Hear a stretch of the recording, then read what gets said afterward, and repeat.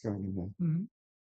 But So we connect, but he's just surely it's better to go through just direct. okay. I think direct is probably better. And then it might find it. Yeah, that says the children. You don't always things from What's Spain. this?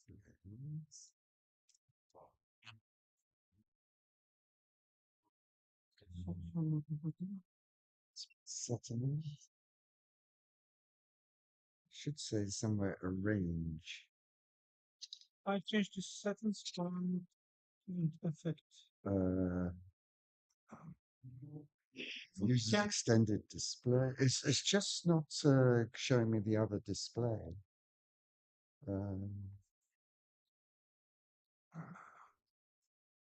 But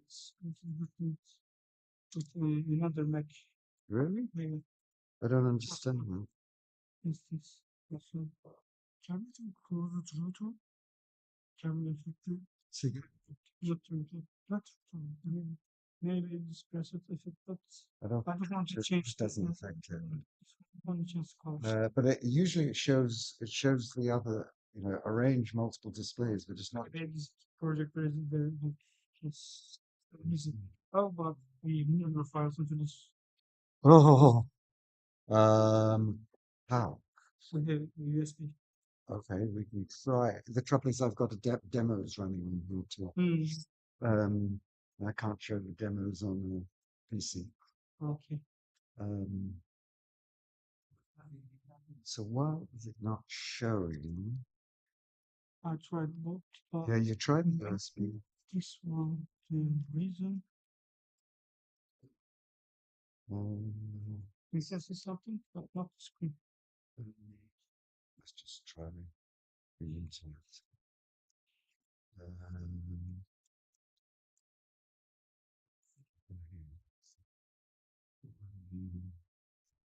Not connecting to HDMI.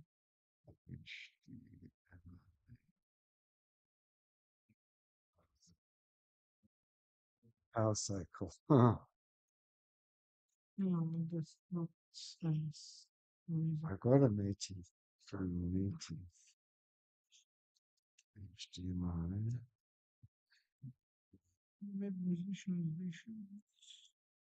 It should also work. Hard reset when the unplugging. I don't people help us.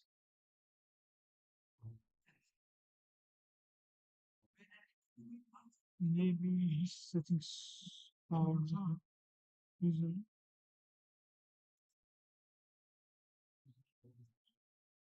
Settings will detect the token. Şurası. Burada gözüküyor.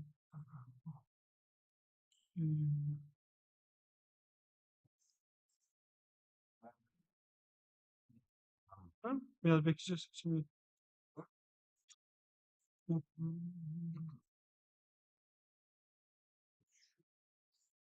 Oh, it's not got a HDMI should is a digital connection though. If it works on HDMI, it shouldn't be reliant on PAL or NTSC. Let's try because some use region, some use calls, some use SNTs and I don't know. This machine is taking PAL. No, it's taking HDMI, right? Which does not use power or NTSC. Another connection then balance. Sometimes the message just slowly doing figure you and then share the presentation from this laptop to the laptop that's used. It has to be a Mac because I've got demos. No, I mean that you would use your own laptop but share a meeting and then We could. It's just the it's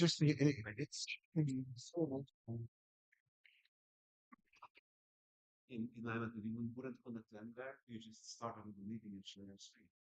And you just consider yes. Oh, another machine. Hey. I'll share my screen. is that possible? Yeah. I don't think I'll try new. No, it's Too complicated. Go. It has to be Go. Practice. shared. Well,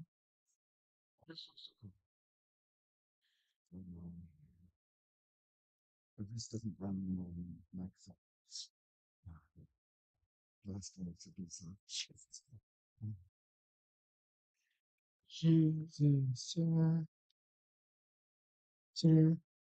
OZJP.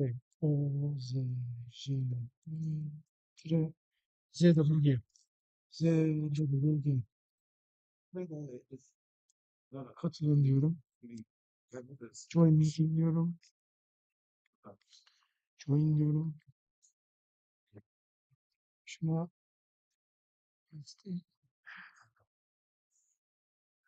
şunu tıklasana. Tamam.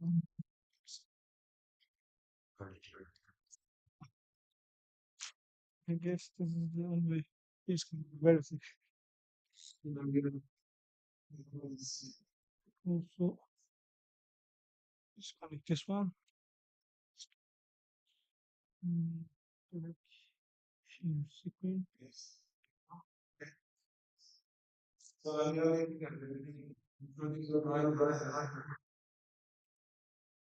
That's okay.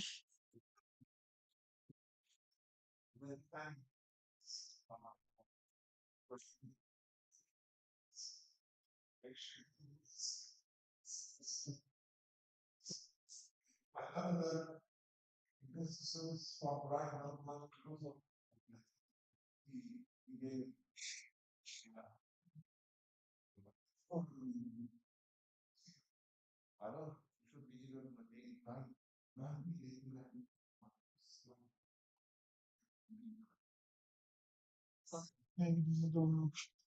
become big full screen. Yeah, it should.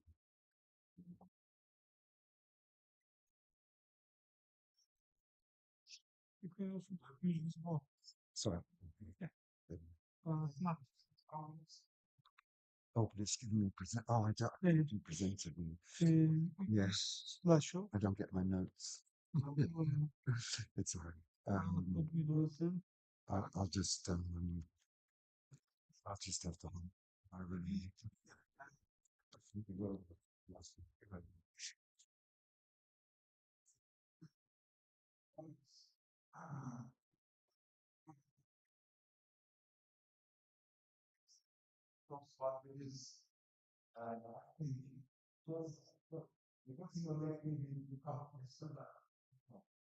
And then there's a couple of other weeks in my first time. I think either bad or but I was once it is a service that can go off. But why was this? And if you find that if you miss stop with the people also they was like music and then well, thank you very much. Can everybody hear me if I don't use the microphone? I acted in Shakespeare for 4 years and it helped me a lot with teaching and so forth. I'm going to give a little, I'm very old, so I'm going to give you a history. And I want to start by thanking SMI for the cooling course, which I won last year. But of course, some of you might know. Oh, there he's giving me that. Very good. Some of you might know that if you were here at the conference last year, they asked me to send a video because I couldn't come, and I was actually on a rock climbing trip to Greece. So I wasn't that far from here, actually. And so I thanked everybody, but felt it would be a very good idea if I actually gave an acceptance talk. So they invited me this year, and I'm very grateful for it. I was very lucky to bring my lovely wife, who's sitting in the front row there, who managed to get a points ticket. So the flight is absolutely incredibly bad, but many of you will not know Professor Cooney, but he was instrumental to a lot of young professional researchers and academics in the 1980s. And I met him then, and he certainly mentored me and wrote very nice letters to the University of Calgary, where I was a professor in Canada. And I'm sure my promotions to full professor were absolutely due to Professor Cooney. Um, Surprisingly, Malcolm Sabin has also been one of my mentors. And of course, we've got a session to celebrate his life later on this afternoon. And I visited him first in the 1970s. It turns out I got my PhD before him because he was an industrialist and got his PhD in 1977. And I think when you come to if you come to the session on Malcolm Sabin, who has a very big effect on geometric modeling in general, we might get to see his PhD thesis, I believe. uh, Another one of my mentors and certainly colleagues and co-authors is Alan Rockwood, who was also instrumental in early implicit modeling, and his software is still running today at the kernel of ACES. Of course, a mentor since birth was my brother Jeff, actually a bully since birth, but we won't go into that. But later on, we became good friends, and I wrote several papers, and he taught me most of what I know, except some of it was wrong. But I started at the University of Bradford to do my PhD in 1971. And of course, we were uh, unaware of a lot of research that had gone on in computer graphics, because before the internet, how can you find out? Well, only reading papers and books. And British researchers in those days were incredibly insular. If it wasn't invented in Britain, it can't be any good. These Americans don't know anything. This is what I grew up with, which is why I fled to Canada as soon as I could. And of course, Sketchpad is very famous and used the first instance of a directed acyclic graph. So I had this idea that maybe we should use cycles in the graph and we could get some interesting results by resolving, in this case, resolving the recursion with a numeric limit. So you go around the loop so many times. So here is a simple square defined recursively. You have a primitive line which is transformed by a unit matrix, and second in the list is translate and rotate and translate matrix by 90 degrees, and you go around that loop 4 times, you get a square. If you extend that to tree-like objects, then we have here a tree with 4 branches, which is basically a primitive cylinder, and then you have 4 references back to itself, and again resolve with the numerical limit. You'll see that this is actually a 3D rendered tree, which was done in the 1980s, not in the 1970s when I did this early work.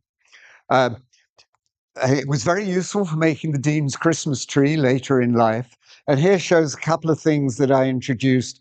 First of all, it uses mutual recursion, which you hardly ever see in computer graphics. But a tree is a natural for mutual recursion. Tree refers to branch, branch refers to tree. And, oops, go away. And I actually added at the end of the branches, I added leaves by saying, if we're at this particular level of recursion, then enter this object, which is very useful. There's also a concept of local limits. You'll see some of the branches go down further than others. So you can put a local limit, which is different from the global limit. And it's very easy to resolve. In fact, the code for the traversal is like that.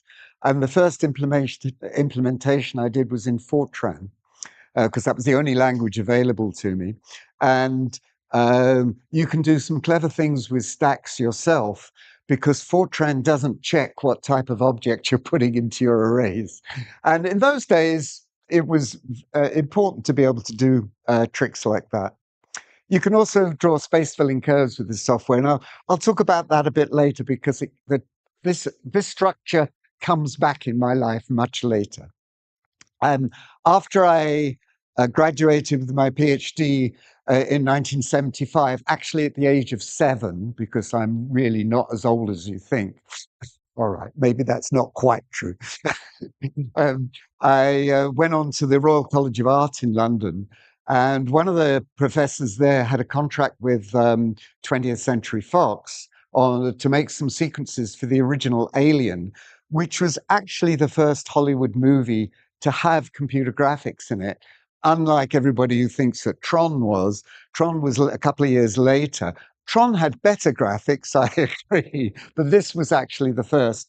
And if you're interested in the story behind this, on my website on www.brianwyville.com, you'll see there's a story about my work on Alien. Getting back to implicit surface, again, Malcolm Sabin comes in. He was actually the first person to publish anything that talked about scalar fields.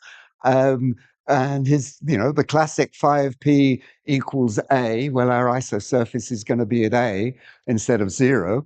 And any scalar function of position defines the pencil of surfaces. And at the end, he says the potential representation for surfaces is as powerful in certain areas as the parametric representation, which of course was the prevalent methodology in the 1970s. And his only available graphics devices in 1968, when he published this paper, was a plotter and an oscilloscope. So you've got to remember how primitive the tools were, and yet he had the insight to see that potential surfaces were going to be very important later, especially when the technology got better. Alessandro Ricci in Bologna in Italy, which some of our Italian colleagues may know, is he still alive? He published an absolutely interesting paper in 1973. I don't think he knew about Malcolm Sabin's work, but he did actually publish it in the British Computer Journal. And he came up with the idea of half spaces for CSG, and also being able to transition smoothly for smooth blends. I rendered these with our system 10 years later. So in the 80s, he didn't have rendering, of course, back then. Didn't have any machines on which he could render. There was no raster graphics. And you can see here that his definition of his implicit surfaces includes this power of M, which actually smoothly blends but as m tends to infinity to union and m tends to minus infinity, you get you get blend in between before you get difference. Then Jim Blinn, also in the 70s, but his paper won best paper at SIGGRAPH 79, which was even before my time, and it got separated and not in the proceedings. So it didn't actually come out till 1982 when Transactions on Graphics published his early work on blobby molecules. And at the same time, in the early 80s, Professor Amura developed a ray tracing machine, which is called the Lynx machine in Tokyo. And this enabled metaballs to be rendered. And there was an early example of some work with metaballs by an artist, which I'll show you in a second. Alan Rockwood was also very interested in things like point-based rendering, which was not invented in the 2000s. It was invented in 1977 by Alan Rockwood. And I think a lot of people don't appreciate how far a lot of this work goes back. And he was displaying algebraic surfaces, implicit surfaces, back in with point-based rendering back in the late 70s.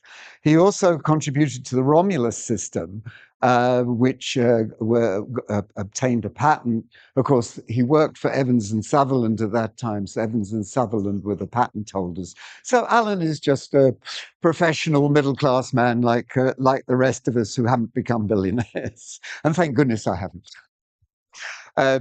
He also wrote a paper on intersection of general implicit surfaces published in Geometric Modeling 1987. And by that time, implicit surfaces were kind of becoming a little bit known.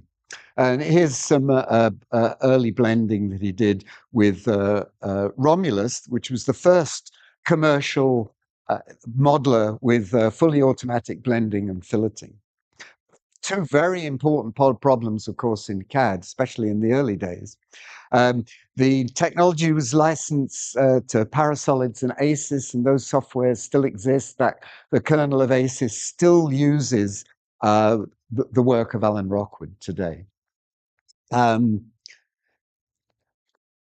let's get back to when I got involved in implicit modeling. Was actually not until 1985, at the age of 12. And this time my brother came to visit me in 1985 to the University of Calgary. And at that time, we just received a request from the Alberta Tar Sands Research Authority, Oil Sands Research Authority. And they were drilling horizontal wells into this spongy rock and injecting superheated steam. This is fracking, of course. I didn't know it was fracking. I didn't know it was going to destroy the world at that time. So I apologize for enabling it. I didn't mean to ruin the world for the next generation, honest. So they wanted to see, after some years of superheated steam going into the rocks, what temperature they would see. They wanted isosurfaces showing the temperatures of the rocks as the heat spread out from the wells. We got a whole bunch of point data showing at every point in this field, or regular points in this field, there was temperature, and they wanted the isosurfaces. So we sat down and figured out an algorithm. In those days, the only thing we could render was polygons that would polygonize these isosurfaces, as you see. And then we figured out that, of course, this would be incredibly useful for modeling too. And this is still before the internet, remember, you couldn't just go and find out who else has been working on this stuff. SIGGRAPH was going. I wasn't too aware of SIGGRAPH in those days, certainly wasn't going to the conferences. So we didn't try and publish in SIGGRAPH, we published in CG Tokyo, which was a very small conference, and then it got a best paper and submitted into the new journal, The Visual Computer, in 1986. And of course, we could do the classic thing of two point sources coming together and blending. It turns out that the next year, 1987, Lawrenson and Klein published their very much less efficient methodology with marching cubes, having missed a lot of really good things which have been republished as enhancements, even though it was all in our early paper. Even today, the marching cubes site, I keep trying to figure out how to amend it, but it's got wrong information about the history. I know. When you're part of the history, it kind of offends you when people get it wrong. And the optimizations that we added was, first of all, hash table, so that you only stored the cubes that had pieces of surfaces in. Why bother storing empty space or full space? And in those days, memory was really at a very high premium because our machines had so little memory compared to today. We also looked at a filter fall-off function, and I'll talk about those in a minute. We did produce a watertight mesh, and we did identify the ambiguous cells. All that stuff has been published after us, even though we published it in 86. But I was very happy as an academic that we've got something like 1,400 citations to that paper. However, Marching Cubes gets 22,638 citations, which is probably the most cited paper in computer graphics. So if I'm a little green with envy, then I apologize. Okay. So we've got Sabin Sabin, we always say in England, but Sabin at the beginning, Ricci with his half spaces, Blinn with his blobbies, and actually he made a little movie, The Blobby Man, and the Metaballs, Yoichiro Kawaguchi, who's he and I have become very good acquaintances over the years from during SIGGRAPH with his sake party, which some of you may have attended. And he produced the most amazing images back in the early 80s, and ours with the soft objects.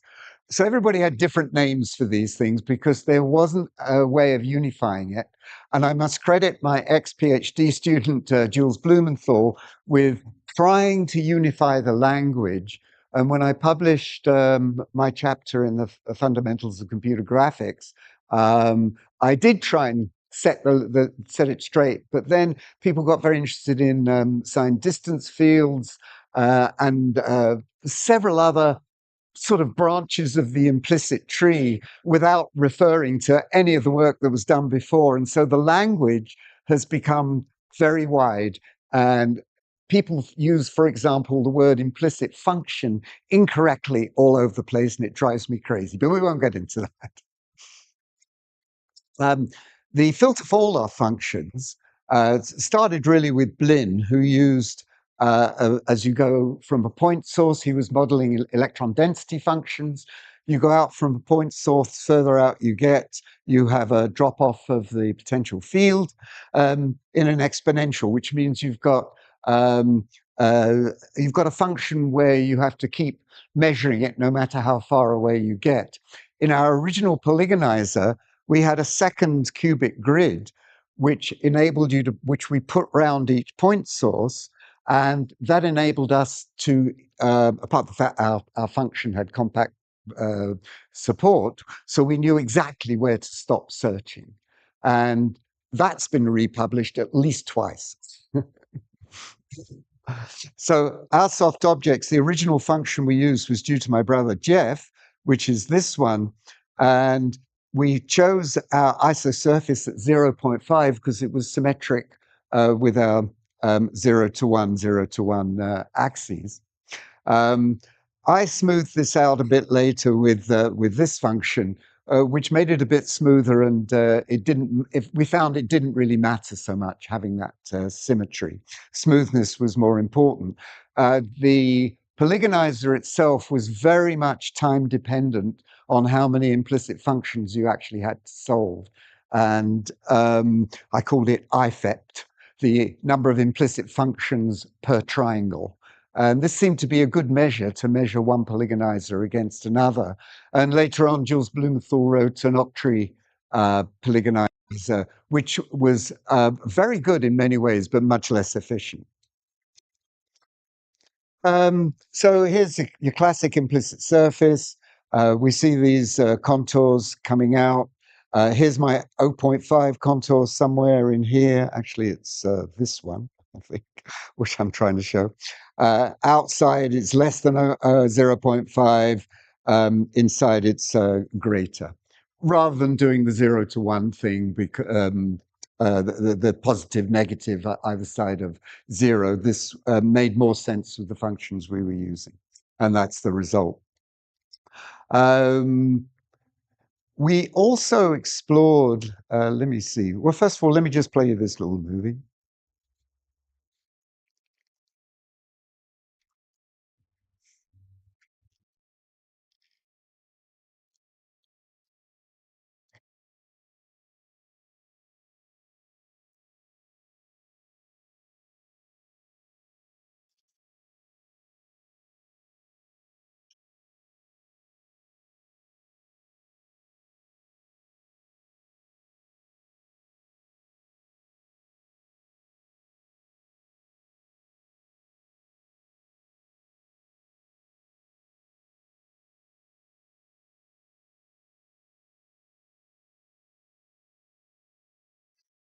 So very early liquid simulation there in 1986. Getting a movie into the SIGGRAPH Electronic Theatre in the 80s could be done by academics as well as industry, because there really wasn't that much of an industry going. as you move on through the 80s, the industry ramped up incredibly quickly, and it got harder and harder until you get into the 1990s. If you haven't got a professional animator on staff, you are not going to get into the SIGGRAPH Electronic Theatre. I'm quite proud of the fact that I managed to get 2 movies into the electronic theatre.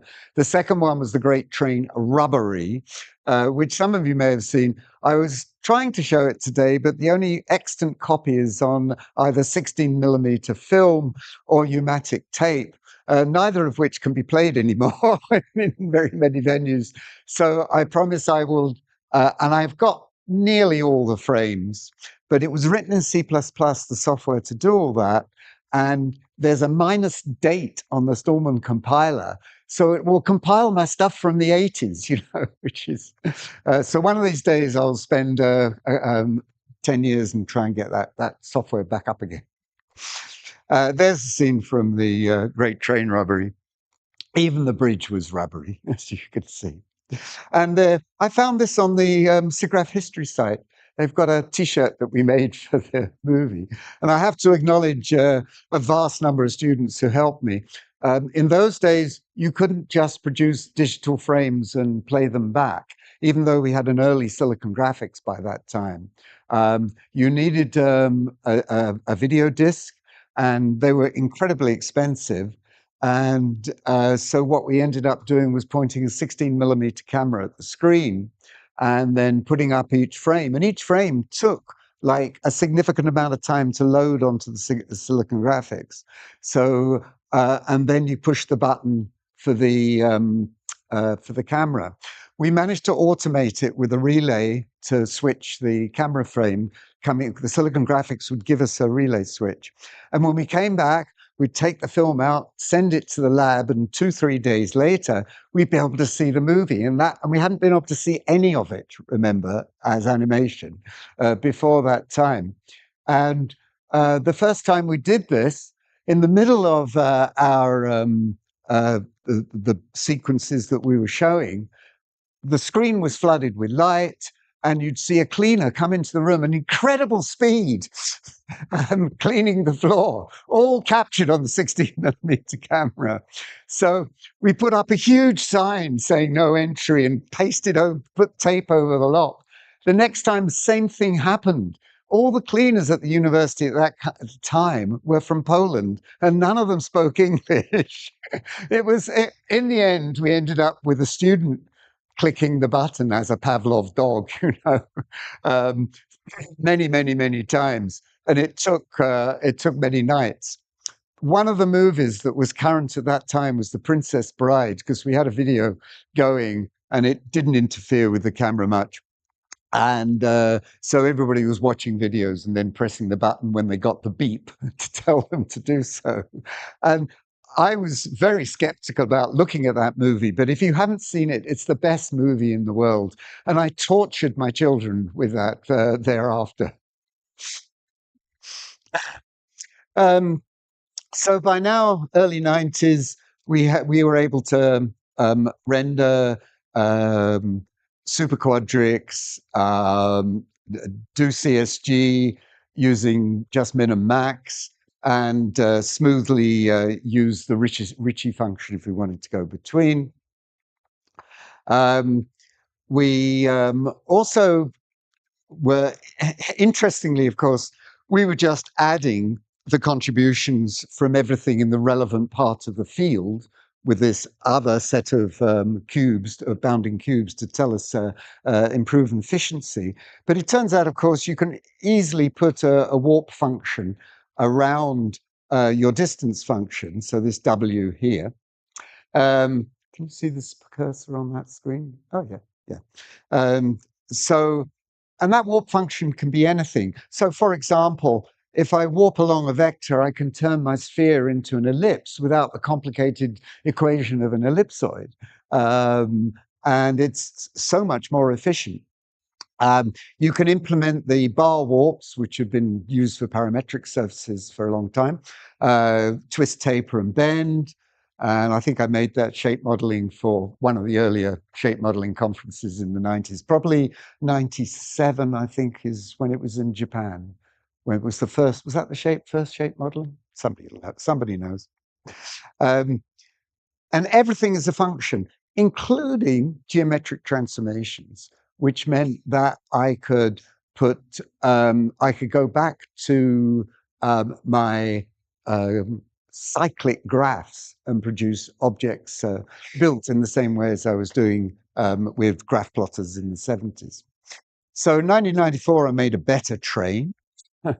Um, and here's just an example of using warps and using them in animation. You may notice that the edges, these are all polygonized, right? So one of the big problems is how do you get a sharp edge? And with the polygonizers. So I got together with a colleague of mine whom I'd met at a NATO conference organized by Ray Earnshaw back in the 80s. A man called Kees van Overveld, I don't know if any of you have read some of his work, who was not only a brilliant physicist, computer scientist, but also an artist. Also a pianist, actually, like leaves me totally in the dust. Amazing person. Unfortunately, he passed away a couple of years ago. So this is one of the early papers I published with Case, where we used a Taylor expansion to iterate towards the actual intersection point we needed, rather than because normally you're only dealing with points that are on the grid and on the walls of the grid. So we needed to find the exact point of intersection, and we implemented that as a post process after polygonization. Anyway, I saw many, many more sharp edge papers that seem to not acknowledge this, which I don't know, maybe the Journal of Shape Modeling should get its publicity together. At that time, I was getting into pianos a little bit, although I wasn't playing them at that time. And so I built a piano after going and measuring one up at the Banff Center. And my colleague, Prushenkevich, Chemek Prushenkevich, built, this is one of the L system plants he built. And this is a ray traced version of the Canmore coffee grinder, which is kind of, you've heard of the SIGGRAPH teapot. Well, this is the Canmore coffee grinder. And I actually, in 1988, I submitted a paper to SIGGRAPH on ray tracing implicit surfaces, and we thought we'd done a pretty good job and had some really nice pictures. And we got about one set of notes from one of the referees, which had to be Al Barr, telling us how much we didn't know about the efficient way of doing this. And the next year, he published his amazing paper with his student Kaura on using Lipschitz constants to guarantee your intersections instead of just ray marching where you can miss intersections and so forth. So Lipschitz became our thing. 95, there were two really highly influential papers. One from Sasha Pascoe, who very sadly passed away in 2022. Many of you will have known him here. Certainly, he's published a lot and organized SMIs in the past. And of course, the landmark paper from Mary Paul Canny, where we all advertised that, yeah, we can do contact because we know precisely where surfaces contact with implicit surfaces. Great advert for them, except none of us had actually done it. I was beginning to, and then I read her paper and thought, oh yeah, that's much better than what I was doing. So we incorporated that into our work as well. And in 97, I had a postdoc visit me from France, Eric Galin, who had a paper in this conference with one of his students. And he and I cooperated on a lot of papers after that. I came up with the idea of just solving all our very complex problems with trying to describe objects. And what we did, we didn't have AI, I'm afraid. What we did was to describe them in using the C preprocessor, which was the best parser we could use that was actually just there. And we described our CSG operations and so forth. And here is the early blob tree. And at that time, one of my master's students, who's the grandson of Richard Guy, who is a world famous mathematician, who passed away at the age of 103, still going to the University of Calgary every day and still producing books and papers. Amazing man. And I didn't just get him to cooperate with me on papers with his grandson because he was an Erdos 1, but it did make me an Erdos 2. Sorry. Which means several other people like Joachim over here get 3.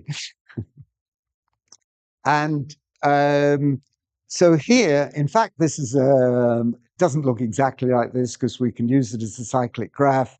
I can put the geometric, so it's got not only the topology of how things connect, but it's also got the geometry of where they are in the blob tree. It includes the warping I mentioned. It includes animation nodes, a ton of stuff. And we also did a paper back in the 80s on 3D texturing, very foolishly submitted it straight to a journal instead of to SIGGRAPH. And then 2 papers on solid texturing came out earlier in the year, in 87, Perlin and Peachy. But of course, what Perlin did with his noise function was way beyond what either Peachy or ourselves had done. And it was very easy to come up with a 3-dimensional texturing system. We called it faith, hope, and charity, our axes for the texturing. So this is 3D textures in here. Here we also added Mary Paul's Canny's precise contact modeling to produce scenes like this. And this was part of an animation that May-Ali Nur did during her master's work. So this brings us around this circle of various projects to the end of the 90s and getting into using implicit modeling for natural phenomena like the seashell. And I've got retire up there at the end of 2018. So on the 6th of July in 2002, I got married. And I just thought I'd use our system to design a little, oops, no, you meant to, there it is. Oh yeah. It's a wedding invitation. Oh, but the soundtrack's not playing. I don't know why. Oh, it's soft, that's why. Maybe turn the volume up somewhere. Can we do? Let me just come out of this.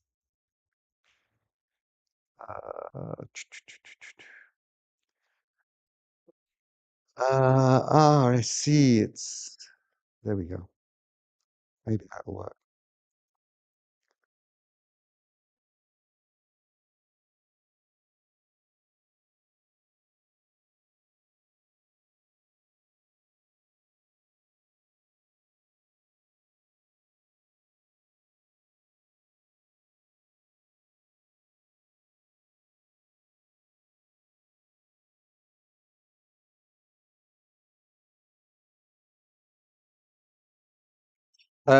But I have to play you the outtake.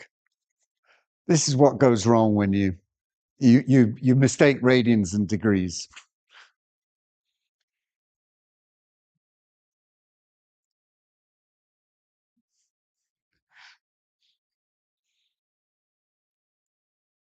And you notice she just walks straight on by.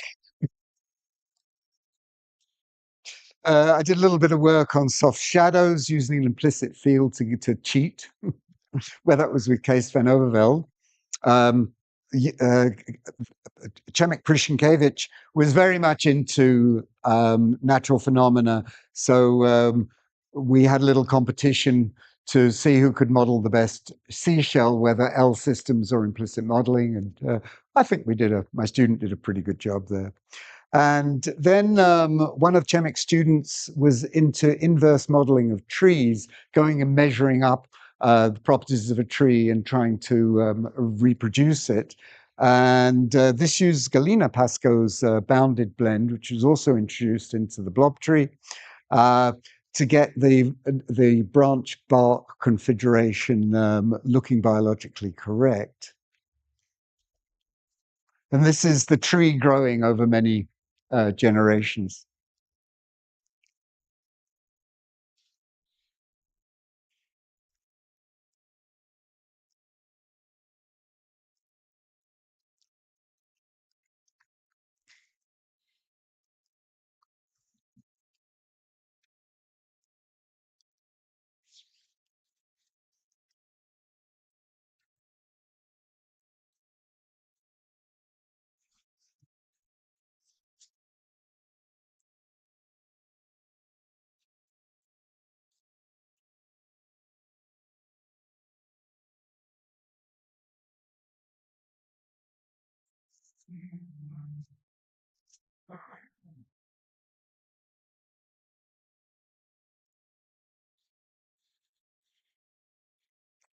And the music was something I composed for our fiddle players.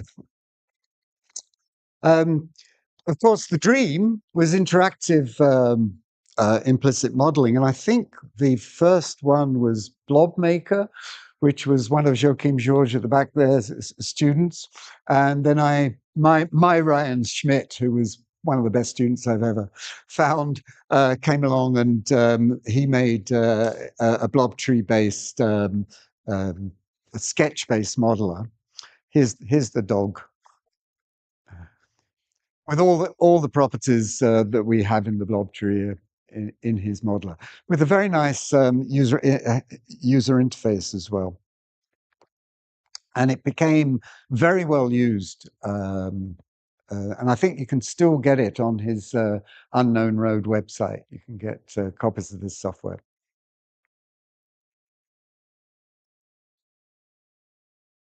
A CSG operation to make the mouth.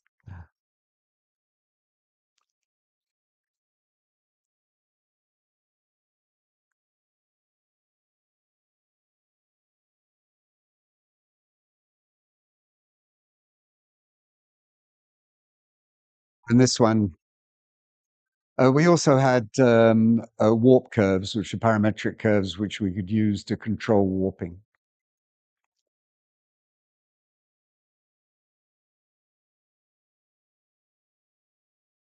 CSG.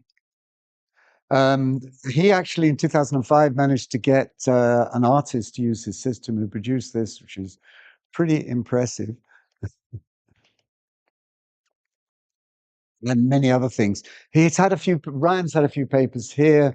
I asked him about speeding up the tree by doing some caching, and he came up with some excellent work on taking each node of the blob tree and taking a local cache of pre-evaluated field values.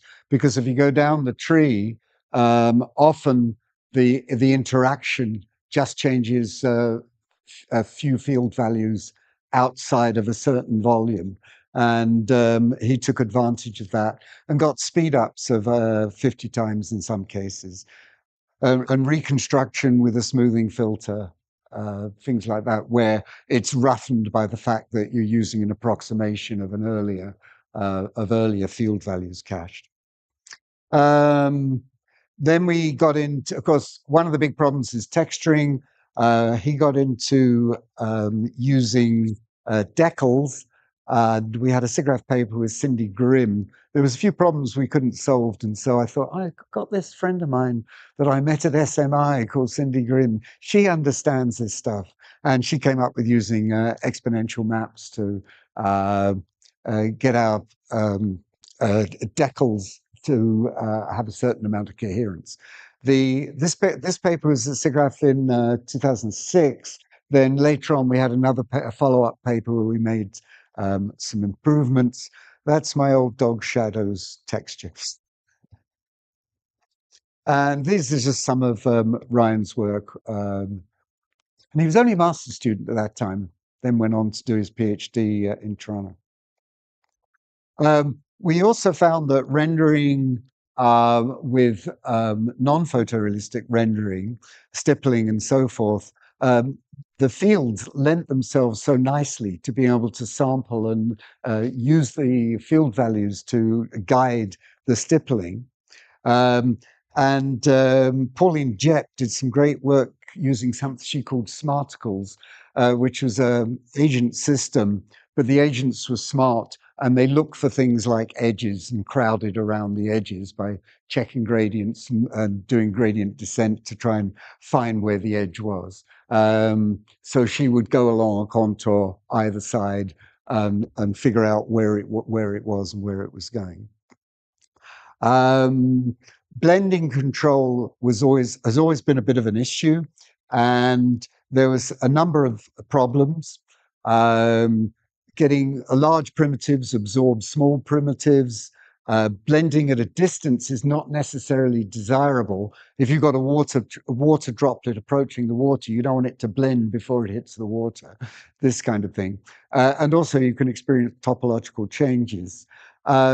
So Loic Bart, who'd also come to me as a postdoc, actually while he was a postdoc with Malcolm Sabin in Cambridge, and I'd already had a couple of papers out with him and Malcolm on various aspects that they've been working on, and they used our system to do the rendering. Is that for me? No. And we looked at these blending problems, and Mary Paul Canny, of course, was also in implicit modeling. And I got together with lots of French people. They were the only ones that were interested in this stuff. So we had a paper in Eurographics on an early attempt which solved some of the problems. And then one of Loic's students was given the task, Oliver Gormel here, to really come up with a much better solution. And he did. And it was very simple. We went back to an idea of Alan Rockwood's from the 1970s, where he said, you don't want to get your field value just from distance. Use the gradient as well. It's information that's right there. And if you don't know anything about the field, you can just sample in three directions to approximate your gradient, and that's often good enough. So the gradient blend uses those a three-dimensional space to compose the field values. So this means your search. It turns out that when you look at all the different parameters that are involved, to actually get a composition operator, there's about 30 different variables you need to set, and you're searching this 3D. Now we're searching a 3D space of field values and gradient. It solves many of the problems, and our blending is much more intuitive. We don't get the premature blending. And then we went on to actually use this in to solve some of the skinning problems. Because we had contact, we had a precise contact modeling, we could get much better skinning than with linear blending or other techniques that were around at the moment. And we came out, again, another one of Loic's students. Loic has this process where he gets his best student and then he sends them to me. I don't know why he sent them to me, but he did. And they all got SIGGRAPH papers. They were a pretty amazing bunch. And we had 2 SIGGRAPH papers out of this, actually, because of finding a blending method and then finding a much better way of doing it. But both managed to get published. There's Loic Bart. So Loic, Eric Galland, and Mary Paul Canny have been my colleagues for a very long time. The last one was, again, Batista Angles was my last PhD student, and he's now at Apple. And he came over, and at the same time, Andrea Taliasaki joined the faculty. I'd already moved to Victoria by now. And he was obviously a fellow Italian with Marco Turini, who is the most amazing, brilliant guy from Pisa. And he came over and taught us a lot about getting things done. He's completely disorganized and needs to be controlled, but he has ideas coming out in all directions. So he's a pretty amazing person to work with.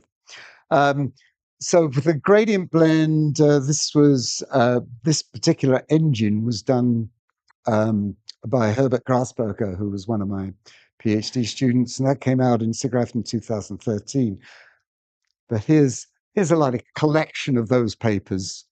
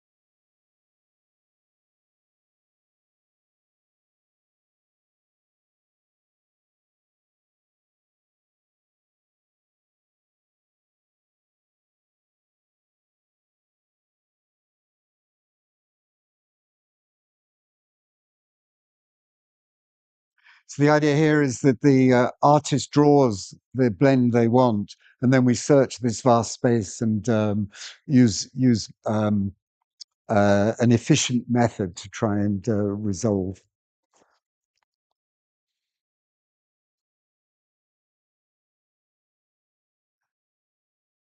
Um, okay, so there was a time when my campaign for no polygons and use implicit modeling was really looked down upon. And certainly in the 80s and 90s and early 2000s, very few researchers were interested on it. And SIGGRAPH reviewers were sometimes rather unkind, especially before there was rebuttal. One of them said, as many have pointed out, implicit modeling has not been seen in SIGGRAPH for some time. Therefore, who would want it? You know. Another one actually said of the blob tree, this is standard practice in industry. As it turns out, in 2020, it started to be standard practice in industry, but not until then. So the paper I submitted was 20 something years before that was true. But there was no checking in those days. And of course, no examples were given by the reviewer.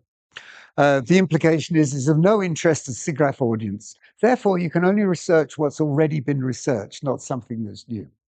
Which, and I know there's a lot of students here and younger researchers, and I do say, don't give up if you have a crazy idea and you want to go with it. And whatever the reviewers say, who immediately turn it down because it's not what the majority are doing, because back in the day, everybody was researching polygon meshes. So don't give up. And this is something that you should stick to your guns. I now find that starting in the early 2020s, there were two companies, one on the East Coast, one on the West Coast, that were doing CAD modeling for engineering using implicit modeling. Alan Rockwood introduced me to them. He said, they've got all your papers on their desks. And if only that had been before I retired, I might have had better grants. And so the blob tree did have an impact on industry, I'm glad to say. Let me just say a couple of other things. Kees van Overvelde unfortunately passed away in 2014. I just had a look on the internet and found that I published 13 papers with him. I forget how many I published with Loic, Mary Paul, and Eric, but another 20 papers probably. And this picture is from SMI. Probably a goon knows the date, but it's Kees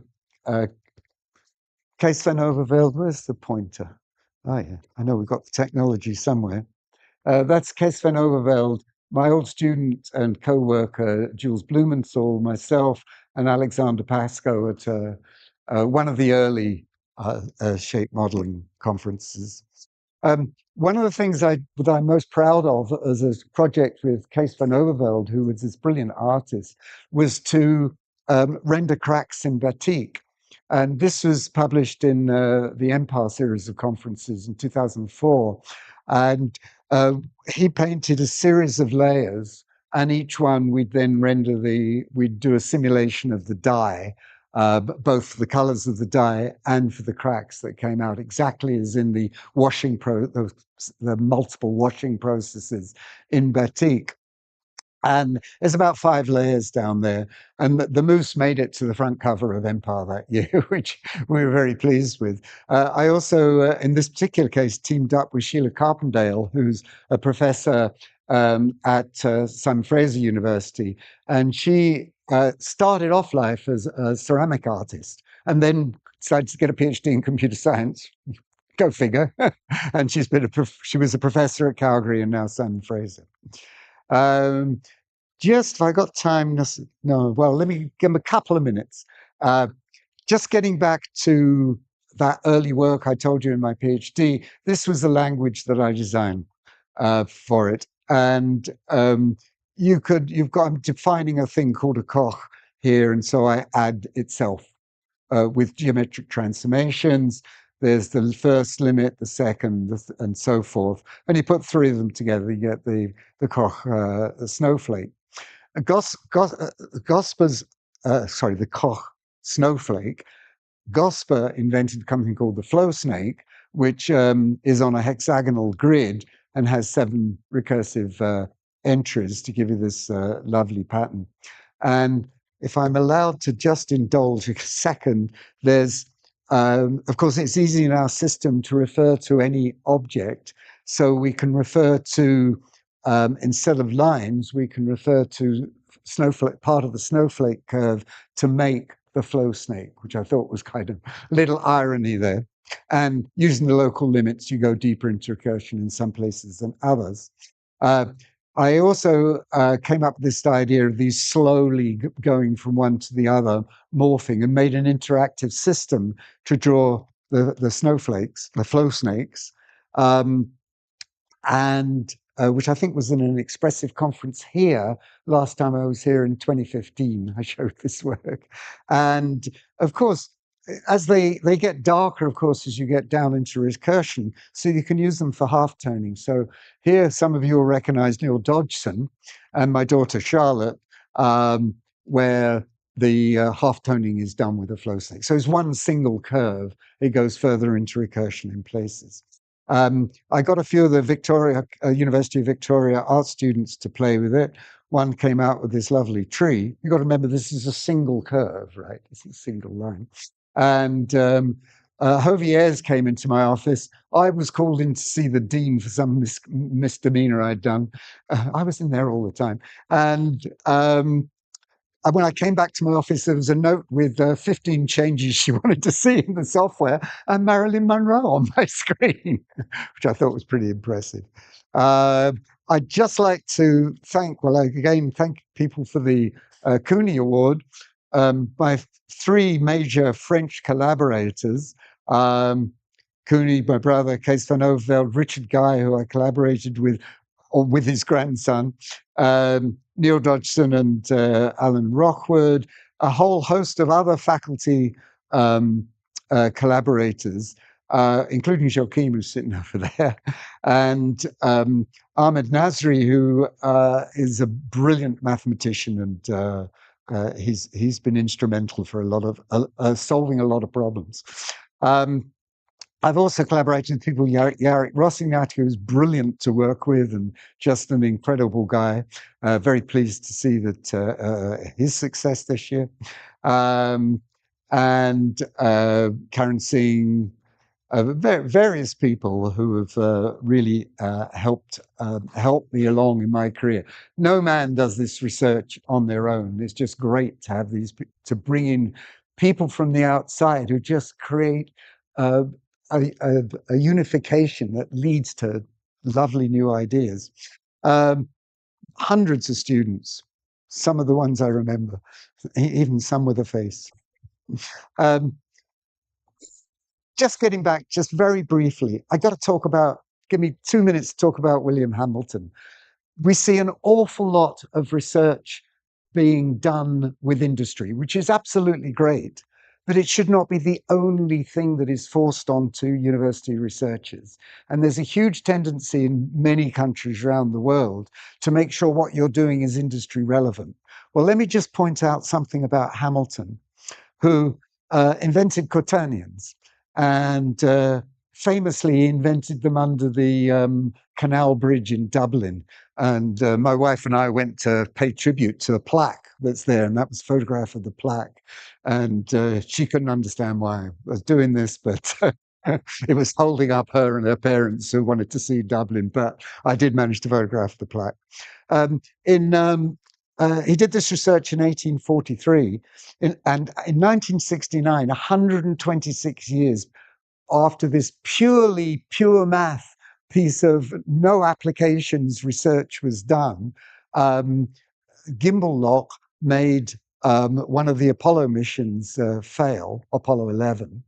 And one of the guys at NASA had heard about Hamilton's quaternions and solved the problem, and it made the moon mission possible. So that's 126 years that a pure bit of in the sky, pie in the sky research actually has a practical application to industry. So if you're doing something really mathematical and really with no apparent application, it could be really good. Don't be discouraged. And well, since I retired, I've written 3 novels. And one of the first ones due out actually came out and is being republished next year by Donovan Street Press. And I'm holding my breath that they'll publish the other 2 as well. I've been working on Scene Wizard, which is a visualization software for authors, had a little bit of AI in it to read a book and figure out where the scenes are. If anybody wants to see it, I've run out of time. I will show you later. I'll also show you the Flow Snake program, which I've got a live demo here. And well, thank you very much for listening.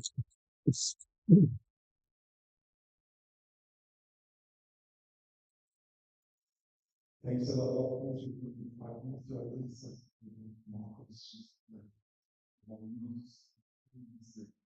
So, you've got such all points.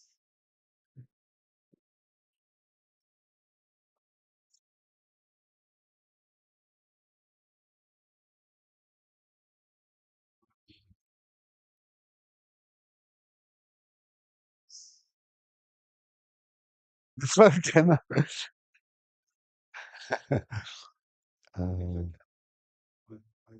I ask you a question? Yes, absolutely. Name of studies. Have you Second, have you met the first paper? You know, the ABQ. I asked Alessandro. before.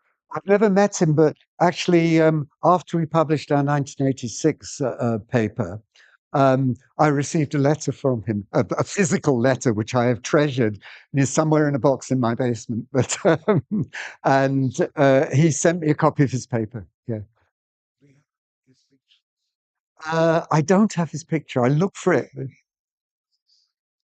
Oh, you have? No, I No, no. Maybe the Italian.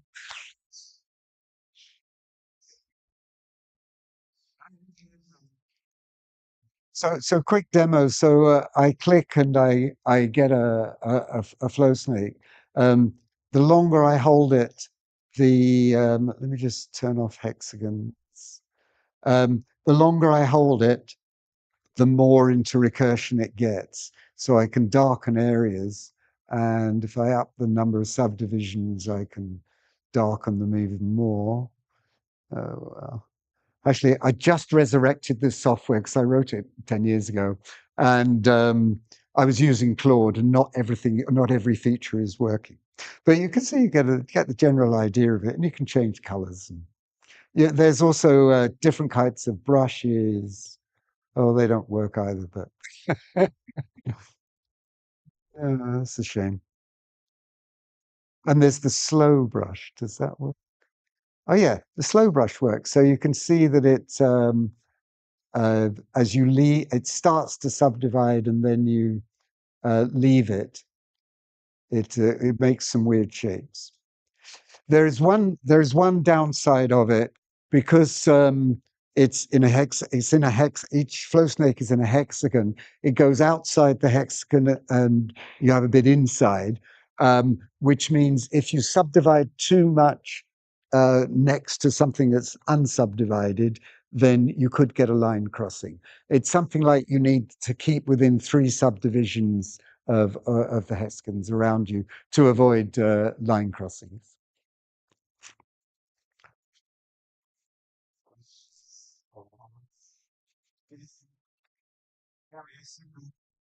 Yeah, and that is right now. Okay, thank you very much. And I just want to let you know that AI is going through the roof nowadays and it changed all the industries. What do you think about Constantine and the open story of it and all that stuff? Actually, what do you think about the AI future and how it affects us? Well, yes, of course, the future. I mean, we've just seen how um, the neural AI is affecting implicit modeling in this conference, even. And I mean, I think certainly for programming, and I only just started really this year programming with Claude, and it's not managed to resurrect my software completely because there's features still not working. So I need to test it thoroughly and really find out why it's not doing it exactly right.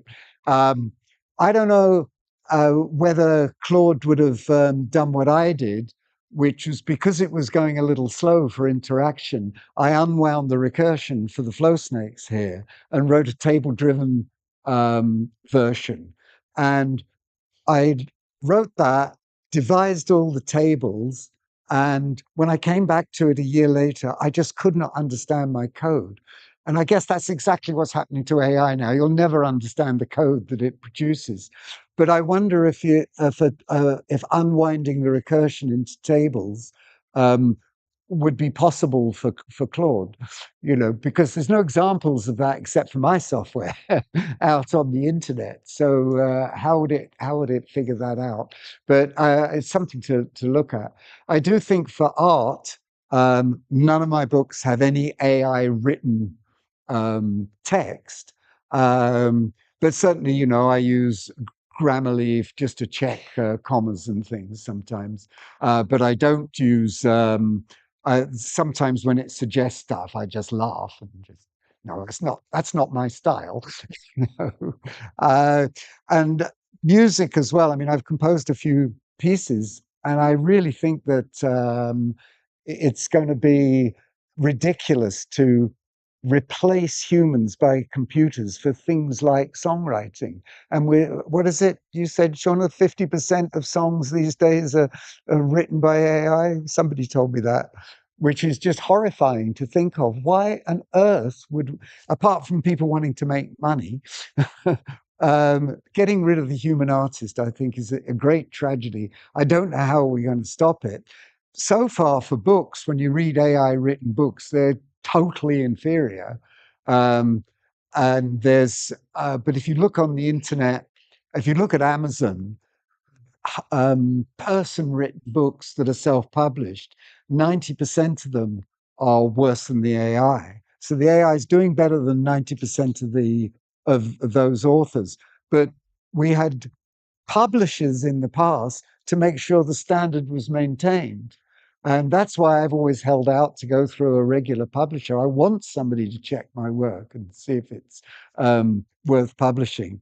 So I think if it was absolutely, you'd get your arms torn off if you didn't say that this work was created by AI or some dreadful public punishment.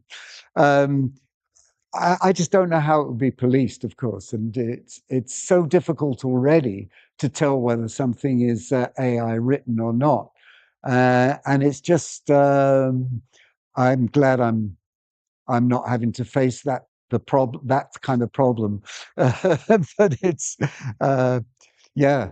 I do think that for programming, though, it's probably the way to go, but you really got to make sure that each module does what you expect. And as I've seen with this, I can't just resurrect a piece of software and expect Claude to get it going without problems, as have already turned up. But there you go. Does that answer?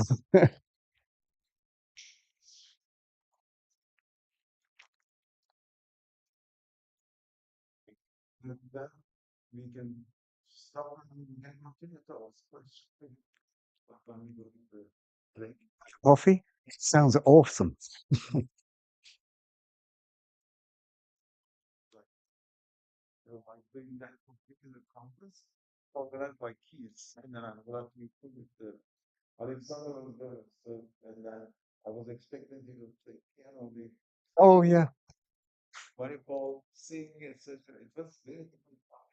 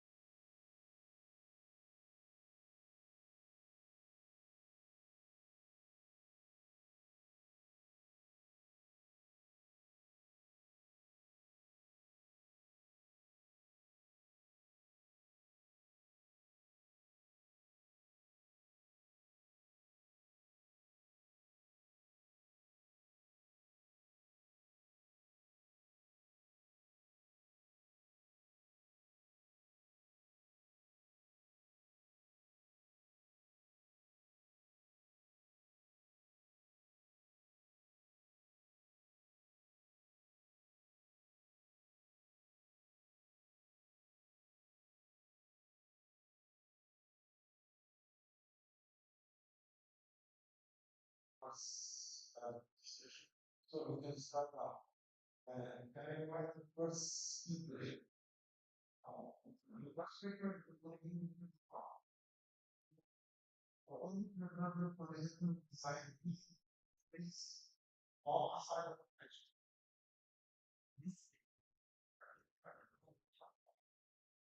This request, which is maybe I to reverse models, law model analysis.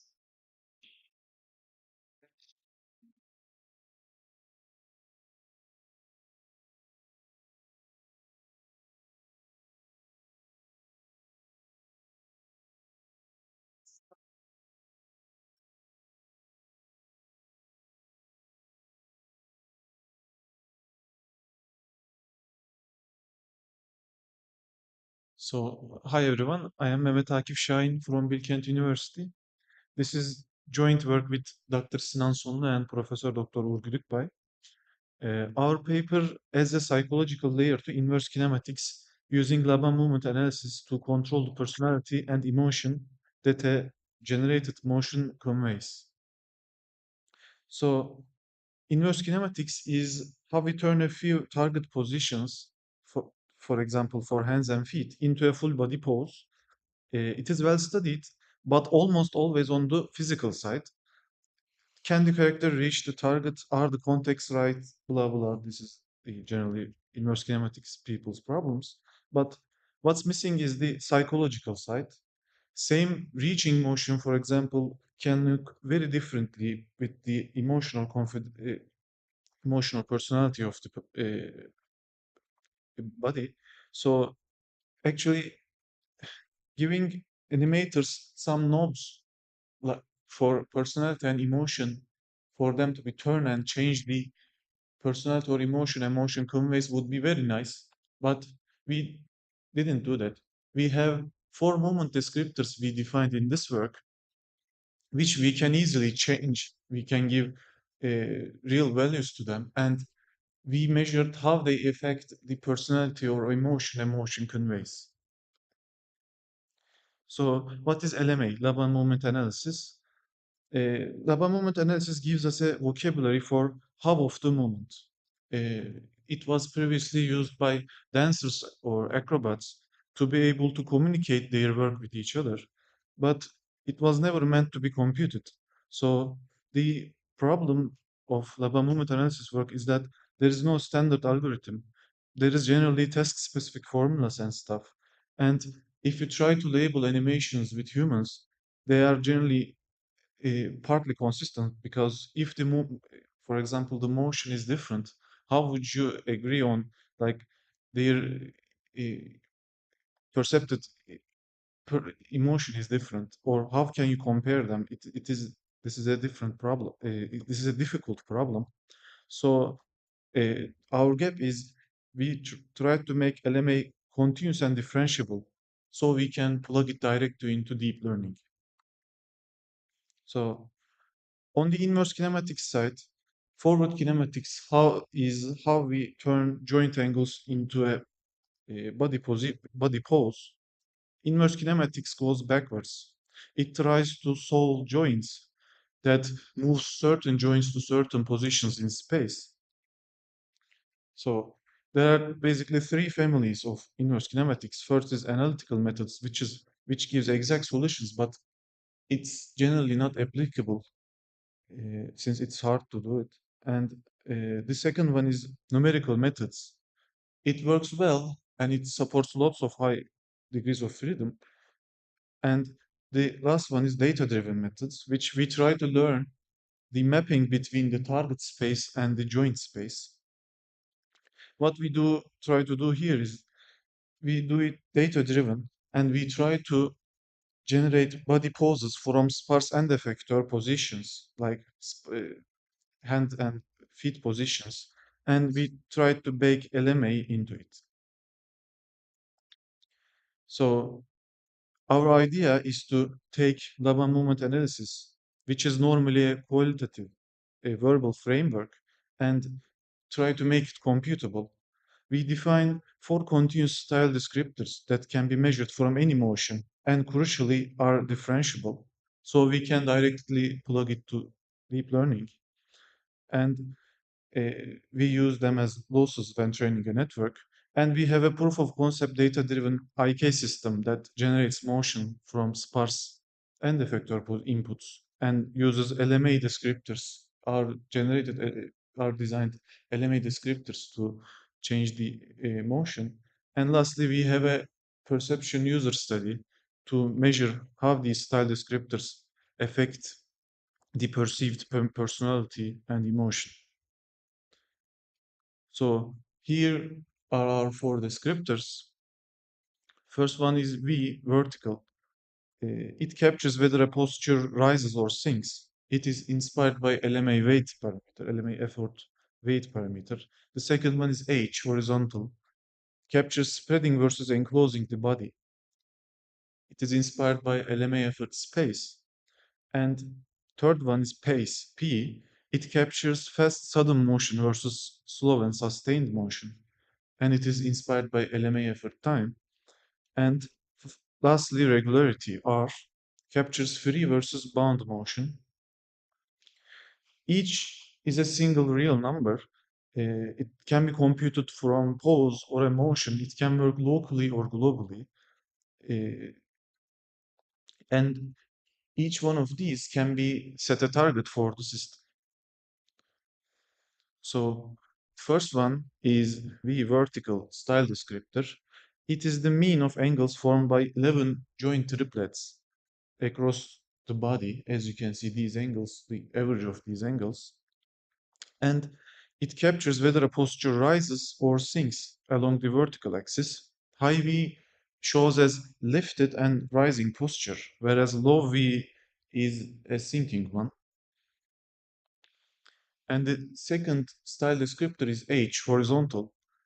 It averages the distance between 13 joint pairs. Essentially, it is how expanded or contracted the body is. And high H is a wide spreading posture, whereas low H is enclosed and compact. And the third one is pace. It is simply the average per joint speed over all joints and frames of a body motion. And high P results in fast, sudden movement. Low P is slow and sustained. So the last one is R, regularity. This is our most exploratory descriptor. It is the mean distance between the predicted and ground truth motion, and we have a very variance term as well. And low R stays in bound, uh, and high R gives the model to be more free and creative. Yeah. So for our proof of concept data-driven inverse kinematics pipeline, we our system accepts sparse end effector positions and LMA-based style descriptor values. And there are two learned layers. First layer, the interpolator, fills the gaps between the end effector positions and generates as a dense end effector position sequence. And the second layer, the synthesizer, does the actual inverse kinematics. It produces the full body joint rotations that follows these trajectories. Both layers use the style descriptors, and so so the requested style shapes from the motion is from start to finish, and everything is trained on motion capture data with 50 frame windows. So for the interpolator, in order to train it, we use a conditional variable encoder. And in order to train it, we have these dense effector. We try to recreate the dense effector positions. And for the inference, we only use the decoder part. Decoder part has initial and final end effector positions and our style descriptors as conditions in it. And we use this as generative model because a handful of sparse targets doesn't have one correct dense trajectory. So many are plausible. So we model a distribution rather than a single answer. And for the layer two, This is the inverse kinematics step. It is an LSTM that takes the dense end effector trajectories plus the style descriptors and tries to predict the full body joint angles. We use 60 rotation representation, which is continuous and stable and performs much better in neural networks. And in order to, for loss functions, we use geodesic loss between generated pose and input pose. And for the global root translation, we do a simple trick and we recover it separately by matching the mean of the generated end effector paths to the input. So let's see our results. For example, this is for the V descriptor. You see low V value motion poses for in the blue stick figure and high V in red. The red figures stand noticeably taller and it is more lifted in the axis. As you can see, we have their comparisons on the bottom. And here we have them in action actually. We have a walking motion and the sitting motion. As you can see, the left side is low V values and they are synced and compressed more than the ones with high V value. And in the study, we see that in the user study, we see that raising V reads as more conscientious and emotionally stable personality, and it's perceived less extroverted. And this is for our second style descriptor, H horizontal. As you can see, this is a similar figure. We have low H in the blue figures and high H in the red figures. And in their comparison, it is clearly visible that high H spreads open and low H is a more compact pose. And here we have the same walking and sitting motion with high H and low H. High H on the right side, low H on the left side. And as you can see, the effect is visible. And in the user study, we saw that high H reads as more extroverted, more open and happier, and lower on sadness and fear. And this matches the prior work for open posture, saying that open postures is linked to extroversion. And so this is for the third style descriptor, P, pace. I don't have the similar figure here because it's the video is better here to see its effects. And as you can see, high P is fast and sudden, whereas the low P is slow and sustained. It is perceptual effect in our user study is very similar to H, horizontal, and faster motion read as more extroverted and open and happy, and less sad and fearful. And finally, regularity. This is our most exploratory style descriptor. It measures how closely generated motion follows the training data. It allows the model to be more free, actually. And it is the one descriptor that significantly changed perceived human likeness and related to agreeableness, conscientiousness, and disgust. So since these are simply real numbers and we use them as loss functions, we can easily combine them in an additive manner. As you can see on the right, you see that we have the 2 by 2 grid with V and H together. On the right, we have P and R together, and their effects can be combined pretty easily. But in the user study, we didn't use these to keep the study manageable.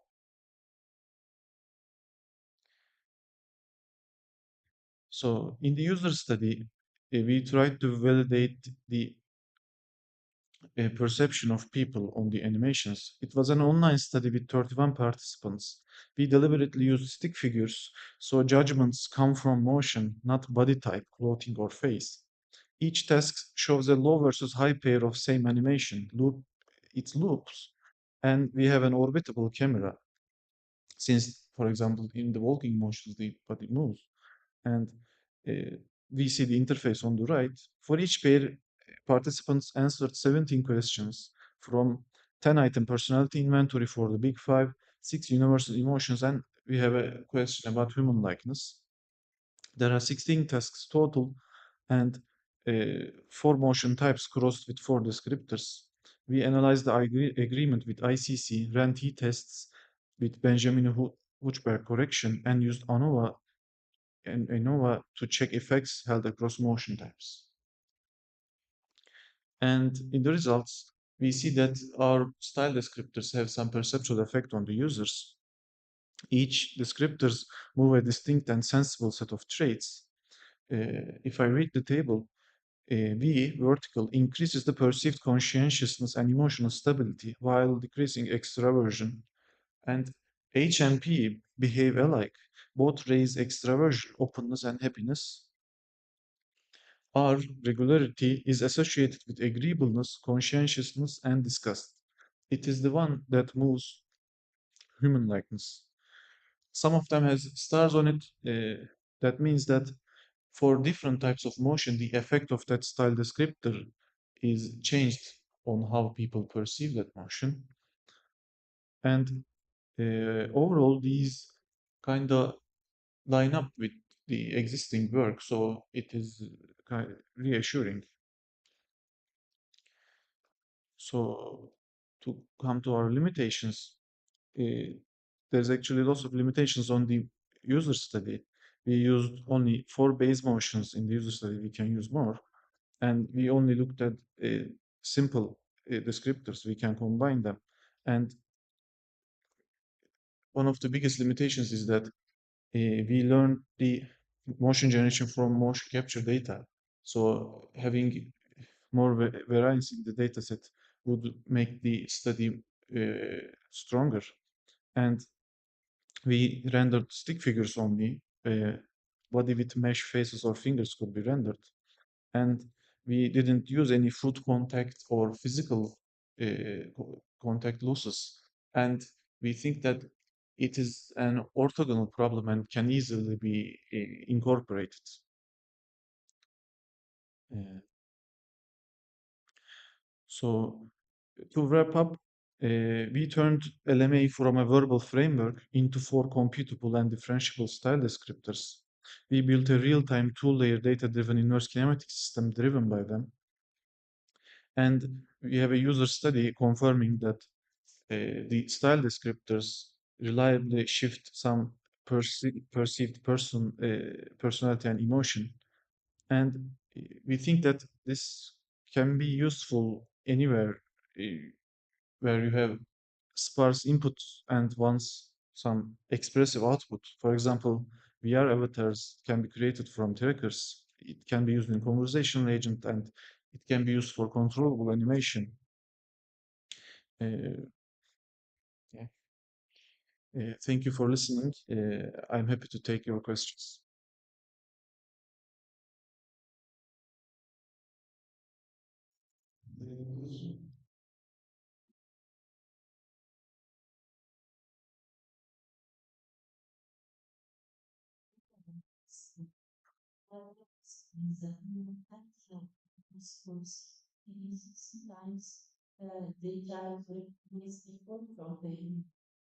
Mhm.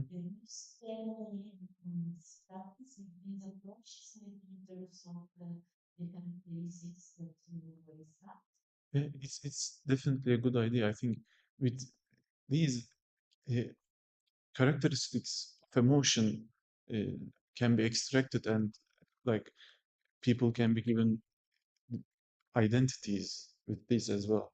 And there can be many more additions to these style descriptors as well. I think that's a great idea. Yeah.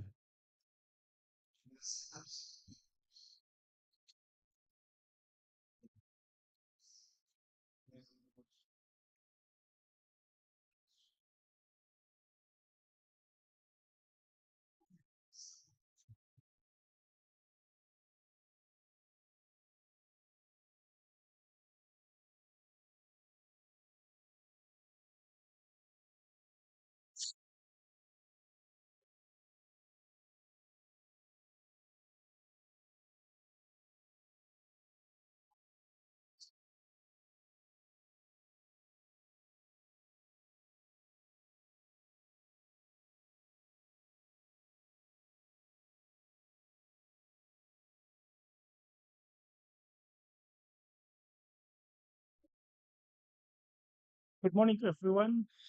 I am Hadim Manous, and I present you a work done by my PhD student, Yusuf Kosi Odus.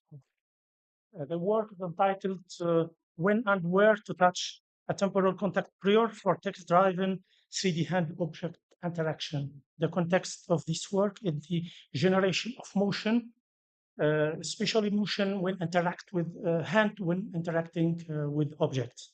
Only hand, not all the whole body associated. Let's start with the main challenge of this type of work. Text-driven hand-object interaction generation is difficult, and this difficulty coming from the fact that it requires very precise um, uh, precise geometry at the level of millimeter, and the hand has to approach to the correct part of the object and make contact at the right moment and to avoid unrealistic artifact and missing grasp. Sometimes and unstable contact or object penetration. This is usually the problems can be seen when generating a motion.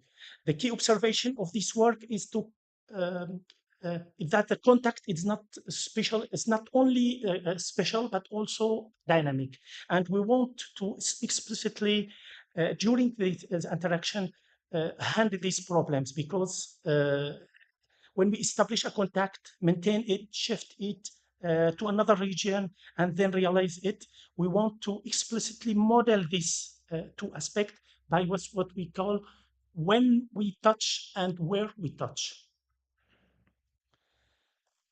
Before introducing our method, I briefly recall the principle to diffusion applied for motion generation. In standard diffusion methods, the idea is to start from a motion called here x0. X0 here is a sequence of motion, of poses.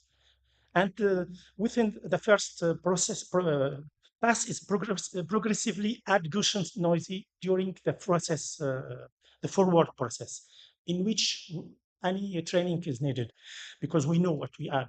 And then we learn here for the denoising process, we learn to in the reverse process backward to from xt back to x0 clean motion. Here xt represent anterior motion, not only one single frame. So the model must recover plausible pose, but in the same time preserving temporal coherence across the sequence. Secondly, diffusion could be conditioned and could be conditioned with text, but also with model geometry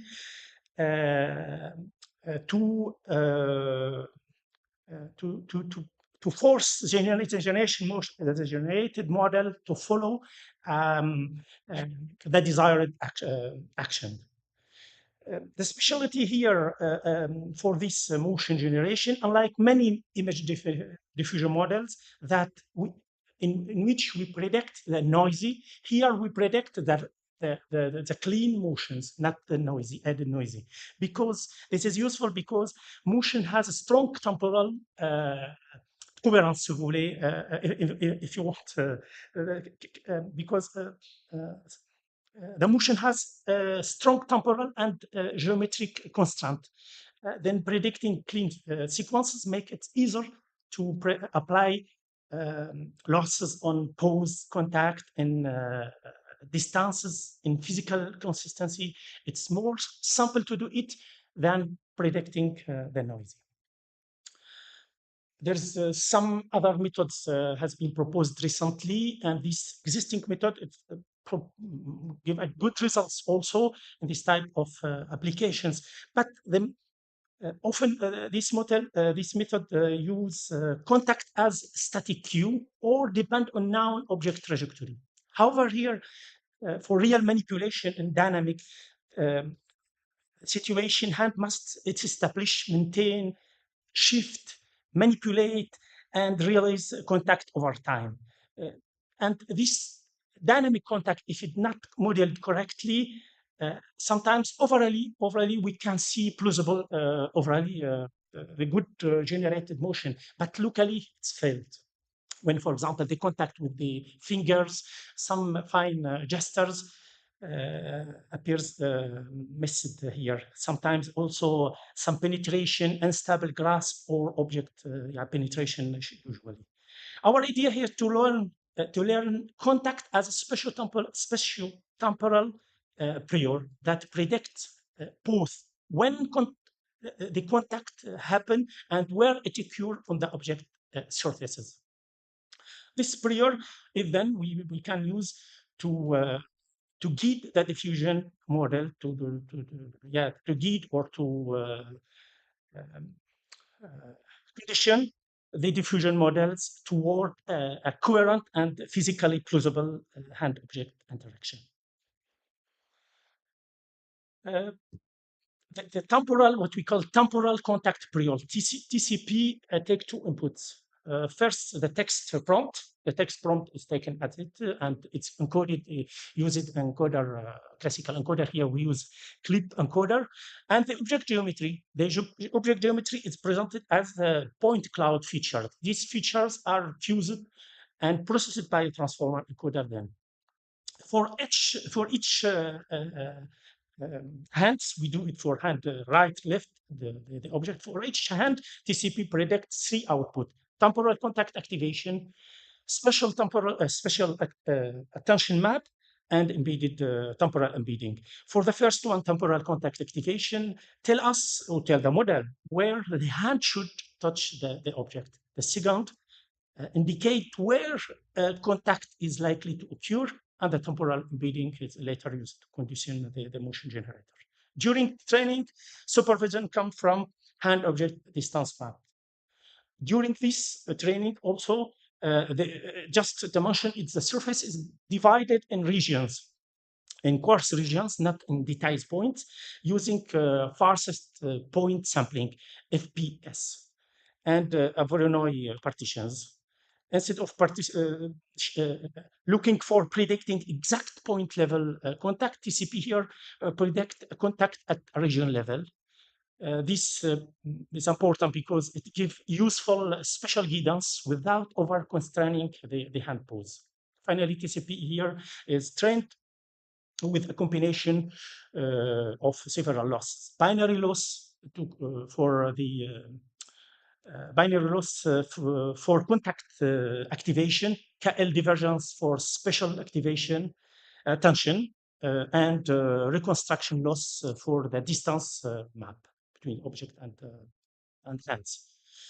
At inference time, TCP use only text prompt and object geometry, representing pi feature mesh features, and predict when and where contact should occur.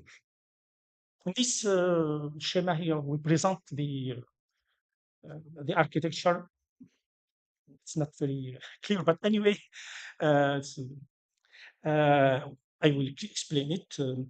Once TCP is predicted here, we use output, the output of TCP output to guide the diffusion based motion generator. The model start by a noisy on the hand, adding noisy on hand object motion sequences, and progressively denoise in the back reverse process. The motion include left hand, right hand, and object state. Then we have three streams in parallel. The transformer is conditioned by the text, the object feature, but also the fusion time step and TCP output. The TCP output are converted to sort of latent tokens, which added to the transformer input, but concatenated sampling. They get this output, all this guide the generator by indicating when the hand should interact with the object and which object region are relevant. It helps to produce motion that are both text aligned and contact consistent also. The model is trained with several losses. We combine several losses here. It's complementary losses. The first one is the standard diffusion reconstruction loss, standard used in any diffusion model, even for image generation model, to encourage the denoising model to reconstruct the clean hand object motion from noisy input. And then two geometry aware losses added next, the distance map loss and the relative oriented loss. The distance map encourage the prediction to predict hand object distance to match the ground truth, especially when the object and the hand is close. The second one is the relative one, help to preserve the contact orientation between the hand and the object. Finally, the optimization at optimization time, we have a last next losses, which called penetration loss, in which we use it in supplementary post-processing steps just to improve the quality of reconstructed or generated motion by pushing the vertex of the hand out of the object to address the problem of penetration. So the training objective here combine motion reconstruction, geometric consistency, and physical plausibility.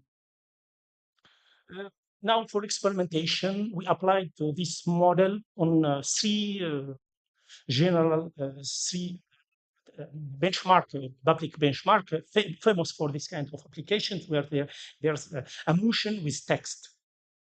Grab as a full body motion interaction with everybody object, Artic as bimanual manipulation of articulated object, and H2O as RGPD video with a 3D pose and 6D object pose.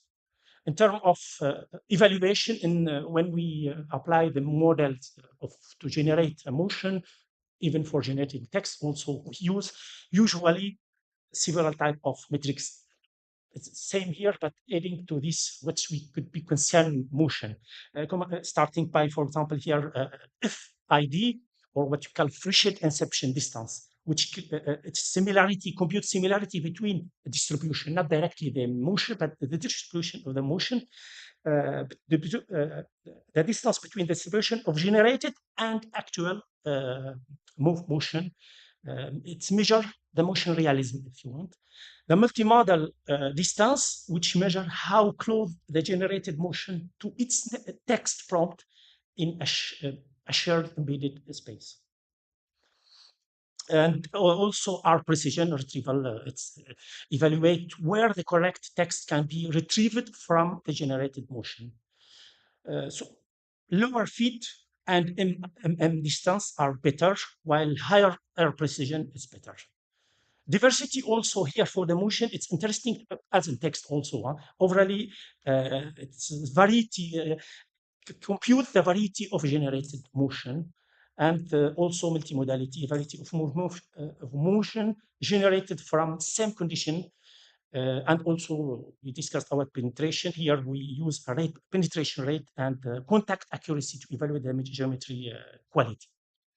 In terms of results, for three data sets and we compared our model to several state of the art across the three data sets, again are consistent. Again, coming from the fact that we use this spatiotemporal guidance and lower, we see it by the feed value, but also with distance and the lower penetration. This shows that the temporal contact prior help diffusion model to generate interaction that are more text aligned, but also physically more plausible. We do also some population study here, especially on only on graph data set by removing TCP to see if it is very important. Effectively, we see that by removing TCP, clearly the performance degrade. And when we do it component by component separately, the temporal activation has stronger impact than special. Special, it's important, but temporal show better performance in this method. Here some qualitative results, especially to show the coherence sequences and diversity. Here you see, for example, for each actions, inspecting a penny, setting a watch, lifting a train, closing a microwave, we see from generated sequences, here just segmented, pre-segmented some frame from the sequence, and this is a video of the sequences. We can see that the generated sequences, we observe that the motion follow semantics of the same text while maintaining plausible hand-object contact. Here also the coherence sequences and diversity, but the specificity here for only one prompt, open laptop with hand. We generated several motion and we calculated this diversity. We show that the interaction remain semantically consistent, but the exact hand trajectory change or vary. This is important because text description are often ambiguous and there's no only one correct way to perform action. The good generative model should therefore produce diverse but still plausible motion, as done here with our model. For the last experiment here, we do on unseen object. We trained on a data set and we conditioned it in the object from another data set. And we see for some tasks like pouring, drinking, shaking, the plausibility of physical plausibility is guaranteed here in the results. Last slide here for about the comparison with the prior method for special a task like using scissor with left hand. We apply the same for the same text. The several methods show sometimes some difficulty to position the finger inside the scissors, but sometimes also there is some penetration. Our method show a visible improvement where semantic latents require precise contact. To conclude, we introduced a framework for text-driven 3D hand-object interaction generation. The main idea to model the contact structure as structured, spatial, and temporal prior. Instead of treating it as static, the proposed TCP predict both where and when the hand should occur. Experiments show good results, but still some limitation, especially here, three type of limitation we work on: the generalization to unseen object category, especially with affordance based representation. Second things, how to do the learning and co-adaptation with TCP and diffusion, but because actually done in two steps. We do the first, we freeze, and then we do the second. How to train maybe end to end, and the second we actually work at how to inject the anatomy of the hands as a guidance for the diffusion. Thank you for your attention.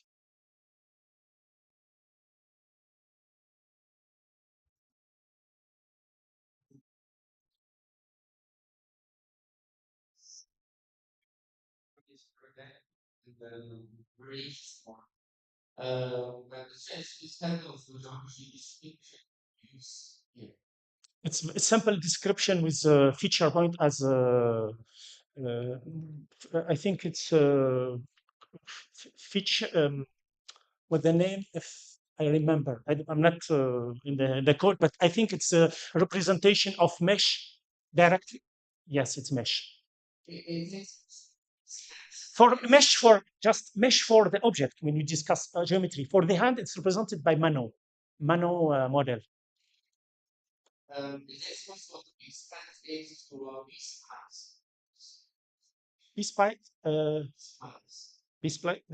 Yes, it's possible. We done the same work with another type of representation with orientation, not with just points. And the results was Yeah, we did not finish the work, but I think yeah, it's good to nothing to you can use any kind of representation. The importance is to guarantee the geometry, but also the contact. I don't know which. I think with this representation of this. So we can push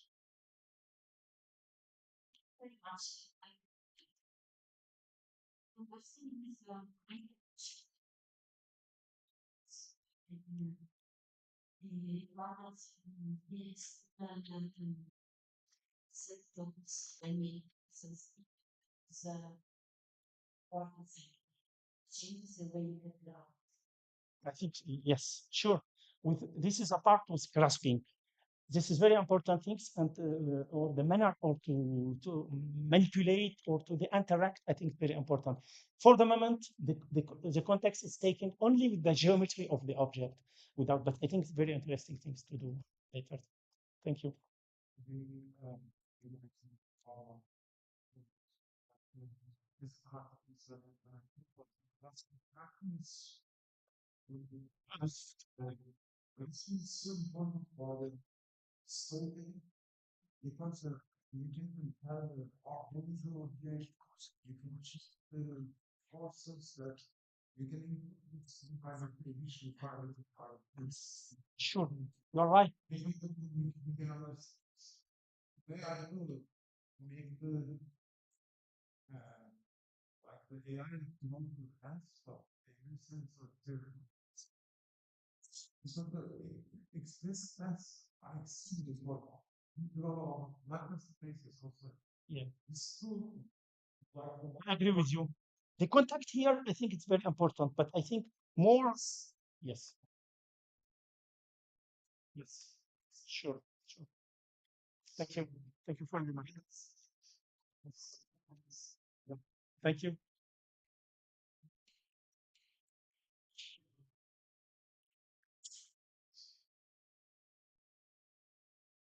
so I was the language uh, let's say it's Okay, thank you.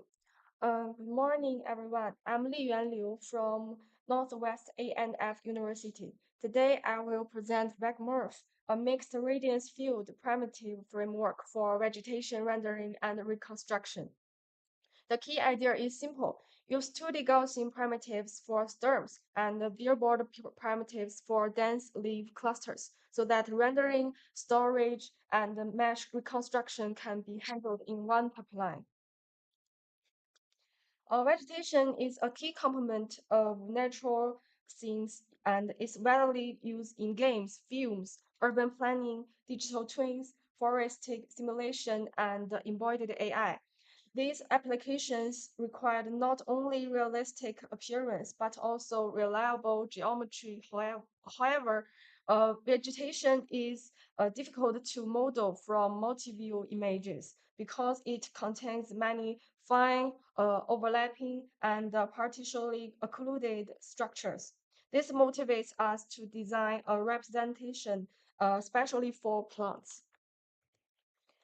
The main challenge comes from three properties. First, thin twigs and small branches are easy to miss. Second, dense leaves create a strong overlap, so geometry and appearance are hard to separate. Third, dense leaves and tangled branches create complex layered topological structures. Uh, to tackle these issues, here are our overall reconstructions result in a 360-degree view.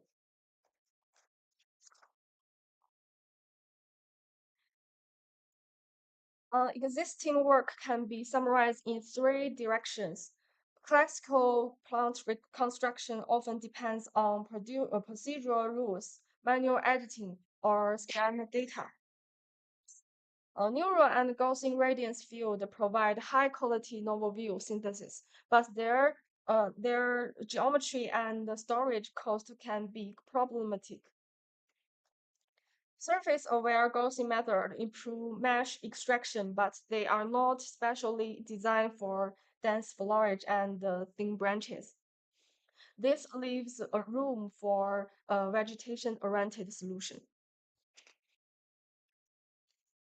Our contribution is a mixed primitive representation for vegetation. We use refined 2D Gaussian primitives for stems because they need accurate surface geometry. We use beerboard primitives for lobe or leaf clusters because these regions are dense and texture-like. We also introduce two storage optimization strategies: spatial redundancy scoring and the variable SH order. Finally, we evaluate both rendering and mesh reconstruction on real and virtual vegetation datasets. This slide gives the full pipeline. We start from multi-view images, estimate camera poses and an initial point cloud, and train an initial 2D Gaussian representation. Then we separate primitives into stems regions and lobe clusters using spatial density and color features. After that, we optimize a mixed representation. Stems remain as refined 2D Gaussians, while lobes are converted to billboards. Finally, we reduce storage and extract texture meshes. To quantitatively evaluate our method, we build two types of datasets: real-world capture data and synthesis virtual data, along with the standardized precise processing pipelines. For real data, we capture 100 to 150 views for each plant at 1920 by 1080 resolution.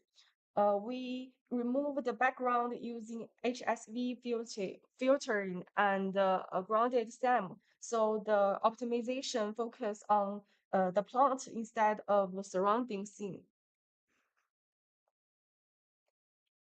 Uh, we also use uh, virtual vegetation datasets generated from speed tree and open source 3D models. Each scene is rendered with 100 views in Blender or Blender Nerf. This data provide controlled settings and ground truth geometry for reconstruction evaluation. This slide shows the real-world vegetation datasets. They are bear tree, crepe myrtle, yojap, locust, shrub, pine, maple, porty. This is the overview of virtual vegetation datasets. They are virtual pine, virtual palm, virtual bear tree, virtual pear, herbs, sunflower, cucumber, and aloe. For both real and virtual images, camera poses and sparse point clouds are estimated by structure from motion and convert to radiance field formats.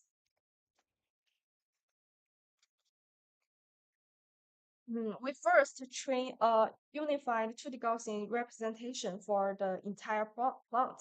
At this stage, every primitive contains geometry and appearance information. This representation is not the final model. Its main role is to provide a common feature space so that we can analyze spatial distribution and color. And then we separate the plant into stem regions and lobe clusters. For segmentation, we compute spatial local density or SLD. For each 2D Gaussian primitives, we combine this density feature with SH color features and apply dbScan clustering. Lobe cluster are characterized by higher local primitive density and dominant color appearance, while stems show sparser primitive distribution and woody color characteristics. This step determines which primitive type will be used later. This is the core representation. For terms, we keep 2D Gaussian primitives and refine them for surface accuracy. If a primitive is over reconstructed, it's split into two smaller Gaussians. If a region is under reconstructed, the original primitive is cloned into to improve coverage. For lobe clusters, we use billboard primitives. In each billboard, the alpha texture replaces the density term and the RGB texture. Together with SH coefficients encodes color. This design preserves the stem geometry while representing dense foliage more compactly. Dense vegetation can still contain redundant primitives. We therefore introduce spatial redundancy scoring or SRS. For each primitive, we estimate its influence in region from the highest resolution view and measure overlap with neighboring primitives. We pawn these redundant overlap primitives with an adaptive threshold, reducing storage while preserving the main visible contribution. The second optimization is variable SH order. Not all primitives need high order view dependent color. For regions with simple color variation, lower order SH is enough. Therefore, we assign zeroth, first, and second order SH according to color complexity. This reduces the number of stored color coefficients and give clear storage reduction with only a small quality drop. For stem mesh extraction, we use the refined 2D Gaussian primitives to render depth maps, normal maps, and point clouds. These observations are fused into a TSDF field, and a marching cubes is then applied to extract the stem mesh. This converts the radiance field representation into explicit geometry that can be edited or used in standard graphics pipelines. For crown regions, each billboard is triangulated into two patches along the main diagonal. Neighboring patches are aligned using a barycentric method. For appearance, vertex color are stored in texture maps and combined with SH-based colors. In this way, the crown mesh keeps rich visual details without representing every leaf with a large number of Gaussian primitives. Um, Here are partial rendering results. In these visual comparisons, please focus on thin branches, leaf boundaries, and dense foliage. Some baseline blur these details or introduce local artifacts. Our result is closer to ground truth, especially in the highlight regions. This slide shows the rendering result of our method on Pi. The left image is our result, and the right is the ground truth view. Overall, our method preserves the global tree shape and appearance.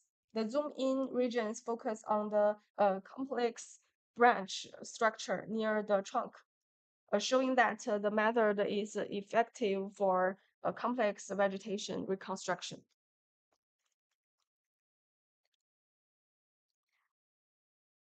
We compare Wegmorph with rendering-oriented and reconstruction-oriented baselines. Overall, our method produce clearer details and fewer artifacts on vegetation scenes. Compare with this compared with G-surface and 2D Gaussian, Wegemerf improve IPSNR and SSIM and reduces LPIPs. The key point is that we improve rendering quality while still supporting mesh reconstruction. This table reports PSNR, which higher is better. The main observation is that Werkmorph achieved a stable and competitive pixel life occurrence accuracy across both real and virtual vegetation scenes. This table reports SSM, which reflects the structure similarity. This table reports LPIPs, which lower is better. The lower perpetual error confirms that Rigmorph produces images that are visually closer to the ground truth. Storage is a major advantage of our representation.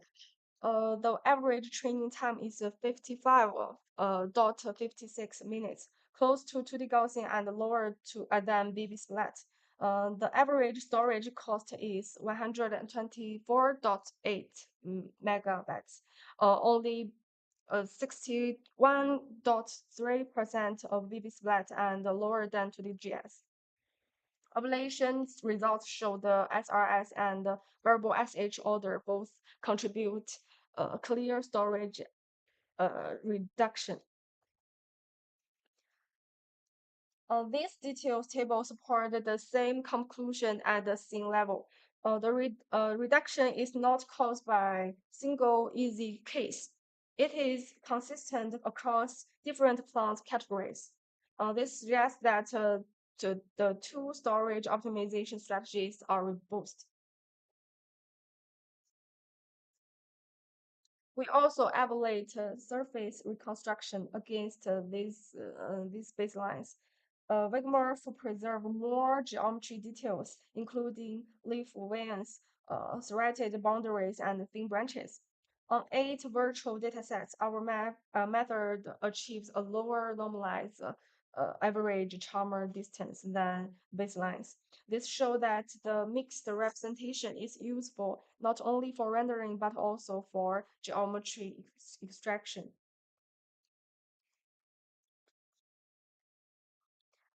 Here we show reconstructed meshes for several examples. The untextured mesh help evaluate geometry, while the textured meshes show particle visual usability. The result indicate that Wigmorph can output assets that are closer to standard graphics representation.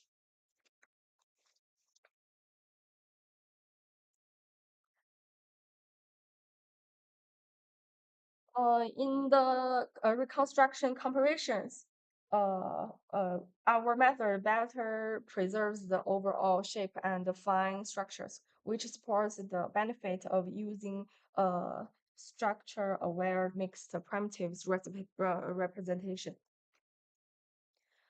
Okay, to conclude, Wegmorph is a mixed radiance field primitive framework for vegetation rendering and reconstruction. Uh, by combining 2D Gaussians for sterms and billboards for lobe clusters, it represents different plant structures more appropriately.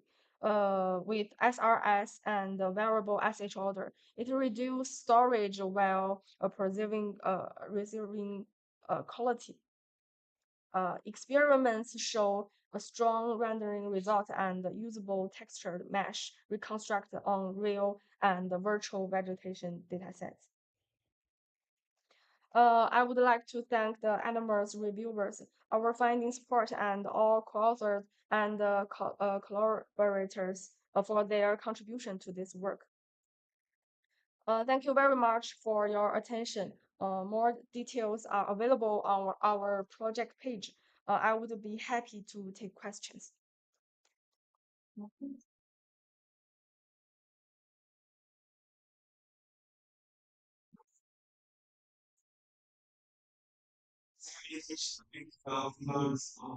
often receive some penalties in public spend. Uh, I appreciate for your question and I'm happy to answer it. Stem lobe segmentation is important because it determines which primitives type is used for each vegetation region. If some stem primitives are classified as lobe clusters, the local geometry may become less accurate. If some lobe primitives are classified as terms, the representation may become less efficient and may introduce unnecessary storage costs. However, our segmentation is based on both spatial local density and SH appearance features, which makes the separation relatively robust. In practical, some local misclassification usually have limited influence, while the overall stem lobe separation still helps improve the balance between rendering quality, geometry, included included rendering quality, geometry reconstruction, and storage efficiency. I think that's all.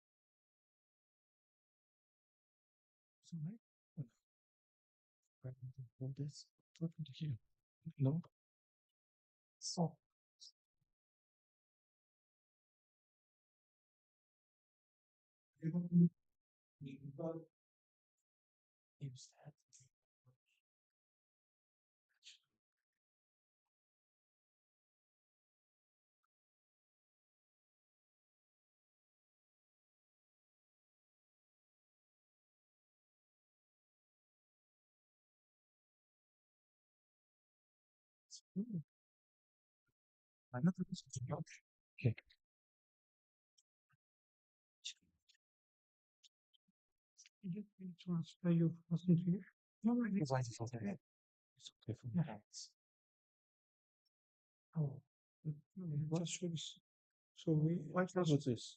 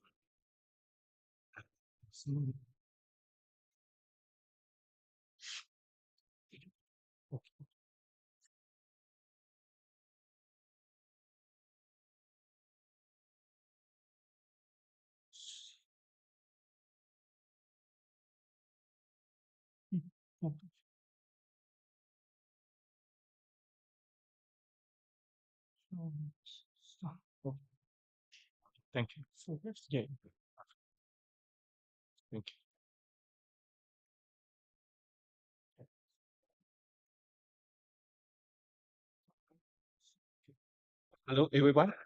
I'm Zichun Zhong from Wayne State University in United States. And the first author is our student Hassan, who is in an internship, so he cannot make it. That is a pity. And today I would like to present our work, PSF4D, a progressive sampling framework for view-consistent 4D editing. And this work is the collaboration work between Wayne State University, University of Central Florida, and the University of Cincinnati. Let's begin some examples. So here we can see that modern generative models, which allows the users to edit 3D scenes by using some simple text. For example, like this example, the users can input the prompts like make it autumn. So you can see the whole environment change to the autumn from the spring. And there are some other example. Okay, here we just targeted on some examples. Here we turn the bulldozer to red, just a single target example. So you can see the rest of the environment does not change. So this is like a multi-level or multi-skill editing. The third one I want to show you is that we can do some more editings, more complicated. For example, like the user can input, give him a mustache and also make his jacket yellow. So you can see we can add something, right, and also change something, so simultaneously. So this also there are some challenges because this is a 3D. I give 3D examples first, and then we move 4D. So you can see across different views, we need to make sure there are consistency between the like geometry, appearance, lighting, etc. As for the 4D, that is more complicated. We need to extend the 3D thing by introducing another dimension, like time dimension here.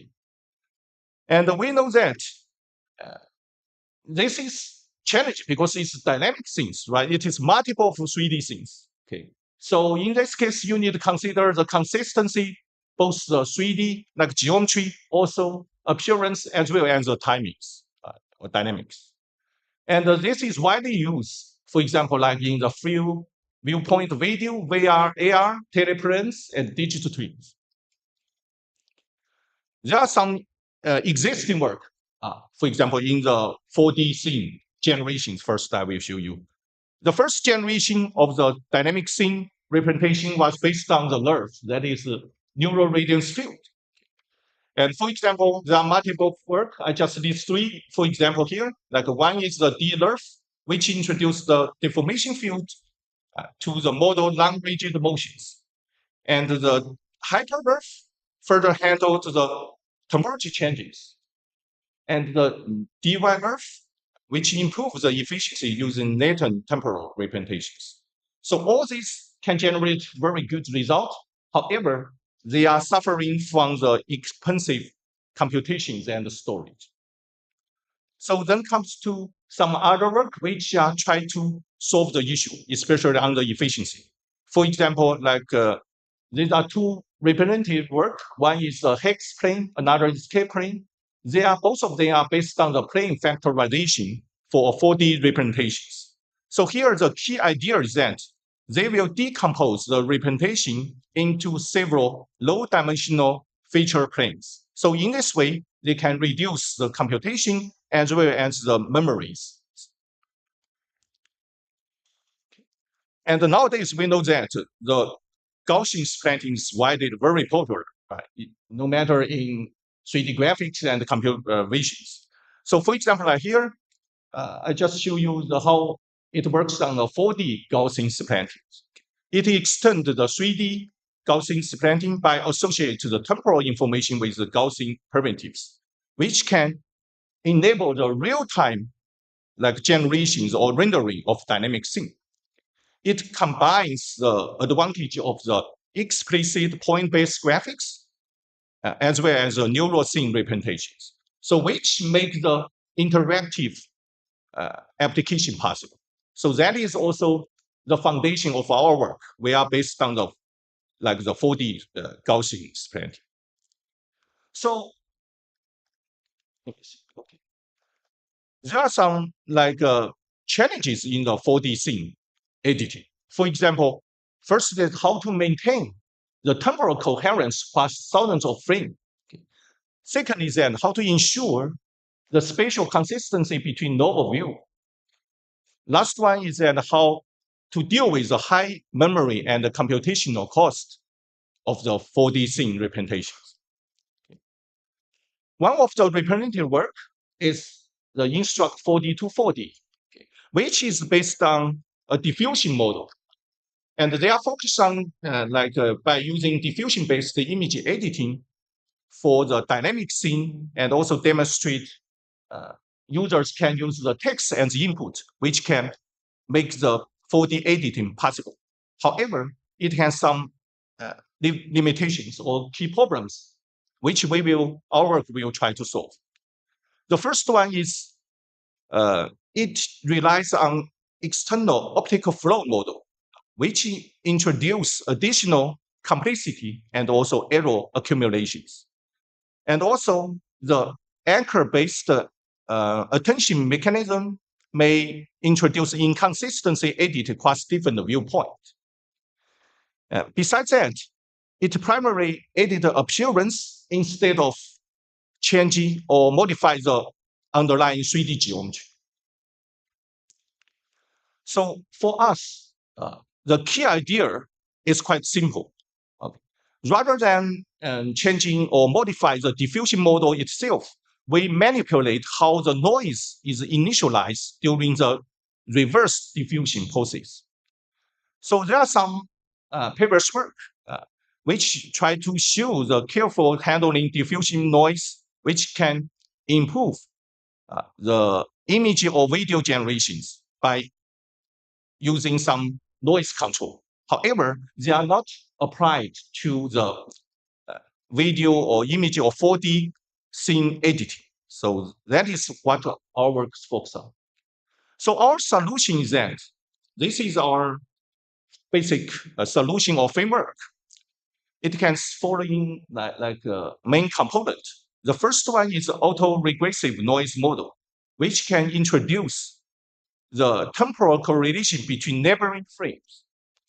And the second component is the cross-view noise model, which will correlate different camera views, make it consistency between different views. The third one is we perform the view consistent iterative refinement, which can further ensure the spatial consistency. And finally, everything we will operate inside a pure diffusion framework without requiring additional, for example, like optical flow or GAN models. So which will make our entire framework very simple as well as robust compared with previous work. So first, let's look at the temporal consistency. So compared with the conventional video diffusion sample models, our method is that we will offer the independent random noise for every frame, which will solve the jittering between different frames, make sure the frame has the smooth transitions. And also this will encourage and also reduce the flickering throughout the generated sequence. And the temporal consistency is not enough. So that's why we also introduce a cross-view consistency. For example, there are two components. One is cross-view noise model. Okay. That is to make sure the different views, they have the consistency between geometry and appearance. And furthermore, we also introduce the view consistent refinement, which can further to enhance the fine detail geometry and appearance, no matter which view it is. And this is the whole framework. Okay. Like pipeline. So the first part is the progressive noise sampling. And we have the auto-regressive noise model, which is inside one like frame. And the second is cross different views. Okay. We will have this cross-view noise models to make sure both the different angles, right, cross different views. And after that, we will use this text-to-video model, which users can use their own text prompt and the guidance to do the editing. Okay. And the editing mainly works in this view consistent refinement modules. Finally, we can generate the 4D edited views.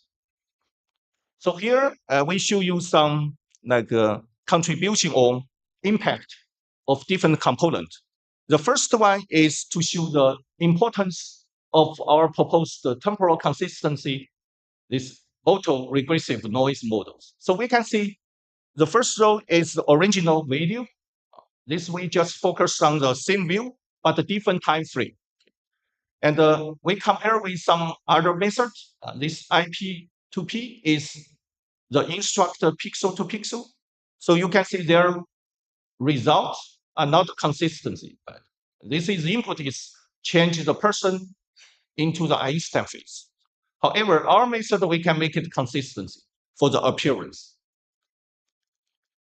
And the second one, we want to show you the importance of our spatial consistency models. That is cross-view noise model. So you can see the result, the video or pictures are showing you from different views.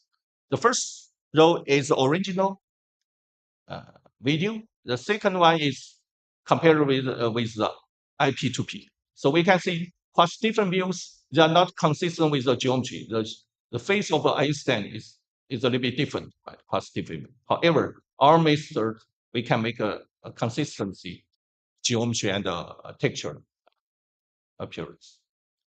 And here I show you like different kinds of like editing. Okay. We can do different things. These are from the open data set. Okay. We use it. So you can use different input. For example, like first one is to the painting. You can change it to different painting style. You can make it the whole environment change, right? Or only a single object. And also, for example, this second one is a video for cooking. So you can change it for different person. Later on, I will show you the video.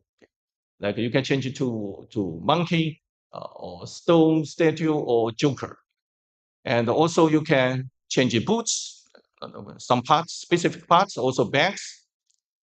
And also the cats, you can like turn the cat into some dog, right? And besides that, this one also show you some other editing, right? We can remove object. We can remove person or object. So it just show you the feasibility, right, for a wide range of like editing functions. Okay, this is like we compare with the instruct 4D to 4D. This is one of the close to our work. Also, that is a state of art before our submission. So we can see that the instruct 4D to 4D, and they have some jittering, and also the color and texture are not consistent. And also this one input is we want to change a person into a bronze statue. So but some parts, they are not exact as we required, right? And the second example is the same video, we want to change the shirt or dress of this person into army uniform. So you can see we can change, our result is more like has a high fidelity, right? As the user's instructions. Okay. And another one is that we want to change it to the silver statue. So you can make it some creative, right? Very creative design for that. So generally speaking, you can see our method is more consistency from different view, from motions, and it's more like high fidelity and high quality. Okay, and another one is to make it to Joker. Okay, good. And then we show you some quantitative results. These are tables, and we compared with different data set, different video, different things, as well as different metrics. And also, these are like state of art at that time, like I instruct 4D to 4D, or the instruct like N to N with the hex plane, that is the tensor projection, right? Decomposition method. So we can see that our method is best compared with the comparative method. Okay, then we do some ablation study, especially ablation with our key component. For example, like the cross view noise consistency, also our auto-regressive noise models. So we can see that the full model will have the best result. But if you remove some of the component, there are some artifacts or errors there. Okay, there are some limitations. Even I show you very good results, and but of course there are some limitations, and also for our future work. The first one is that if you notice that or what I showed you before in our result, the motions are not very complicated. Okay, they are simple motions, also not very quick. So if we are working on some dynamic scene, it's challenging for our current proposed work. We will improve it for our future work. That is like a highly complicated geometry or highly quick motions. The second one is that also there is a consistent refinement component we developed. However, they are still not enough. If we use it more, like it's iteratively, we will smooth out, over smooth some fine details of the texture and the geometry. So this one we will also think about as our future work. Okay, finally, to summarize, we present our PSF 4D, that is a progressive sampling framework for high quality 4D scene editing. Our key contribution is that we modify the diffusion model sampling strategies consist with the auto-regressive noise model, the cross view noise model, as well as the view consistent refinement model. And together with all of them with this, we can see that we can improve the temporal coherence, multi-view consistency, and also overall editing quality compared with the existing method. So finally, thank you very much for your attention, and I'm happy to answer any question. Thank you.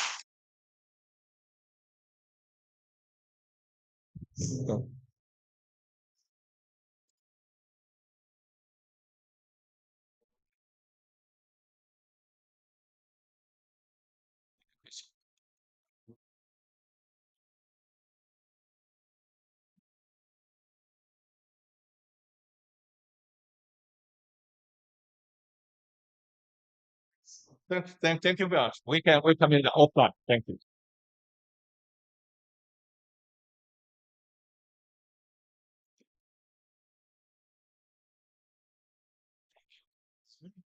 Thank you. Yeah. So the student was supervised by me and Jean. Yes, yeah, it's good. It's good. Just working, try to incorporate more geometry. Here, just working on the sample. Good. Okay, okay. So do you send it person see it here or just Yeah, you are right. Exactly. You know it's a rush. First we what send it to the region. You can, yeah. But you know, they always want the best. Best of the best. It depends on the review. So, I'm glad you send it here because we need this kind of thing.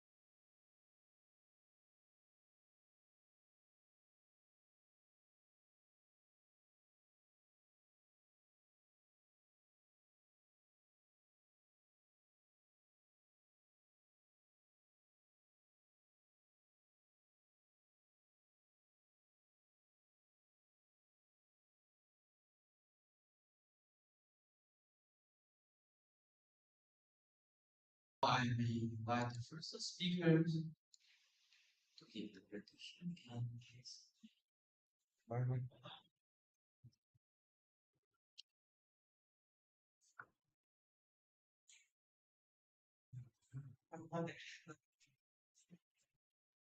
We need to share.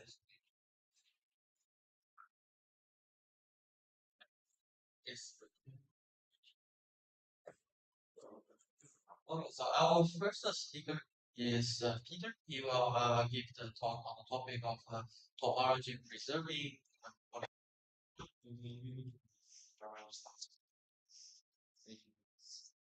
Okay, and action.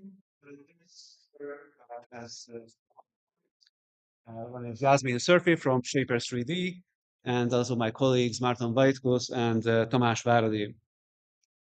So, sorry. Yeah. Let me give you some motivation first. This is about polyhedral design, and polyhedral design is usually associated with the recursive subdivision. So, for example, Catmull-Clark or Do-Sabin. But these methods are not really applicable when the polyhedron has faces that are concave or have internal holes. So for example, Catmull-Clark uses the face centroids to create new vertices, and Do-Sabin shrinks the faces. So this makes these procedures hard to use when you have concave faces or holes. And what is normally done is that these complex faces are subdivided into triangles or a collection of triangular and quadrilateral faces. But these kind of decompositions are ambiguous and may create high valence vertices that diminish the quality of the surface. But there is another approach to polyhedral design, which is to create surfaces directly by first creating a curved network. This curved network can have various topologies.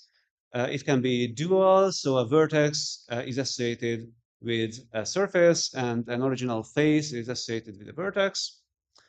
Or it can be like a single Do-Sabin step, so vertices and edges are associated with surfaces. Or it can be topology preserving. So vertices are associated with vertices, edges with edges, or curves, and faces with surfaces. So we will look at topology preserving method today. And the interesting thing is that we will use a single multi-sided surface to create these patches. This has been done before, so there are various methods in the literature that do something similar. Especially, I would select this one. This is the S-patch, a very early and prolific example, which is both a dual and topology preserving method. But neither of these methods can do concave faces or internal holes. So this is where our paper comes in.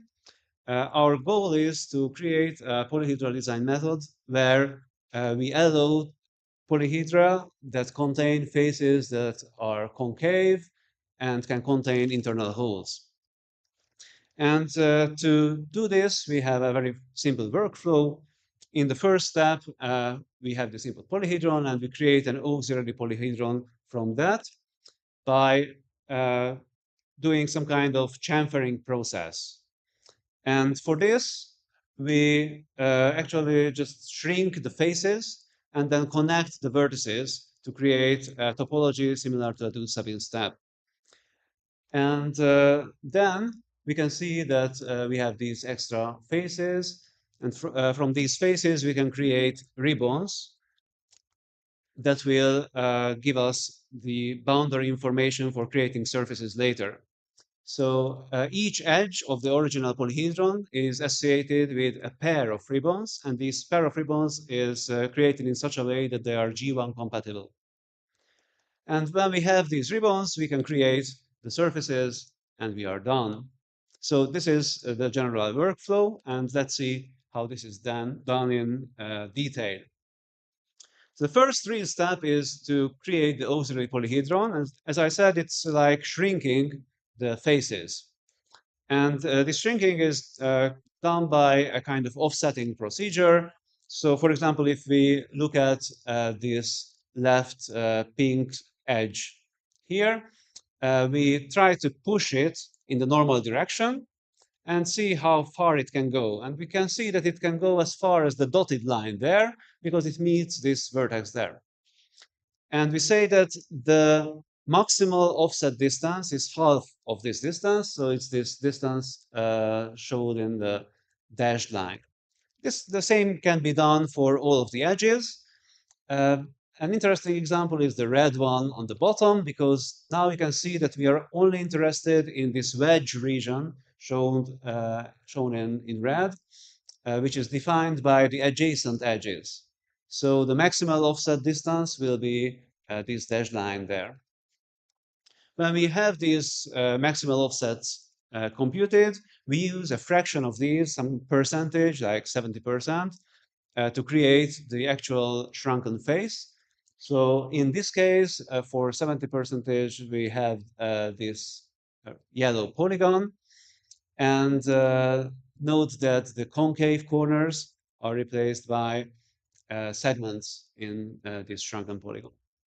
So this is how we create the faces, then we connect these vertices, and we get the auxiliary polyhedron.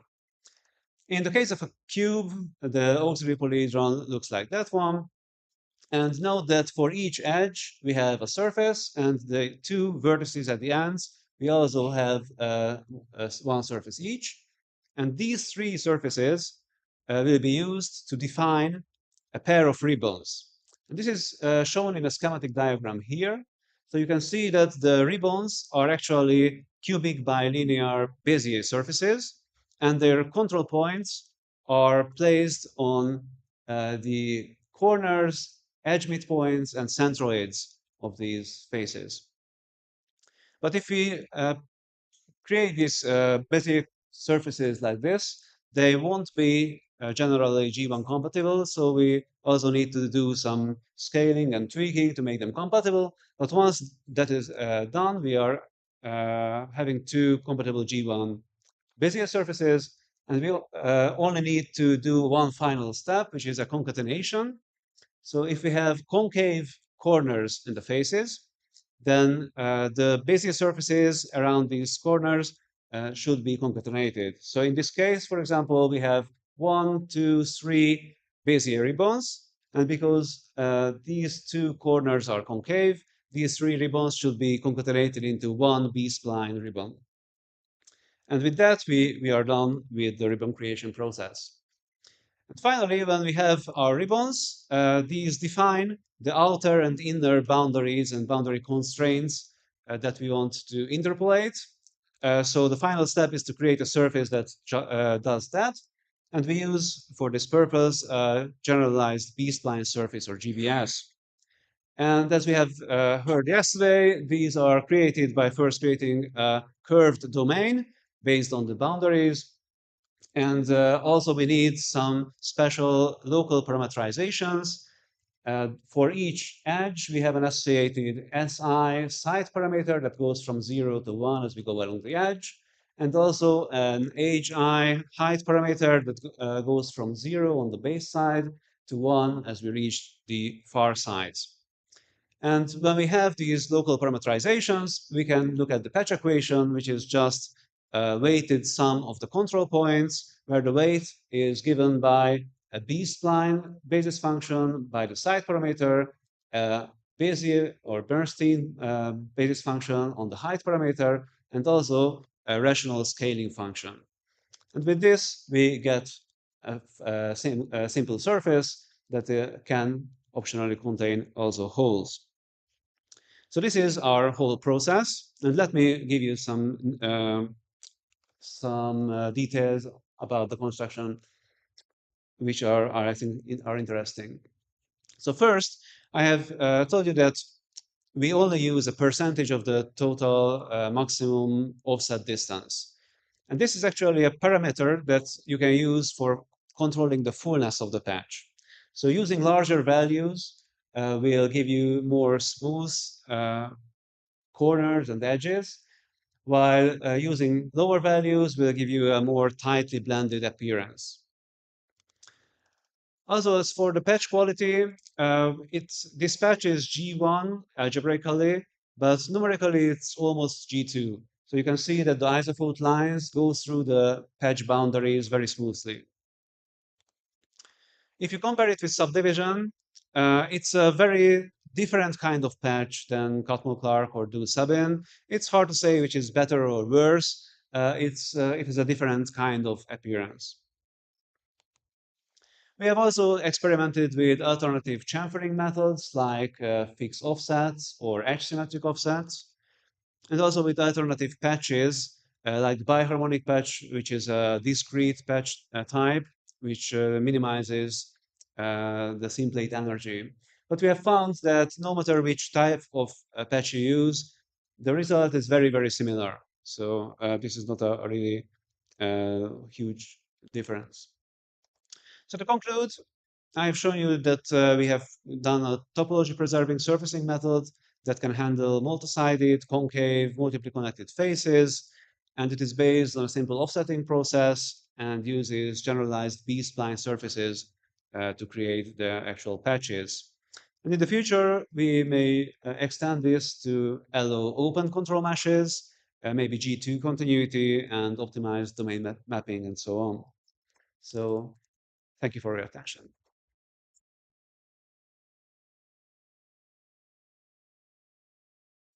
I can ask a very limited question. You're steering Yeah. red corner trying and stop someplace. But why do you not connect to the inner square? That connects one of the you go only have one set of auxiliary. This one?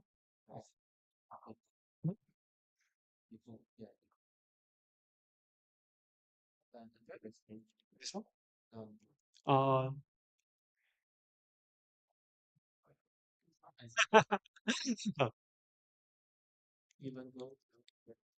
this one. Okay, okay, okay, okay. I see.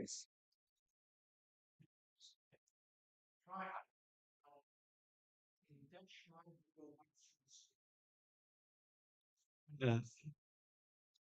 Which one? The red one? The red line. This. Yeah.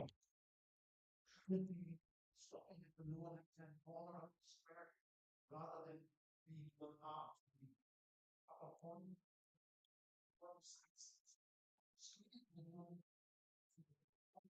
Yeah.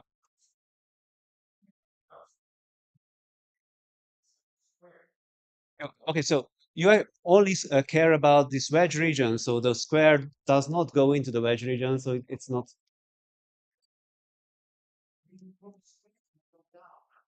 Yeah. Okay. Okay, maybe. Yeah. Probably, yes. The red region is very simple to define. You just take the adjacent edges and intersect.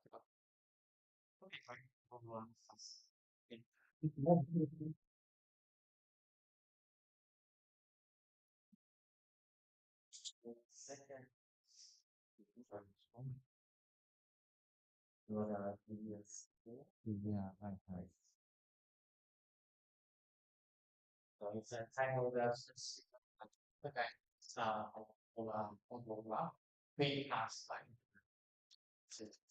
Okay, thank you for the introduction. So in this work, we talk about a novel framework that takes structural, like stress-driven or user-defined inputs to generate Pythagorean hodograph curves for additive manufacturing.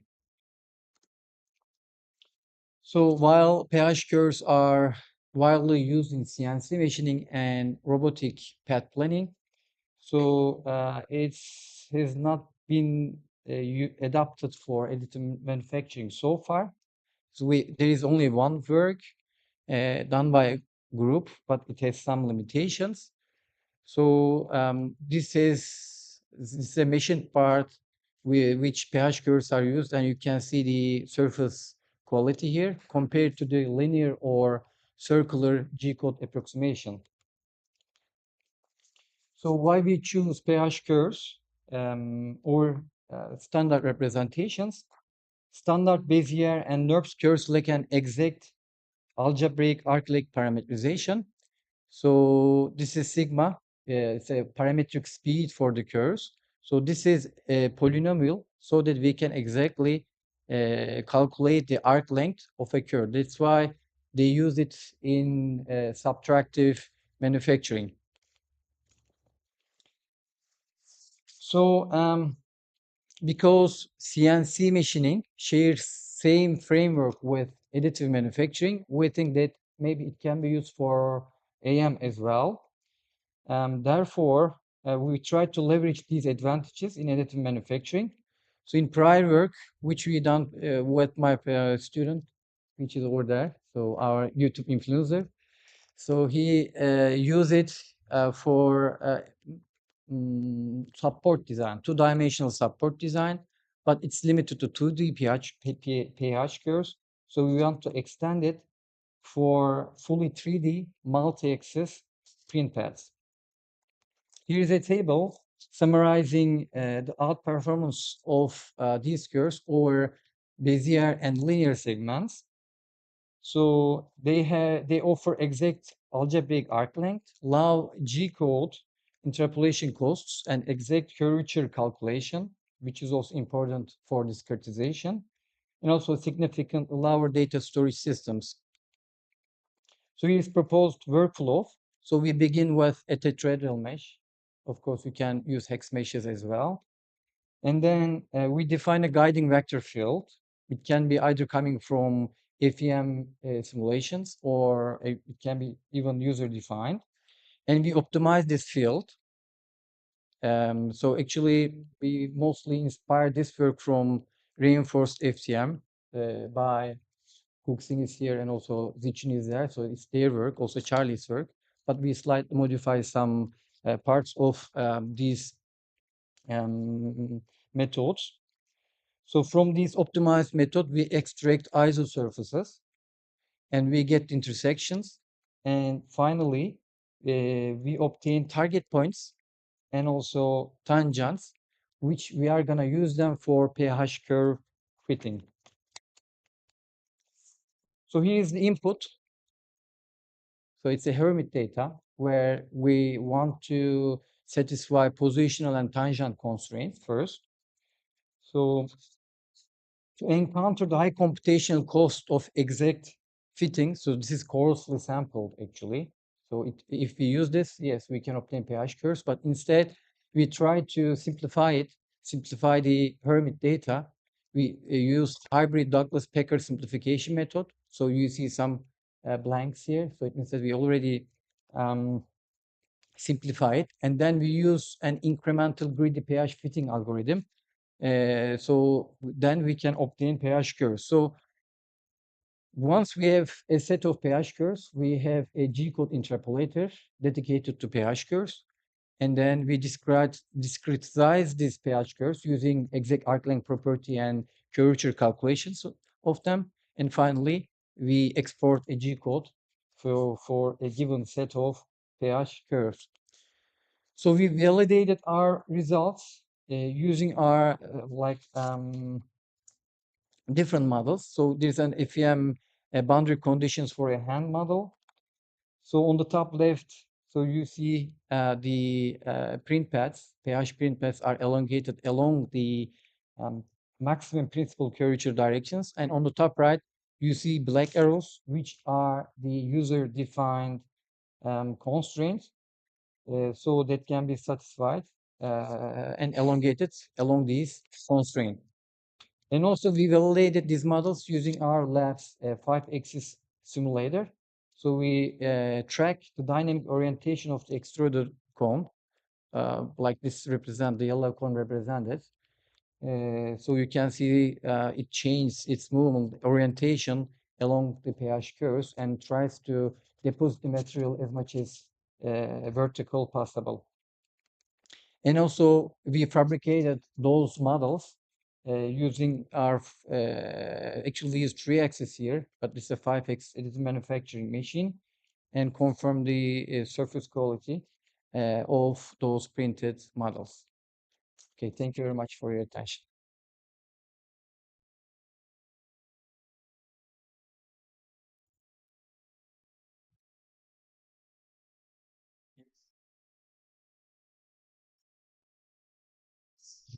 Can you some compression tests, some static tests, this mechanical processes? Actually, this has been already studied very well by Singh and Zichun. So this is a somewhat, so we try to use a novel curves and try to exploit their nice properties. However, we also validated at the end of the paper that one of the reviewer asked, is it you? I'm not sure, but okay. So he asked that why don't you validate this property whether it's still satisfied? So we saw that when we follow the stress maximum principle stress directions, so it's stronger than that of the other printed parts like planar printing. So we already validated them. Yeah, yeah.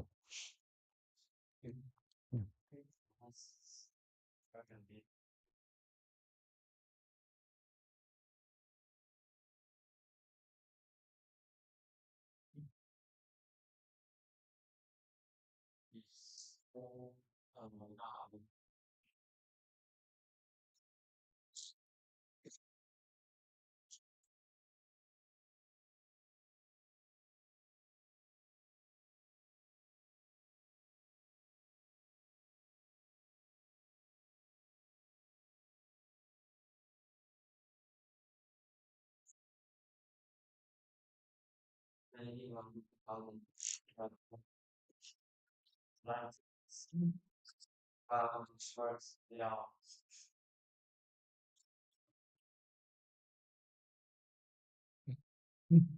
Good afternoon, everyone. My name is Li Chuanzhao from Beihang University, and today I will present an efficient T-spline surface scaling method via the inverse Bayesian extraction.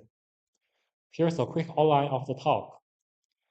Surface scaling builds a surface from a set of cross-sectional curves and is widely used in CAD for freeform shapes such as turbine blades, ship hulls, and aircraft bodies. The classical approach relies on NURBS, but NURBS requires all the curves to share a common knot vector, which introduces numerous redundant extra control points. These limitations are what motivated the development of T-splines. By allowing T-junctions, T-splines support local refinement, which makes them a natural fit for scaling problem. Two T-spline scaling methods already exist. Nasri and colleagues separated each pair of adjacent curves with a single intermediate curve, so that each curve can be interpolated locally. O and his colleagues instead add two intermediate curves to preserve shape, but both of them introduce intermediate curves, which add extra control points and don't fully exploit the flexibility of T-splines. And this is exactly what our method sets out to address. We propose a new T-spline scaling method that improves data efficiency and offers a general systematic modeling procedure. So here's the idea behind our method. Recall Bayesian extraction. In the forward direction, each T-spline element maps to a Bayesian patch through an extraction operator CE. And our key idea is to run this the other way around. Instead of starting from the T-splines, we build the Bayesian patches directly from the input curves, and then obtain the T-spline control points through the inverse Bayesian extraction. The method has 4 steps, which I will go through one by one. Step 1 is a pre-image. We take the union of the knot vectors of all the input curves, and from each unique knot, we extend a horizontal edge toward the neighboring curves. Since all T-junctions lie along the scaling direction, the resulting T-mesh is analyzed suitable, which means the extraction operator is full rank and therefore invertible. In step 2, we construct the initial Bayesian patches using cubic Hermite interpolation. After pairwise knot unification, the curves give matched Bayesian segments. The boundary control points come directly from these segments, while the interior ones come from the tangents along the skinning direction. So the shape is controlled through these tangents, and different choices yield different surface shapes. We provide two options here, a simple difference scheme and a better tangent method that uses both neighbors. Step 3 is the key step, enforcing C2 compatibility between the patches. Since our target is a bicubic T-spline surface, adjacent bezier patches have to meet with C2 continuity across every shared boundaries. Consider a local T-junction with three patches, S1, S1, S2, and S3, sharing one common cross-sectional curve, as you can see here. We then need three conditions: C2 between S1 and S2 along the U direction, and C2 between S1 and S3, and between S2 and S3 along the V direction. This is the C2 condition between S1 and S3 along the V direction. The control rows of S1 are given by this matrix M13, as you can see here, which depends only on the scaling ratio eta, so we get an explicit formula for S1 directly in terms of S3. And the condition between S2 and S3 takes exactly the same form as you can see here, only the matrix changes. Another result concerns the U direction. The two V direction conditions already fully determine all the continuity degrees of freedom, leaving no freedom in the U direction. Yet the C2 condition between S1 and S2 is still satisfied automatically. We prove this by substituting the V direction conditions to the U direction requirement, which is then satisfied identically. So it never has to be imposed separately. In step 4, we determine the T-spline control points, element by element. PE equals CE inverse transpose times BE. The shared control points computed independently from different elements are numerically consistent, so they combine into a single valid global T-mesh. And we have demonstrated some examples here. Now let's look at the results. We start from four curves with common knots, and then modify the interior knots slightly. Our method reproduces the surface, and the geometric difference from the reference nerve surface stays within an acceptable range, which confirms that the construction is stable under node perturbation. Here is the efficiency comparison. On three industrial models, a Naka airfoil and a ship hull and a turbine blade, our method consistently uses the fewer control points. Compared with NURB skinning, we save 26-28%. Compared with Nasser's method, 19-29%. And compared with O's method, 51-62%. Since we avoid the intermediate curves entirely, our representation is thus far more compact. And the method also gives practical shape control through the choice of tangent. Here, the curves and the pre-image are identical, and only the tangent changes. On this facial model, the different scheme leaves small bumps around the nose area, as you can see here. And whereas the Bezier tangent gives noticeably smoother transitions, as you can see here. So the user can trade off locality against the smoothness simply by choosing the tangent.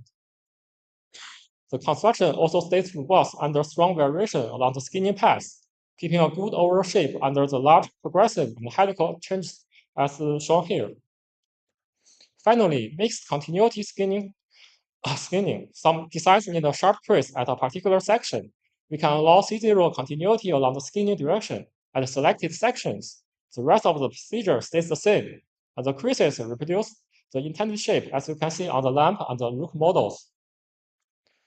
Finally, to conclude, we have presented a T-spline skinning method based on inverse Bezier extraction, one that uses no intermediate curves. We derive the interpatch C2 conditions analytically.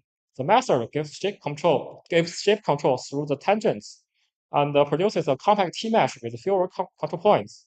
With its efficiency and generality, we believe it has strong potential to become a standard approach for T-spline surface skinning. For future work, we plan to extend the method to periodic curves. Beyond that, since the inverse Bezier extraction naturally merges several patches into a single T-splines, so it's well suited to trim nerve surfaces. We therefore aim to construct watertight T-splines from trimmed nerves models, bridging complex CAD models to isogeometric analysis. Thank you for your attention, and I'll be happy to take any questions.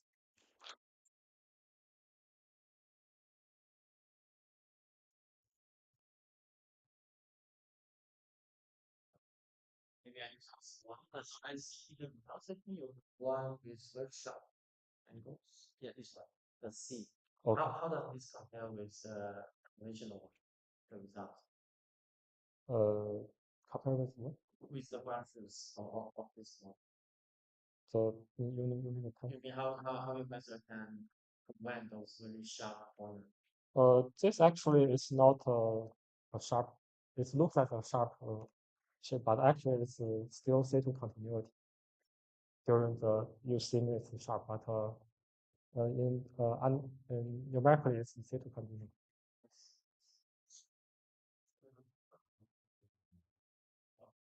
Yes.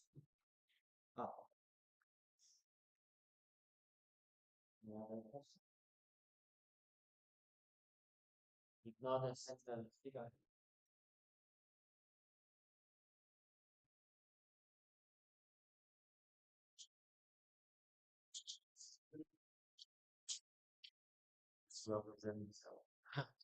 You have the little dongle there that Yes. adjusts to this. Perfect. Oh yeah.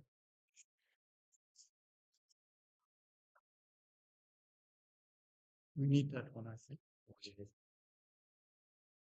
if you give it to me, I'll just stick it. Now, what if boundaries and explore flying surfaces with extraordinary vertices?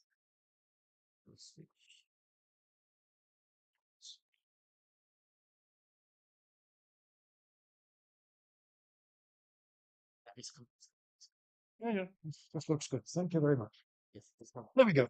All right. So this is about boundaries and creases in the context of extraordinary vertices. If we don't have extraordinary vertices on the boundaries, on the creases, this is not a very interesting story. This is joint work with Param Gupta, my student, and Kestutis Shauskas in the background. So what's the story about? So let's assume we have some really high-end freeform spline surface, and the high-end means that has nice reflection lines, it has nice mean curvature distribution, everything is curvature continuous. It's a quite complicated scheme that you don't want to reinvent and modify. You just want to use it as is. For example, you could choose something like polysplines or whatever it is.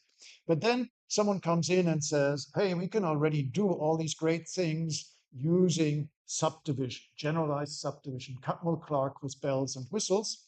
And in fact, most commercial packages have something. Sorry?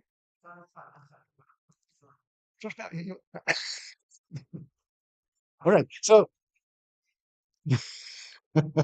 So what they have is all these packages, and there are many more that I list here. They have taken so-called Pixar boundary rules and sharp darts and whatnot. So they have a whole collection of rules that do special things that designers have become accustomed to. It's not necessary that these are the best rules, but these are the established rules.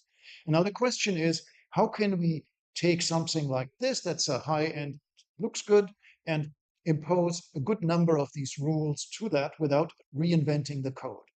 So as few changes as possible. This is for lazy people like me. Now, there's one thing with the Pixar boundary rules that is unfortunate, but it's the rule. There's something called the global boundary polygon, and I've chosen here a mesh that's really small, 4 by 4. Now, think of it as being much larger, but it has a global boundary and it has a corresponding polygon, global boundary polygon. What the Pixar rules say is not only does this global boundary polygon contribute to the surface, which obviously it does, you see here by cubic, right? Those of you who are familiar with that, but it has a second role. It also defines a boundary curve just by being the polygon. I'm not saying polyhedron, I'm saying polygon. The polygon also traces out a space curve, and they want this to be interpolated. So two roles for the global boundary polygon. And that means you actually have to invent a surface that goes between the green and the red. And subdivision does that because they have infinitely many pieces to work with, but we have a finite surface scheme. So we want to have, in short, Pixar-like boundaries for these high-end surfaces. And why do we want to have that? Well, people stick pieces together. So for example, this here, it might be for your coffee dispenser is the handle, and you want to snap it together with other plastic parts. You want the exact same boundary, or maybe epsilon offset, but you want to have exact control over it. Second thing is the creases, is because on this arrowhead, for example, you want to have a sharp edge that then becomes something more rounded. And most of all, you want to be lazy and avoid new rules. And in one variable, we already know what is to be done. If you have a cubic spline, you stop before you come to the end. You lose sort of a little bit. You evaluate where there's enough B-splines available. And that means that you are shortening the curve vis-a-vis the control net. If everyone would adopt that rule, we'd be done. We don't need this talk here. This is, to me, the sensible and natural rule. Sebin called it the truncated rule. Now, in the curve case, we can either work in the domain, and we have singularities in the domain which are called multiple knots, and we have the Bohr's algorithm to take care of these singularities. Or we can go into the range and have multiple control points. This is taken care of mathematically by Orbital's rule. So now going to surfaces with extraordinary vertices, we have again input from Malcolm Sabin and his co-workers, and there's the truncation, which we already defined. And now let's again look at what's happening in the domain. Let's say we have this multi-sided facet. We don't know what it means to have multiple knots in such a multifaceted environment. Now, there are some ways and means to invent multiple knots, but it's certainly not convenient. And there is no such implementation at the moment. So we don't quite know how to do this in the domain. So in the range, what can we do? We can play with Bezier coefficients. Malcolm was recommending at the boundaries, but that's special new rules. We don't want that. There's another one that's combined subdivision by Adi Levin, where we are getting closer and closer to some prescribed curve, which need not be the global boundary polygon curve, but can be any curve. But that depends decidedly on the fact that we have an infinite number of pieces. And this is what I want to use. I can again use L'Hopital's rule. That means control points on top of control points, which means I have some derivative differences that become zero, but we know what to do with that. We need to look at the next layer of differences. Here's an example of a challenge. Obviously a box. Red is interior, it's not connected, it's not a surface, it's the interior of the back. Blue is the outside. What I've done here is I've taken a quarter of one of the panels and removed it. So I now have in this red, there's actually a boundary vertex that has 4 neighbors, and 4 on the boundary is irregular. 3 on the boundary is regular. Obvious? Good. And this is what subdivision returns. Actually, it's cheating. It shows you this here, but what's really happening in the vicinity of this point is an infinite sequence of nested rings that converge towards this multi-sided point. So, but this is what people say is the standard, and you have to replicate it. This has to do with the B-rep. Their B-rep says this is one piece here. In fact, it's an infinite number of polynomial pieces. And now you can look at the paper, and there's rule 1, rule 2, all smart ideas. The interesting contribution of this here, I'm making it into a movie. The interesting contribution is, I think these are all the ways that you can be lazy.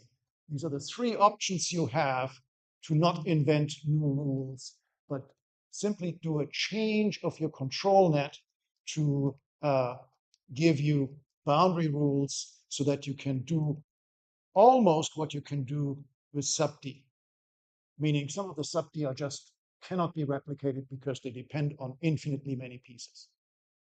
But they certainly look alike. In fact, they interpolate the same global boundary curve. And here's the little table of what you want to do. The last one is reliable kernel support. And there we see that one of these doesn't, one of these doesn't work properly. What is that? That is a double singularity which parasolid the underlying kernel of, in this case, plasticity is based on that. The underlying kernel cannot handle double degeneracies. That's just, they haven't implemented all of L'Hopital's rule. Okay, and then you have different rules where you have either corners rounded or corners smoothed. Okay, last part, creases. There's an easy way to do creases. In fact, there's a super easy one, is cut your object apart, use the boundary rules that interpolate the global boundary curve, and have them to two parts have the same global boundary curve. Now you can stick them together and you have something sharp. But that's really bad because you just broke the topology of the object. And if you ever wanted to smooth it out again, you actually have to have some fusion between the pieces. So here are again the two things on the subdivision and the high-end method. This one here is actually, strictly speaking, C1. This one is actually everywhere curvature continuous. And this is when you're sharp. And how do you do that again? Well, you insert mesh lines, and then you can, by the same trick as for the boundaries, get this. But this is inserting a whole loop. This is a small object, and I've inserted a whole loop. No problem with that. This is not typically what you want, that you insert everywhere whole loops. Might be a large object, might be a large loop. The second thing that you also want to have is you want to have sharpness, and you want to have semi-sharpness, where this is slightly rounded, and you want to have a continuous family that goes from very sharp to very high curvature as less, and then, but the moment you go away from absolutely sharp, you want to have curvature continuity, even if only with a very high curvature.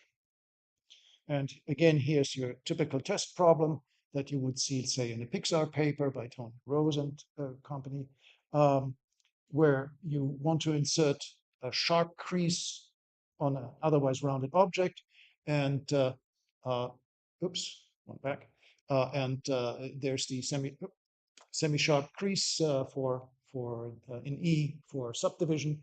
Looks a little wobbly. I don't know where that comes from, but that's what it produces. And on the right is the same rules now reinvented, but for this finite higher order surfaces. And then the final thing, pièce de résistance, which is actually in some sense the second and important contribution of this, is that you want to stop the sharp crease and you want to pattern it out, make it smooth. This you do by removing your control lines. The red ones are the ones that decide this. And there's a nice control pattern that you get that I can explain offline because I'm likely out of time at this point. Thank you.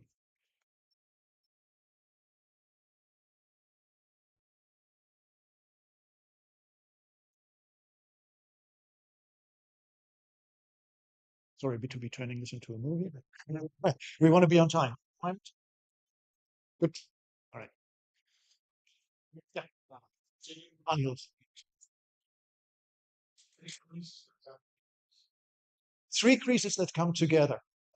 In this implementation, no.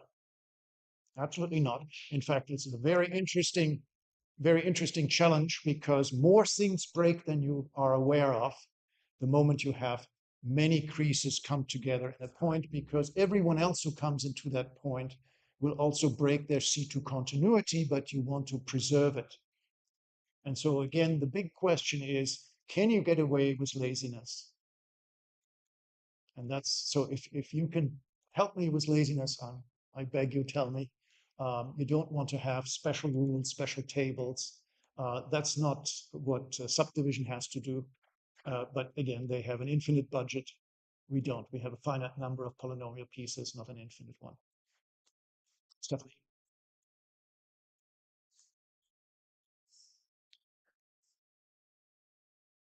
The tangent directions across the boundary. Yes. Yeah. So again, all the way along the boundary, you are curvature continuous, and yeah, you just end, right? You're going across. This. One of the question is, would you want to give handles to the user to modify? Yeah, but that would be at the Bezier level that you play with that. Yeah.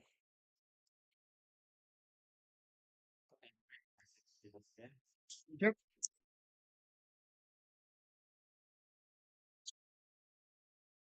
Do you also need?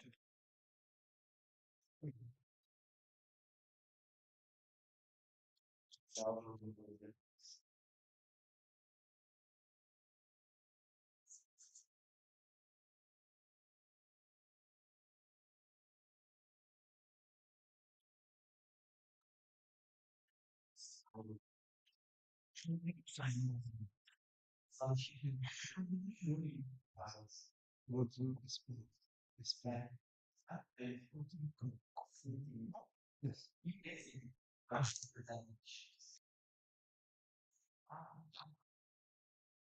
Okay, thank you. Uh, so luckily, this morning, Brian talked about subs. I'll just but I'll explain it in a different angle. Let me go quickly. One thing Brian didn't mention, the first idea came from Lucas. Like he wrote the equation. Of course, all those from this. Now, what about in here?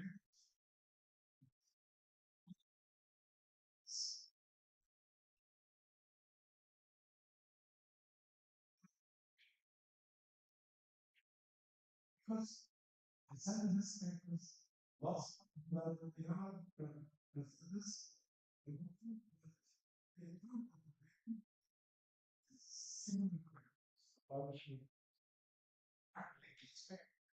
we had the same, but Ricky and Minkowski was he can know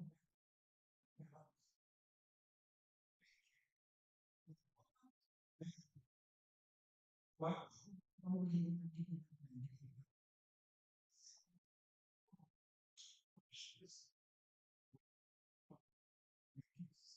needed to buy so these colleagues this is what people and once so then came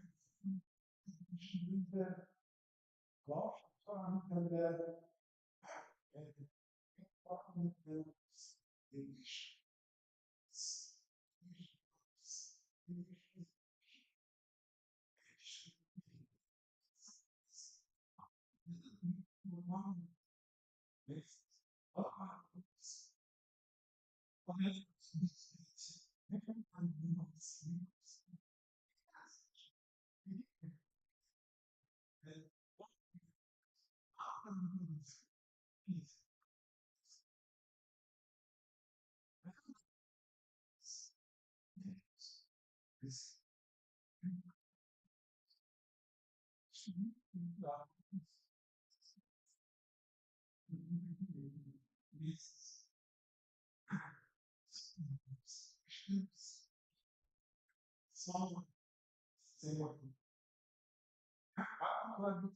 the people's what one has to do they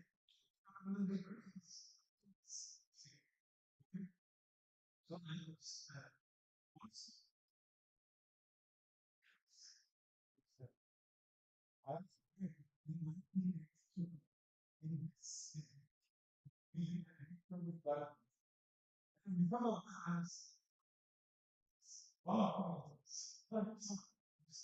yeah, because I think the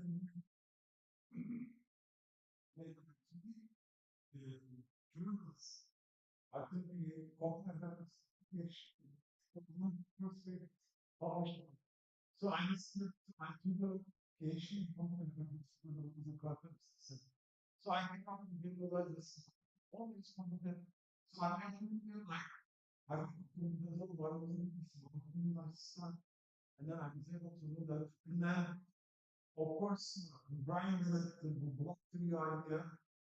And then I can decide almost some of it.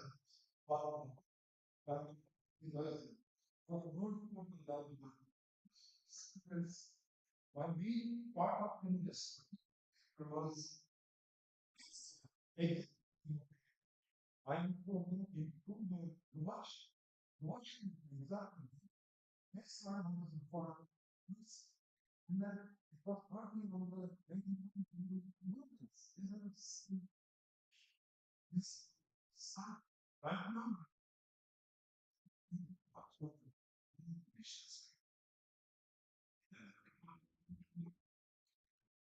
And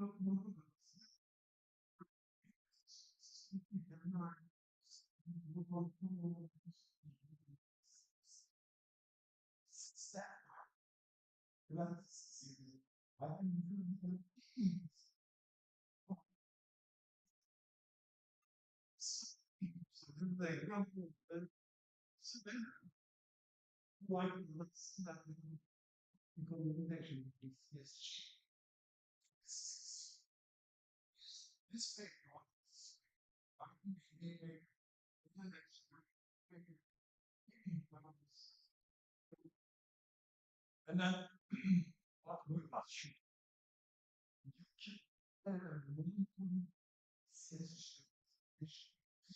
That means if you have a student that are really trying to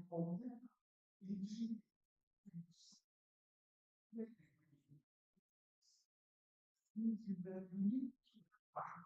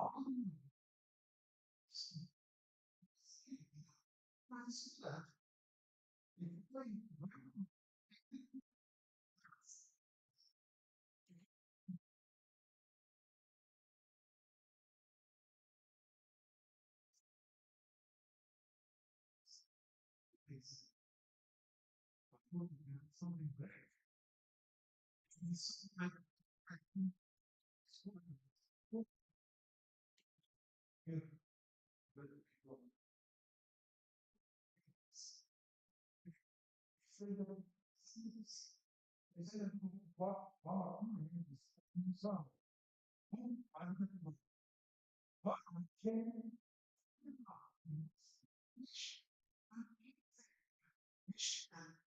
You can merge when also that's my I was overthinking what should this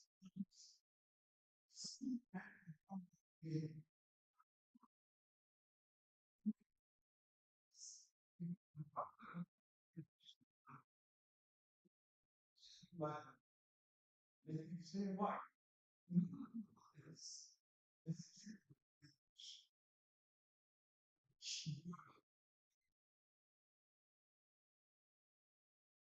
because people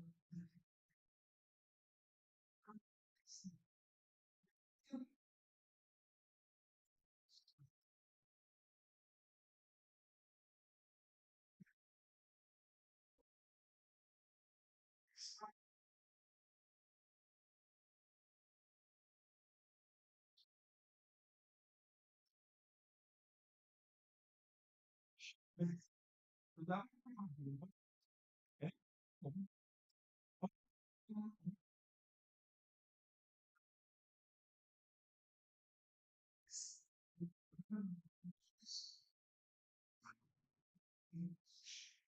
so that you like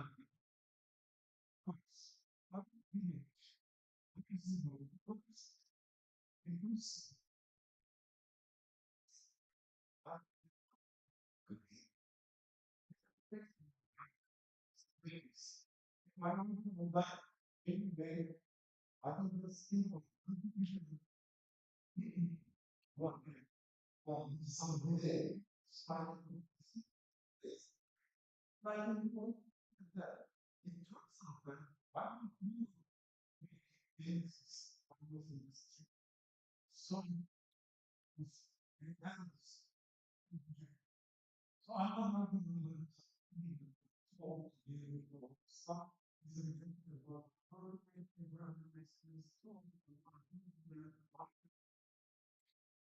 it was coming up they said, oh, I'm starting to think about this. What's the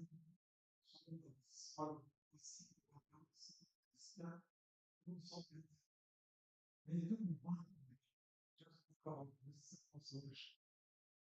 This law was formed. Is how we believe this. Then this or something like that is nice. So this one thing is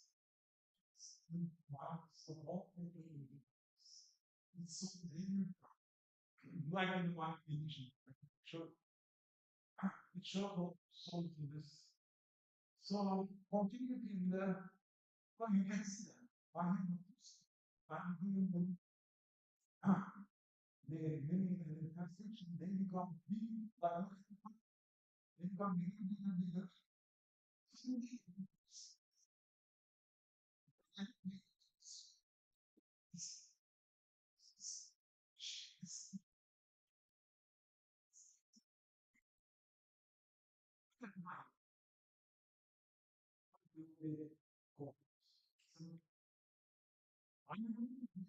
I'm going to use this.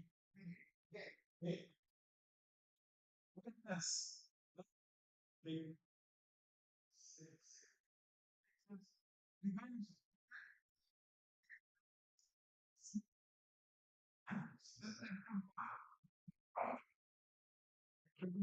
you get this shit. Look at the ground.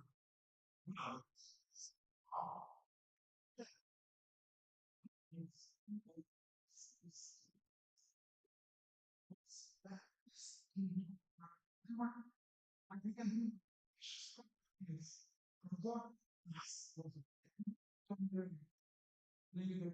Like we can do something. And then the rates effect. So I will tell you something this. So this paper from us, this paper also from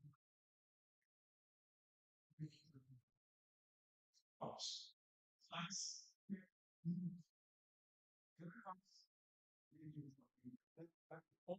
nice is something very complicated. It's such a one thing.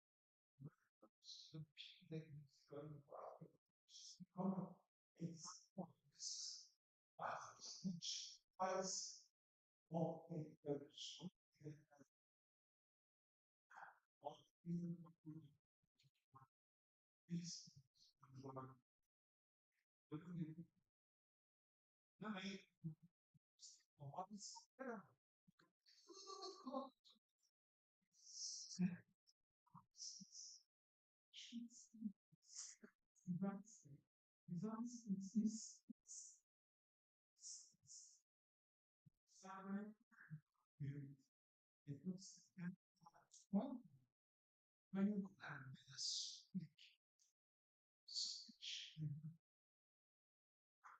make sure I have the screen. And then you get the two ball something. So basically, as we said that, we had a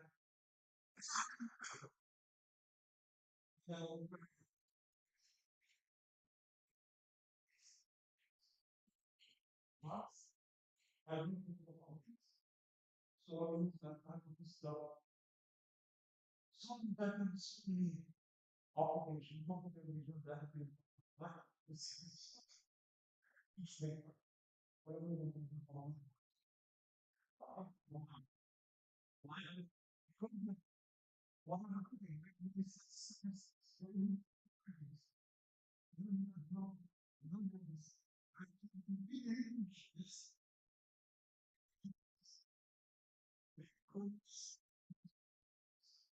I want to solve that creativity, but I don't know the word. But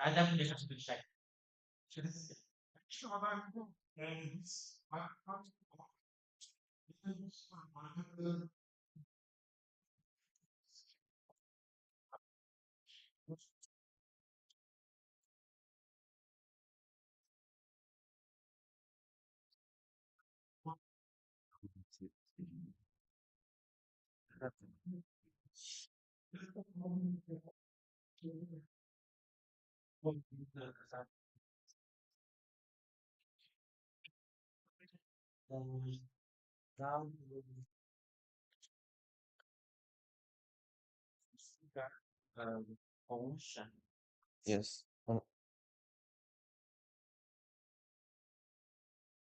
Here.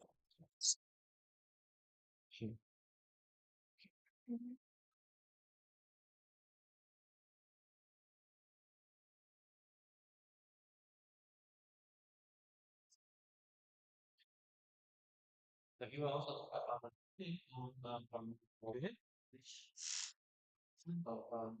Okay.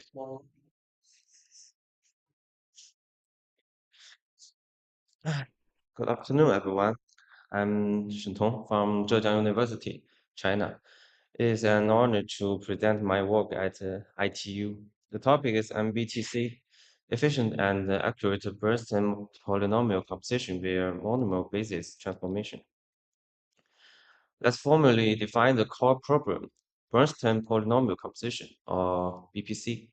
This refers to the operation of composing two Bernstein polynomial functions. The inputs are the inner function g and the outer vector function f.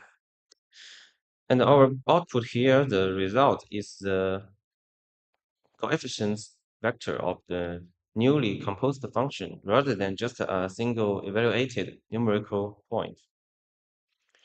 BPC is an important fundamental operator in CAD systems, widely used for modeling and processing of parametric curves, surfaces, and volumes, such as representing P-curve, unchaining, FFD, and the modeling of microstructure.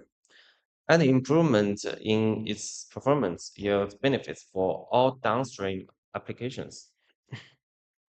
For such a fundamental operator, numerical stability, high efficiency, and ease of implementation are crucial. But existing methods face trade-offs in achieving all of them. Reviewing the existing method, the product and Blossoming-based method ensures good numerical stability via convex combinations, but heavy relies on recursion and linear combinations, which make it inefficient and hard to implement, especially in high order and dimensions. On the contrary, the interpolation method is highly efficient and easy to implement using matrix operations, but, but it serves from poor numerical stability due to a large metric element. Finally, uh, symbolic rational computation provides machine precision, but its efficiency is much lower. To further improve efficiency and resolve the trade-offs, we propose MBTC. In the first step, we convert the coefficient vectors of the input Bernstein polynomials g and f into the monomial basis, or we said power basis, via a linear transformation, which is formulated as a matrix vector multiplication using the basis transformation matrix. Next, compute functional composition in honors form under the monomer basis. The honor composition in this step is different from the standard honor evaluation. Instead, it makes use of the honor structure to perform exact coefficient composition. Finally, convert the results back into the Burstyn basis. This method, uh, this method straightforwardly principle leads to easy implementation and adaptable to various geometric representation, include curve and high dimensioned simplexes and tensor products. It delivers high efficiency than existing methods while maintaining acceptable numerical stability. Understand why MBTC is so fast, we divide the time complexity in two modules. Let's break down. First, the basis transformation. The time complexity of this module is always a minor term compared to the composition itself. And as a linear transformation, the transformation matrix is constant. It's a constant matrix for fixed degree and forms, and it can be pre-computed offline. Furthermore, when dealing with tensor product surfaces, we can compute this transformation repres- respectively along each parametric direction, which further optimize the performance. For the honor composition module, honor method can reduce the redundant computation and make it faster than the direct polynomial expansion in the power basis. Although some power composition algorithms have a lower time complexity than honors, but we choose honors for a practical reason. Experiments show that in common CAD scenarios, honors method has a clear advantage in its constant factor. Other advanced algorithms only perform better at extremely high degrees. Finally, taking the curve on curve case as an example, the dominant term of MDTC's time complexity is always the smallest among all methods. Here, the D means denotes the degree of input function. This page we talk about the numerical stability. First, the basis transformation module.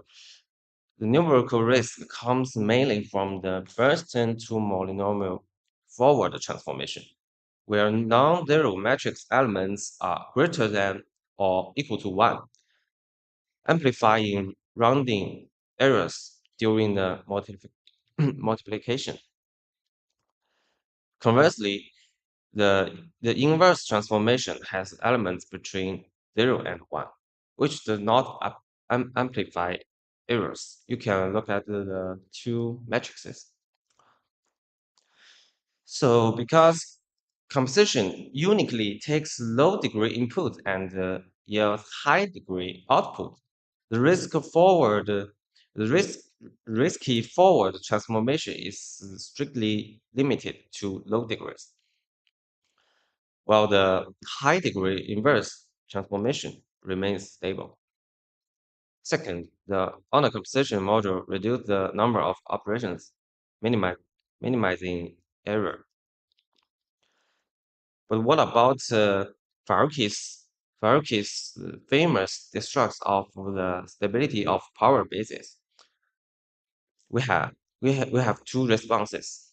First, his conclusions focused on the root solving, but not coefficient composition. They are fundamentally different. Second, Farooqi argued that large condition number of transformation matrices cause unstable. However, the condition numbers measure relative error, It terms of relative error, even stable convex combinations lose significant digits due to uh, cata- catastrophic cancellation if the input itself is ill conditioned. To truly evaluate the process stability, we should look at the absolute error, the amplification of rounding errors. From this perspective, our theory is reasonable. This table shows the runtime and significant digits for several respective scenarios. Looking at the here, the CC stand for curve on curve, and TC stand for curve on tensor product.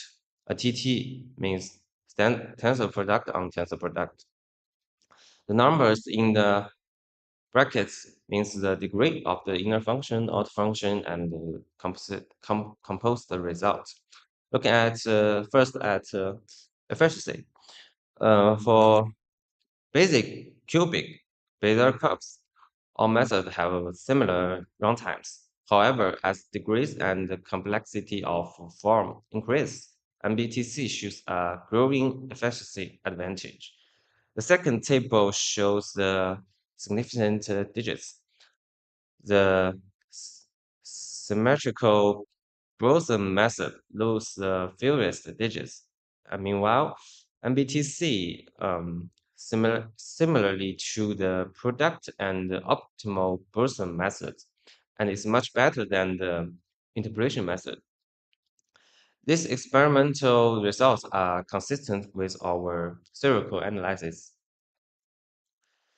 In conclusion, we propose a new method of BPC applicable to arbitrary degrees and dimensions for both simplex and tensor product forms, which achieve the optimal efficiency while maintain adequate numerical stability, resolve the trade-off between speed and accuracy.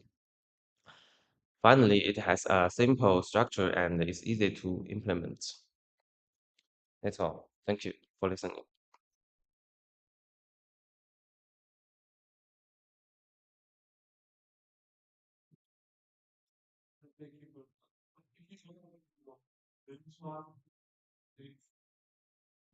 Table? Sorry? Uh, this table. You can see the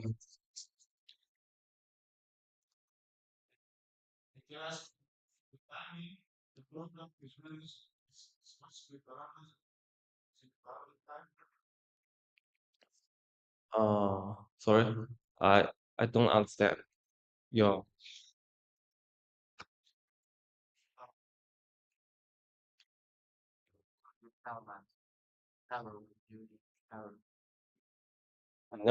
no parallel computing, no parallel computing.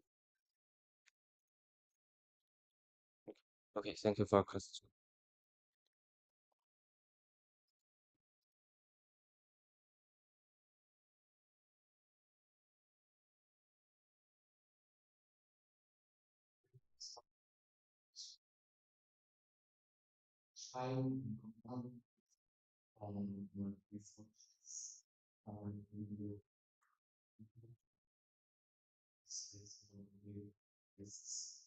Um, it's a okay.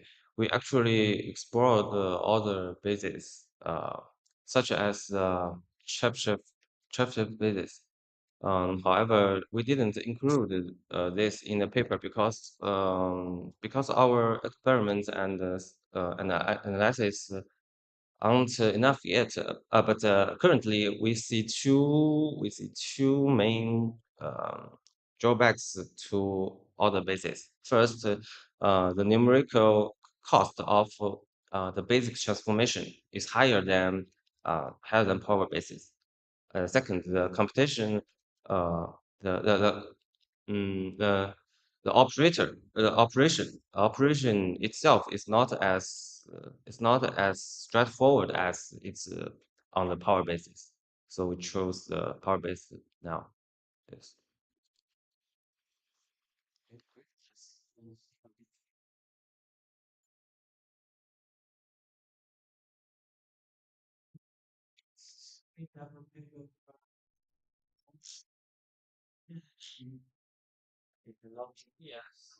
So what happens from online reasons or Reading.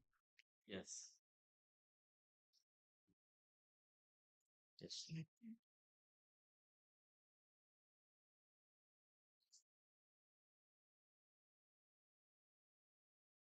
Thank you very much. And send an email.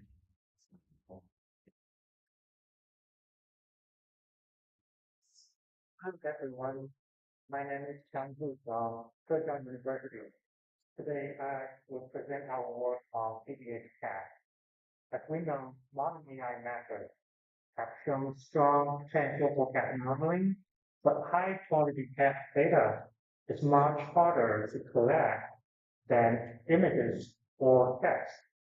So in this work, we asked, can we combine data-driven learning with explicit cat knowledge so that cat models can be learned more effectively on data scarcity? The presentation is divided into 4 parts, and the first one is the motivation of cat learning under data scarcity. Let me start with the broader background. Intelligent cat is becoming a clear trend in both industry and academia. The industry companies like Autodesk are exploring workflows that turn images or other inputs into 3D models. In academia, many recent work study text to CAD or image to CAD. This shows a strong opportunity. AI may help automate CAD modeling workflows and make design much more accessible. But the major bottleneck of CAD learning is data. Most learning-based methods require large-scale data. However, large-scale real-world labeled CAD data is still very limited. Some datasets are closer to real design data, like Fusion 360 or TMCAD, but the scale is small. On the other hand, some datasets have large-scale models, but are usually synthetic data, which cannot be used in real practice. A common response to data scarcity is dataset scaling. They do this by either collecting amateur models or synthetic generation, but produce unrealistic models. In fact, we may have to admit that small dataset is an inherent issue in CAD. In a specific industry, for example, the number of real product types or design variants is often limited to hundreds, not millions. In addition, high-quality CAD data is usually proprietary and commercially valuable, so companies are unlikely to release them publicly. Since directly building a large-scale label CAD dataset is difficult, we want to use the function model as a source of knowledge so that we don't really need to scaling data. These foundation models have already shown strong capability in general knowledge domains. The goal is to compensate for the missing knowledge that cannot be obtained by directly scaling CAD datasets. This is similar to virtual scaling. We use the prior knowledge in foundation model to compensate for the required data in scaling so that we don't really need to do data scaling but have the same results. This slide shows the overall framework. Foundation models contain broad general knowledge and also some partial CAD related knowledge. For example, they may answer simple CAD questions, but they are still unreliable for detailed CAD reasoning. We view the knowledge inside foundation models as incomplete in 3 ways. First, Some cat knowledge is weakly expressed or even mixed with massive general knowledge, so it needs to be elicited. Second, some knowledge is missing, especially for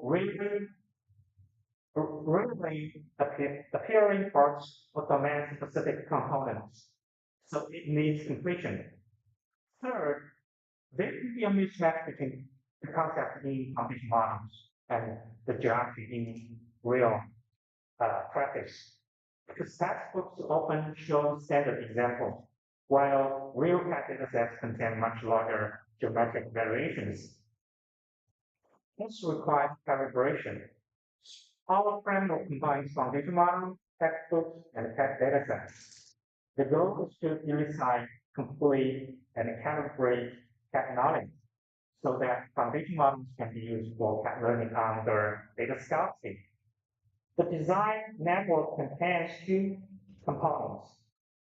Component stage one focuses on knowledge eliciting and computation. It extracts cat knowledge from textbooks and represents it in the learning space through a VOM, a large foundation model.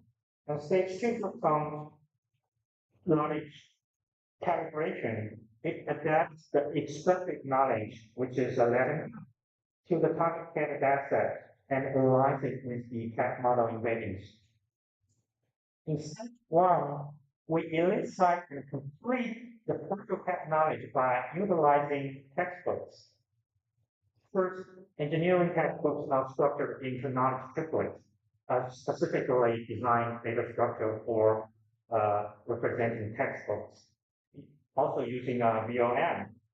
Each triplet contains canonical terminology, description, and visual demonstrations. Then both the knowledge triplets and cat model views are encoded by a VOM encoder, which gives us data embedding in the latent space. The goal of this stage is to represent external cat knowledge in the foundation model in the latent space of a VOM. Stage two calibrates the extracted knowledge to the pocket cat distribution. The shifted vector model adapts category level knowledge embeddings towards the target dataset. Then through cross-attention, we align the concept level knowledge in the foundation model and the geometric variations in small dataset. Experiments evaluate KDH cat and part classification and retrieval tasks. We use GenCat and FatWave datasets and compare KDH cat with some representative cat learning baselines, including UniNet, AAGNet, BREFNet, and BRT. The results show that KDH cat achieves higher accuracy even with limited training data. On TMCat dataset, it reaches 95.8% accuracy with only 1,000 cat data. Performance is also stable across different random splits, which indicates that the method is robust and not dependent on a specific data section. Here we compare KDH cat with baseline models on TMCat and FedWave. The main result is that KDH cat achieves startup performance with only about 10% of the training data required by those baseline models. We also evaluate KDH cat on the downstream part retrieval task. KDH achieved the same performance with only 1,000 training models, while the baseline models use more than 10 kilograms models. The retrieval results show that KDH cat can learn better cat representations than baseline models. To conclude, this work solves the data scarcity problem from a totally new perspective. That is, can we use prior knowledge in foundation models to replace the need for raw cat data? And our implementation and results show that this is very promising, and we have achieved startup performance with only 200 or even 300 data points, which is frankly much better than what we thought at the beginning of the project. In the future, we would like to extend this framework to more downstream tasks such as feature recognition and cat model generation. Thank you for your time.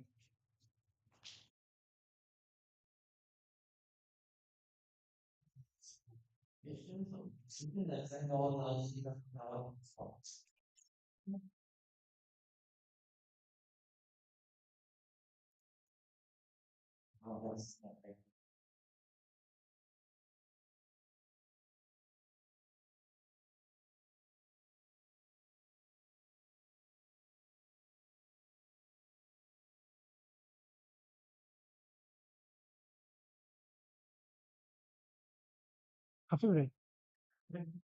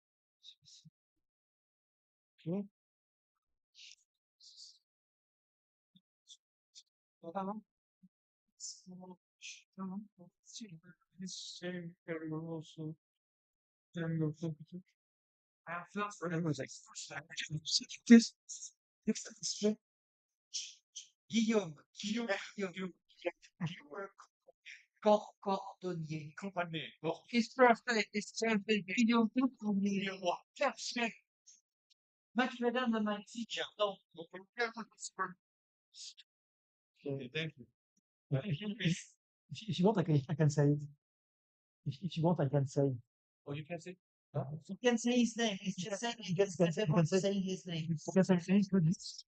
Guillaume Cordonnier.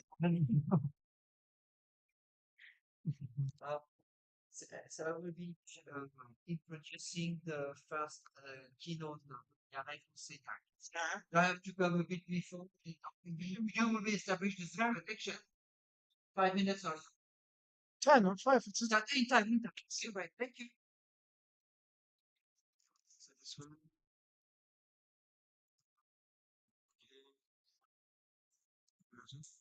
just checking if every video work.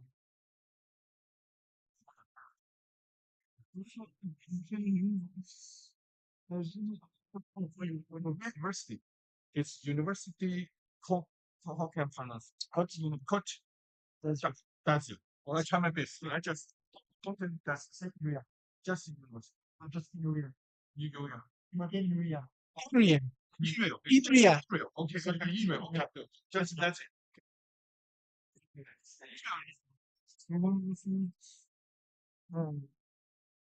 Points or I don't know. No, maybe not. I don't need a point of view. I just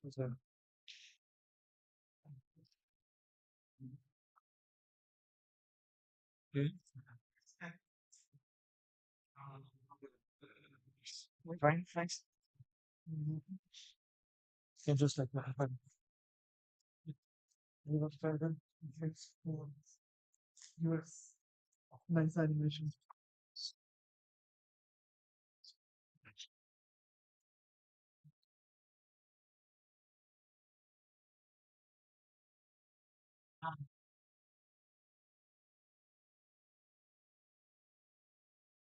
Yes.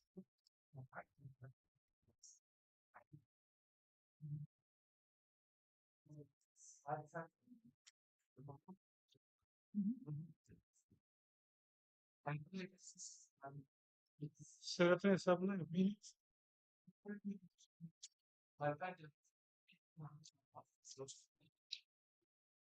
Just a minute, I'll check one more thing. Just check whether my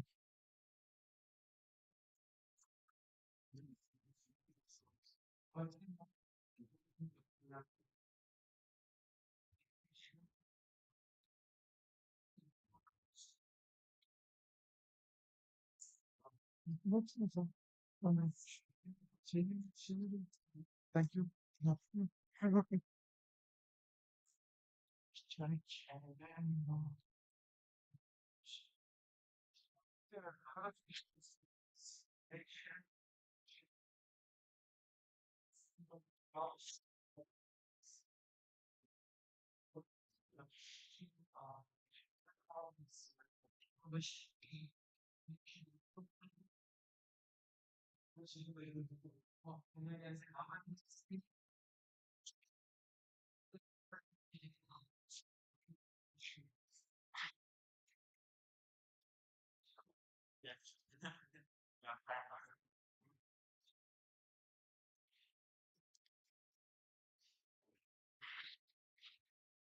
Well,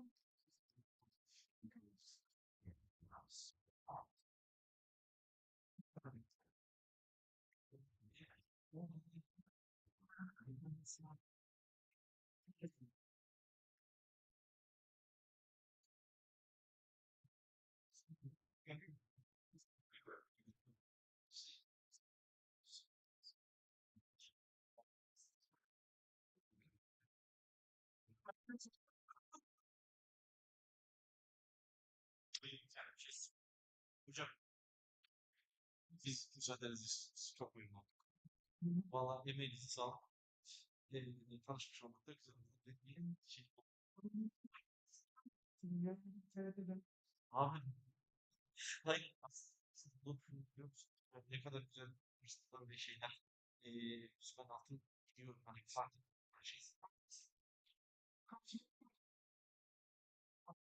şey şey yapmışız varsa yani büyük fırsatlar var mı? İnşallah bir sonrakinde daha. Sen Allah'a emanet çok memnun. Hayırlı. kendine iyi bak.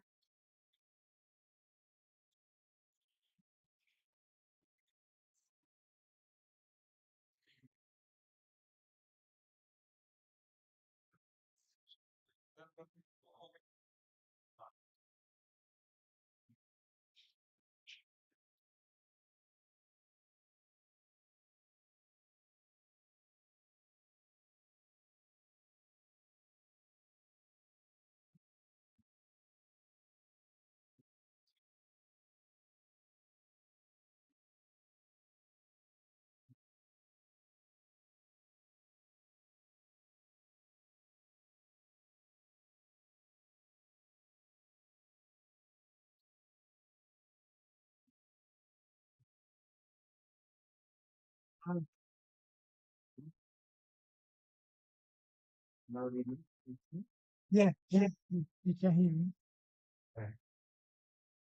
We will start with 15 minutes. 30 minutes? Yeah, 15 minutes.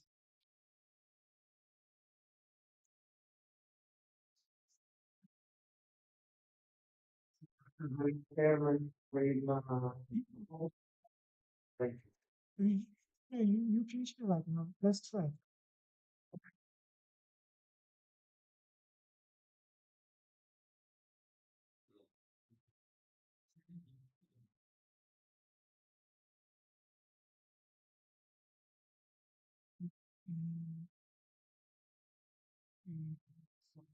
Okay.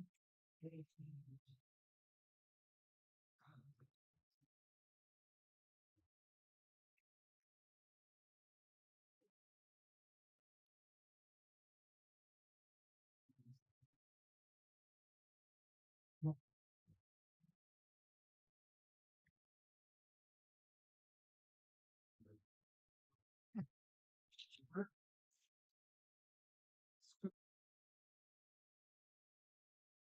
We can see the slide. Let me take the second one. Okay. Yeah, we can read as well.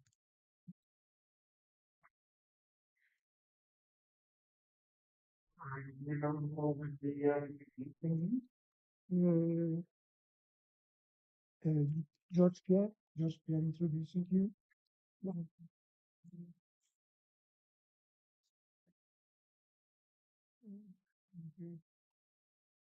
Okay.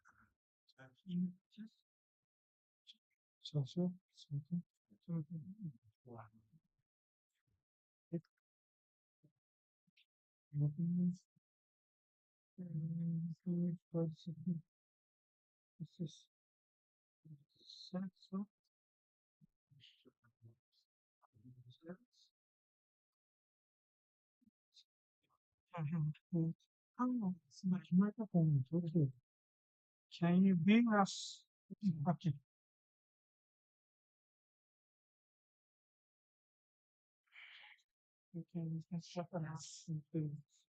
Yeah. Okay. Hi. Hi, Jarek. J'es- J'espère que tu vas bien. Yeah, ça va très bien, merci. Donc, je vais avoir le plaisir d'introduire ton exposé dans quelques minutes quand les gens seront de retour dans la salle. Ça va sûrement durer un petit peu. Thank you so much. Thank you.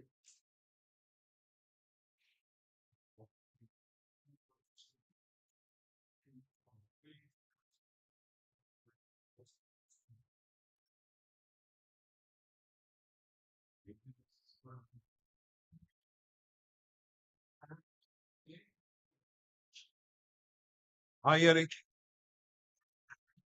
I wish you will be here. You would enjoy a lot. It was very nice. Yeah. Uh-huh.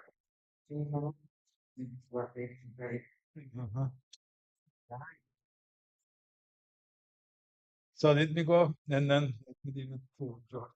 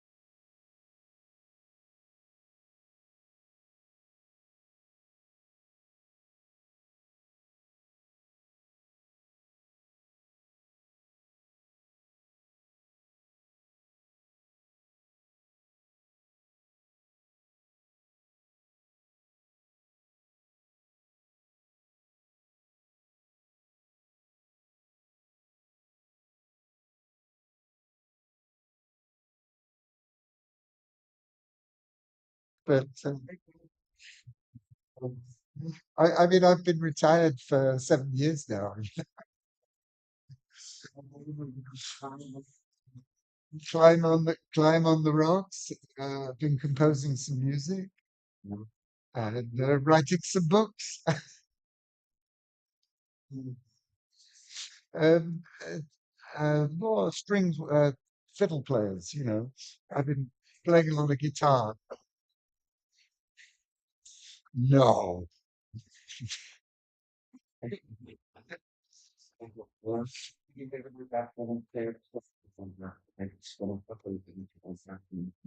I have been using AI for programming there.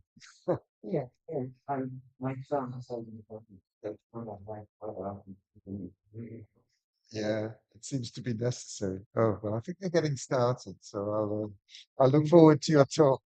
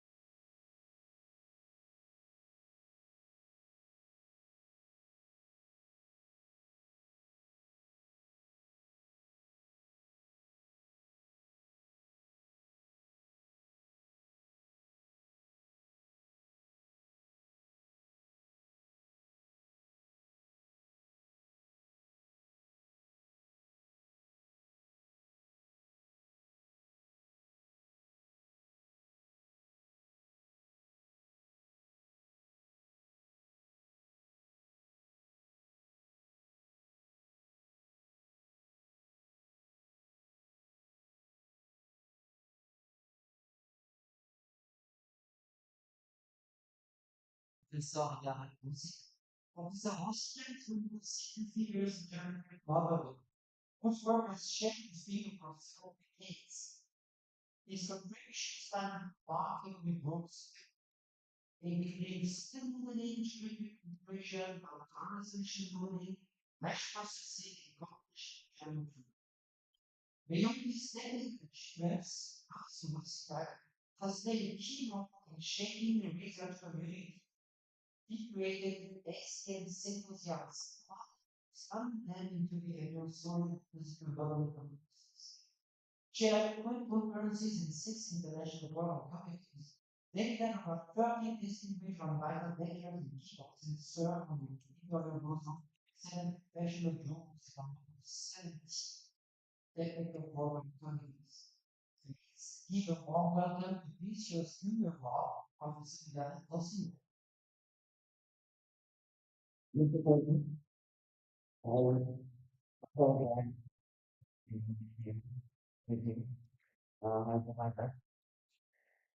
want to find out here if you get what the drug is, the minute, and what are the results.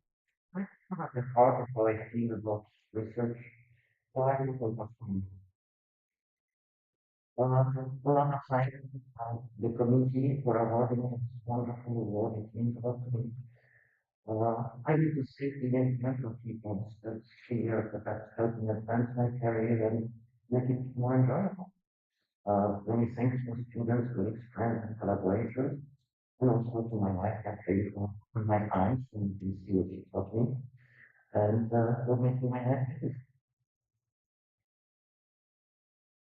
All right, well, I suspect that you were sure what I was awarded for, typically about service and inventions, and I enjoyed very much contributing to the conferences series in different ways. An interesting anecdote. It was for a while, what is frustrating certification was accepted that conflict organized by the people to deal with the crew. Conflict was seen as a lie. Unfortunately, I was not able to attend and present the paper. They kindly decided to include the paper in the proceedings anyway. I'm thankful that they did because this paper by far is my most cited. So when facing a hard problem, my progress is marked by political revelations. These are these satisfying gut feelings, intuitions, or unique moments, which I feel like I've understood or invented something about. Revelations that apply to many problems. Math foundations include symmetry, steadiness, and what I call naive divided over trust and seeing, which is not obvious. I will mention some examples of these treatments. I define good because it was focused in many of the pieces of my contact. So the method is an applied transformation. I'm a firefighter. Um, yes, for each of the expressed effect is constant. Very motivating and sleep to the activity F is simply N to the fourth. That's so some of the emotions and patterns that can be created this way are really beautiful. But more importantly, having steady emotions enables to compute many things easily and to optimize things more. Which is some kind of steady motion. Well, let's take a translation because this steady motion, the steady translation is translated by a constant velocity from the rate. So let's talk about isometry.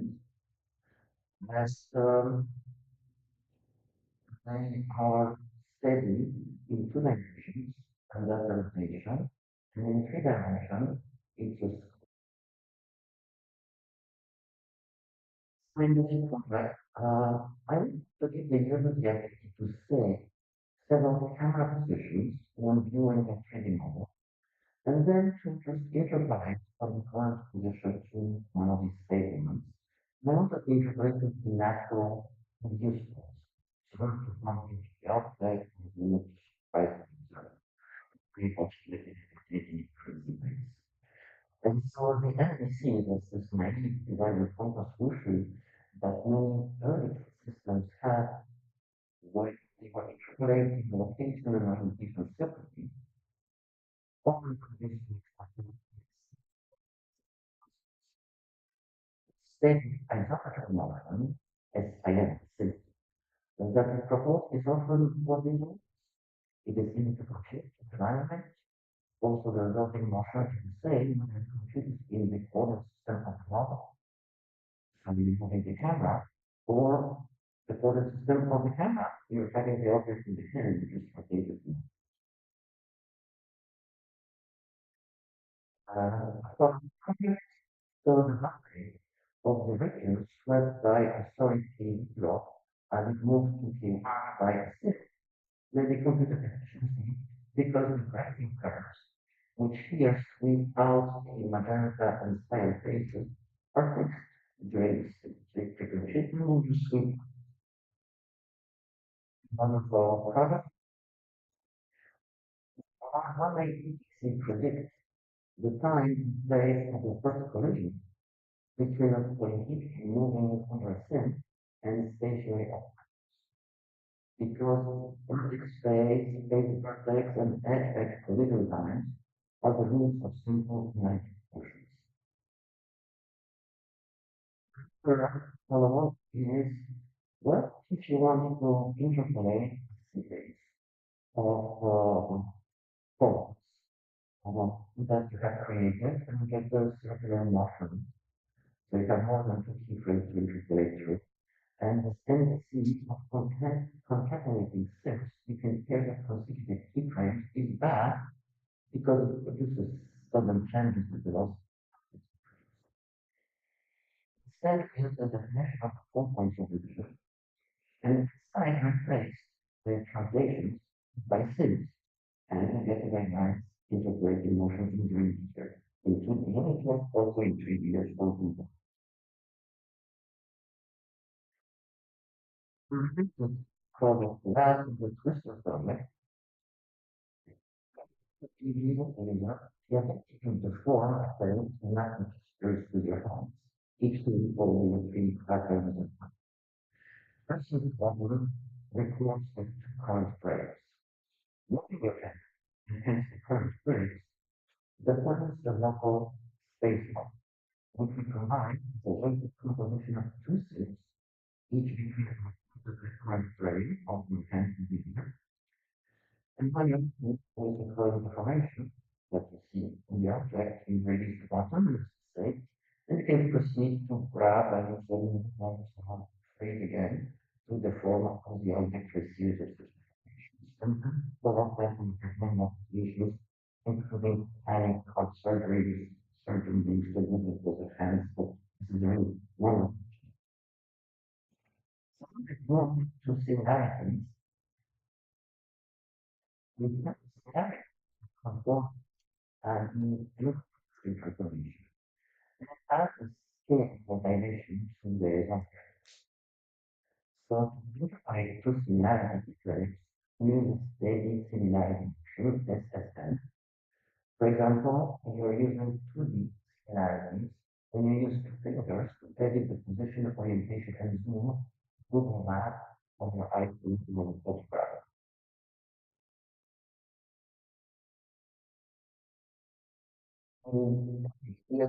Defined by 16F is rotation of the volume and scaling ratio F. And these are very easy to compute from the 2 frames, starting from frames. Makes sense to 3D, order of the warehouse, and it can be used to create interesting structures.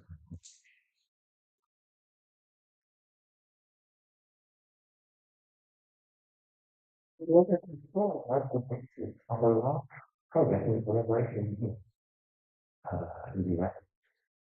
Our microcontroller software allows you to specify 4 key frames in 3 dimensions. And we then define 3 SFMs, so the frame A and the B, the Y SSM to C, 1 SSM to B, 1 SSM. And then use this SSM to replicate in 3 directions, translate nodes and beats, like in the rectangular pattern that in 3 dimensions. Trying to create patterns with steadily varying size and orientation in study. We never always for answering geometric and political values on these non-constraints. They're extremely compact procedural descriptions. After all, the slide later uses some 3 keyframes and 6 words to put. When you edit and pull up on the phone fingers, you record their positions, say A0 and B0, and move them to new locations, A1 and 1. Carefully, the finger as it started at A0 ends at B0 for the other finger. You define not only the stand but also a spiral path, spiral curve through points A0, A1, and B. So, can you find my spiral curve? And I just took these spiral curves with the same A1, so the middle point is shared by this. To make a map that is controlled by only 5 points, and twice, they didn't have to be compared, not also 3D, because each spiral is in some plane, even though they are not in the same plane. Next is what I call the mix map. And next is for the shape of the data. It's 5 control points defined enough that takes a unit square, which the form and then image in 3D. The X map is controlled by the imagers ABCD of the converse. community spread. And I the image analyze, and I encourage you to check the paper, it is very make a analytics map. So like, oh, this is another example by study. Uh, in which neighborhood the copies of an answer that could be or no are not similar. They're the annual change and actually change. So they're regular, but they are not exactly what you would like to see working. The drug problem, I had a series of revelations. Many neighborhoods similar. The personality most to work in the activities. To correct, you must have the same experience in work. What can be achieved by constrained location of them? Yeah, but actually, there's no that's the Eureka model. So S sub AB, which takes points AB to BC, and S sub AB, which takes AB to BC, have the same point, the same thing. There's nothing for M at all. And so this sign for so much better version of the XML is called COTS for corner operated transsimilar. Corner operated because it's defined by the components, the images of the components of the unit square, and transsimilar because the translations in this unit square are mapped into similarity modules in the deformed structure. So it makes translations to similarities. Discussion by the 12 formats, and it's a planner. And the point here, the image of the center of the unit square is actually the cross image of one half and one half.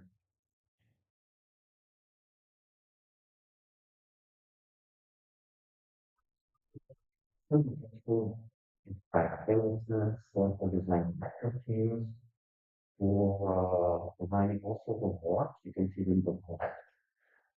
It correctly extends the P1 neighborhood, replacing into translation by similarity. Because in its inverse, have very simple cross form expressions. So it's keep the computing reliant. Because suppose main geometric varies in constant time, arbitrary complex periodic structures. It's really complicated. In fact, next group has looked at this and concluded that code is extremely widely composed and has even stronger properties which more overlap.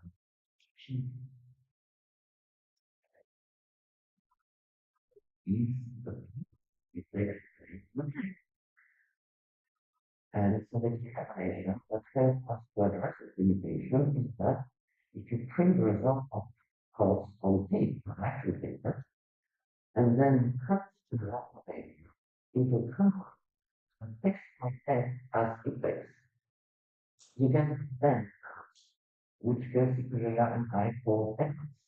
The French word, the amazing thing is that S, the big function, and the curve are defined by the scope of ABCD. Because you know that we cannot define how any combine if what is in this context here.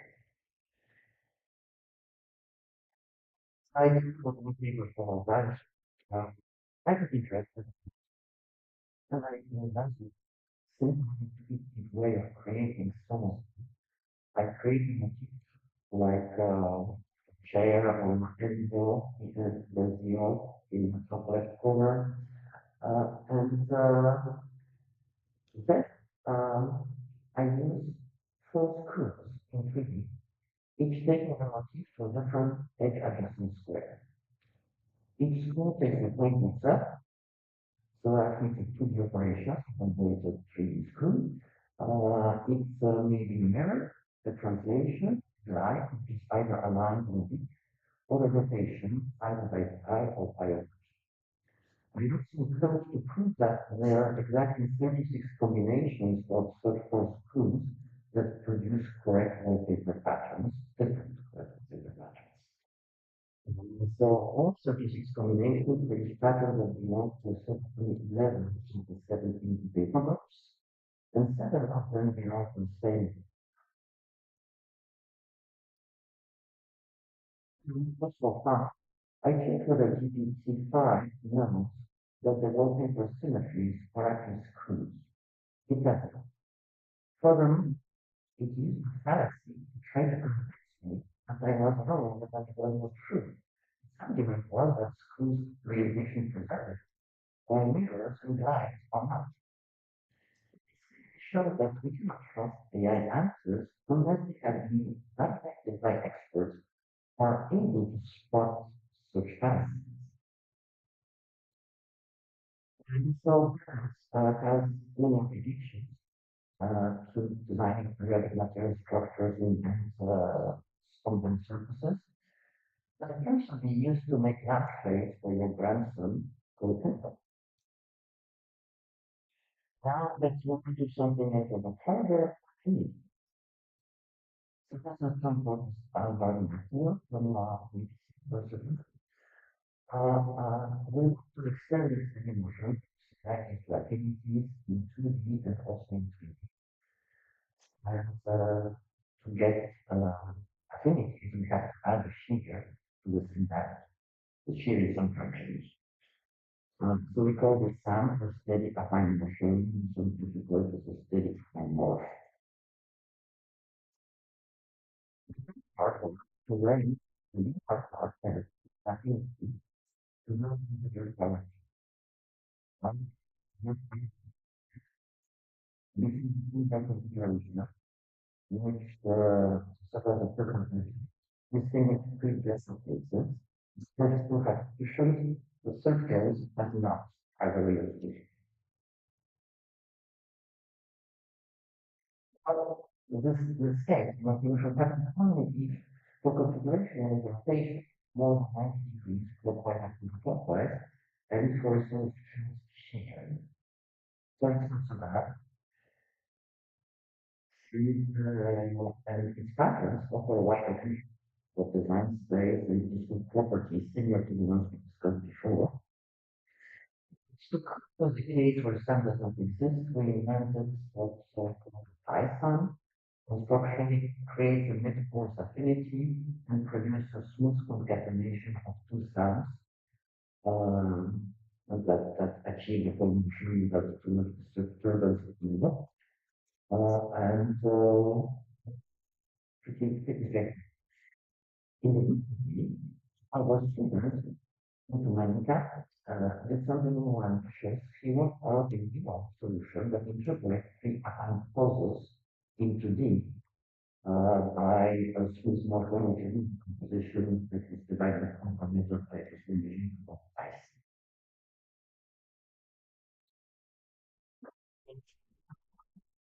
I'm trying to investigate the 2D similarity motion that incorporates 3D effects in internet. So it was two of three. We haven't had the solution with ice sounds in the new one that we discussed earlier. We considered many other solutions, such as profound reason, and organizing them into six families and selected the best representative for each family. So with the bystander nuance, we have eight pitas, named 1 to 8.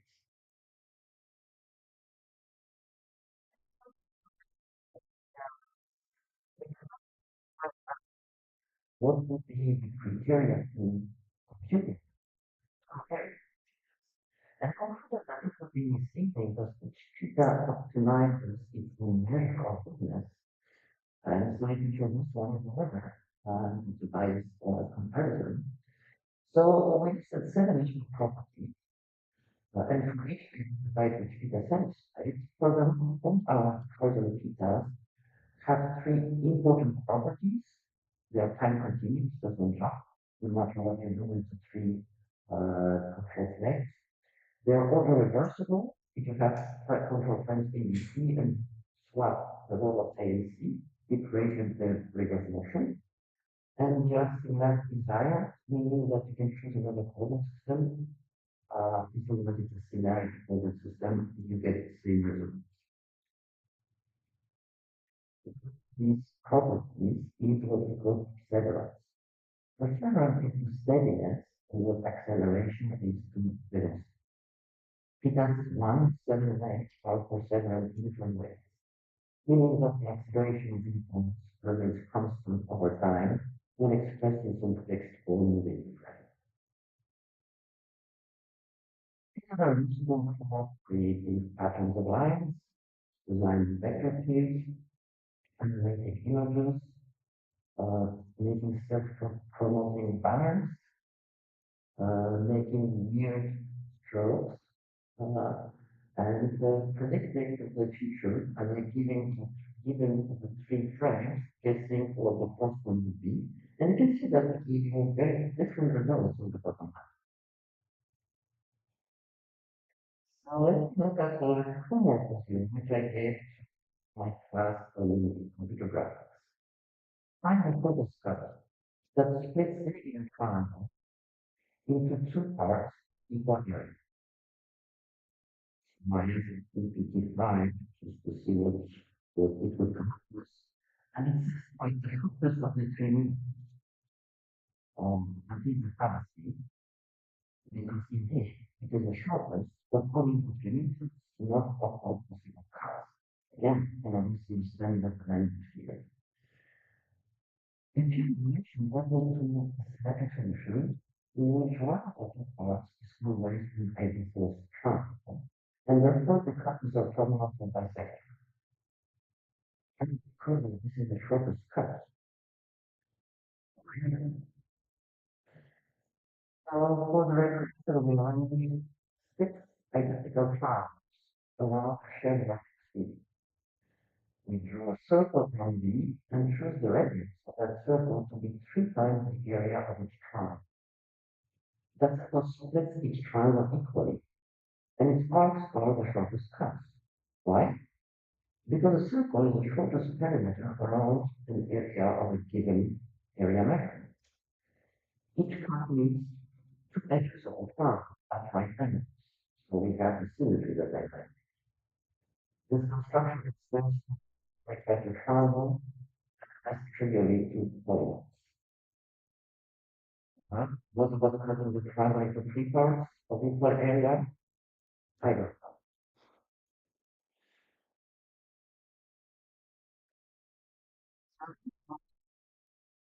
Let's now talk about two life. Not two different, but two. Let's assume that they are compatible, that means the gap between them, the XOR difference, has medial axis that is a closed loop. For element P, on one hand, we identify as one point Q on the other. These points each considers a independent time sync with one to the other, so that trajectory of P is a circular arc. We use the idea for defining surfaces that interpolate two planar cross-sections of different levels in a 3D settings, and with this animation on the center right, for in between stroke drawn by an artist. Right, because for this, the implementation was hired by the animation, and even though the Oscar for his contribution to the movie. So I don't know how we can compute that connection given to. Well, as an we wanted a circular arc that is more particular, and to use especially to compute it, we use a smooth piecewise circular approximation curve, and that was part of my PhD dissertation. It's very easy to compute. So it's not the group that was should be up. Second one is to construct this circuit block from P to Q and stop in the middle and draw one to grids and I have and there's several ways approaches all defined in bottom right within different points of the circle or another, but all of them nowadays is to compact points and the circle kissing those curves. So the next question is how to define and compute the average and variance of more than two variables.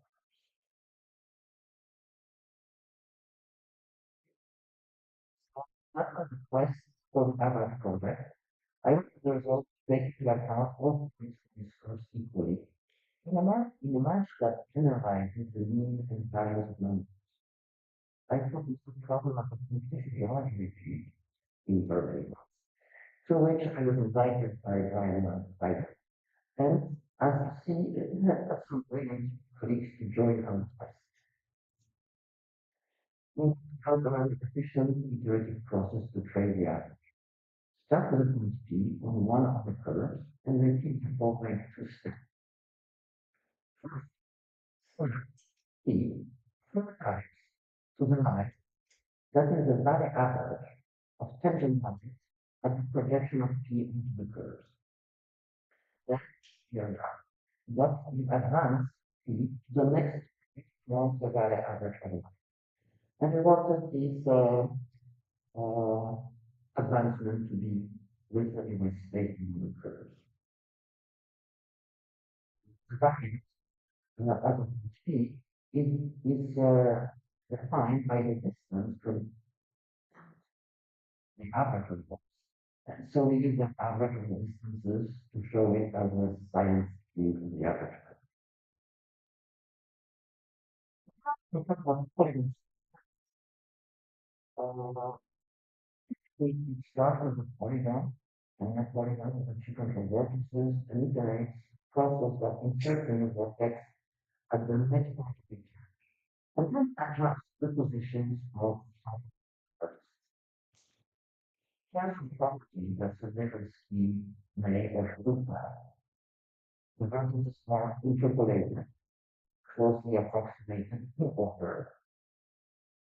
The hands of inserting or editing control complex formats supplied to the designer. The result is aesthetically pleasing and significant convergence to occur with a sufficient degree of continuity for the application. So in the next line project, the place that is the current family polygon subdivision methods, which is one of a whole family of methods that produce a variety of results into polygons. Here I use the self-intersecting syncoplet, which produces a detailed region. And then I'm showing you 7 different results for different baselines, and which one do you prefer? Maybe the first one, maybe the last one, which is my favorite. Each one has its own characteristics.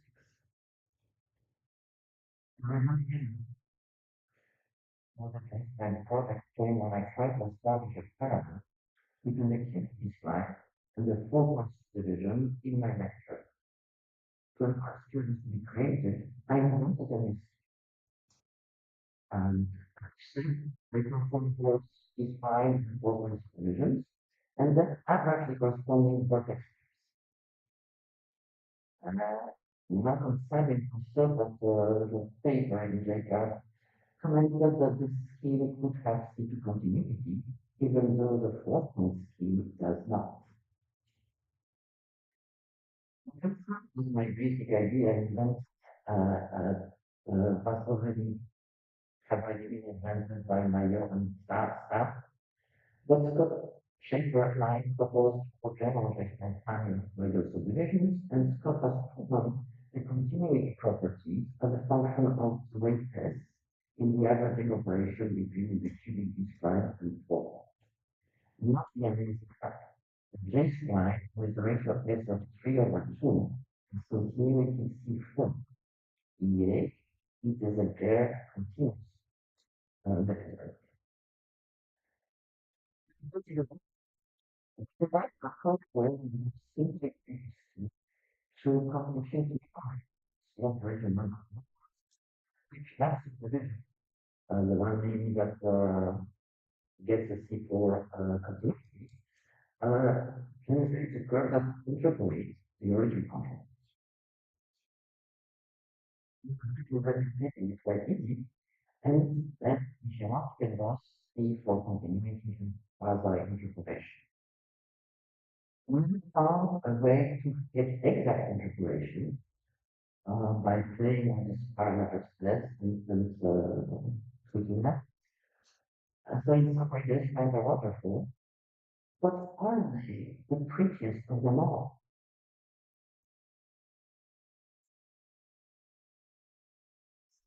Right, and 4-point schemes, which are used in some sense in the baseline, are formulated be formulated using weighted average of points in parabolic interpolators of figures in parabolas. As we guess, yes, but I had the idea to replace this parabola, and I did that from the parabola result for showing B here in that figure. And I try to replace them with a spiral, this logarithmic spiral, and the result is shown in red, or with a circular arc going through treatments, and the result is shown in blue, and filling the regular length by far. So you print this. Here are some examples of these constructions called spiral lines in 2D, which is very few components, a very nice full curve. Thanks, you can also that in 3D, get the nuts. Next starts to check existing drawings by Matisse like this, or Picasso, I forgot.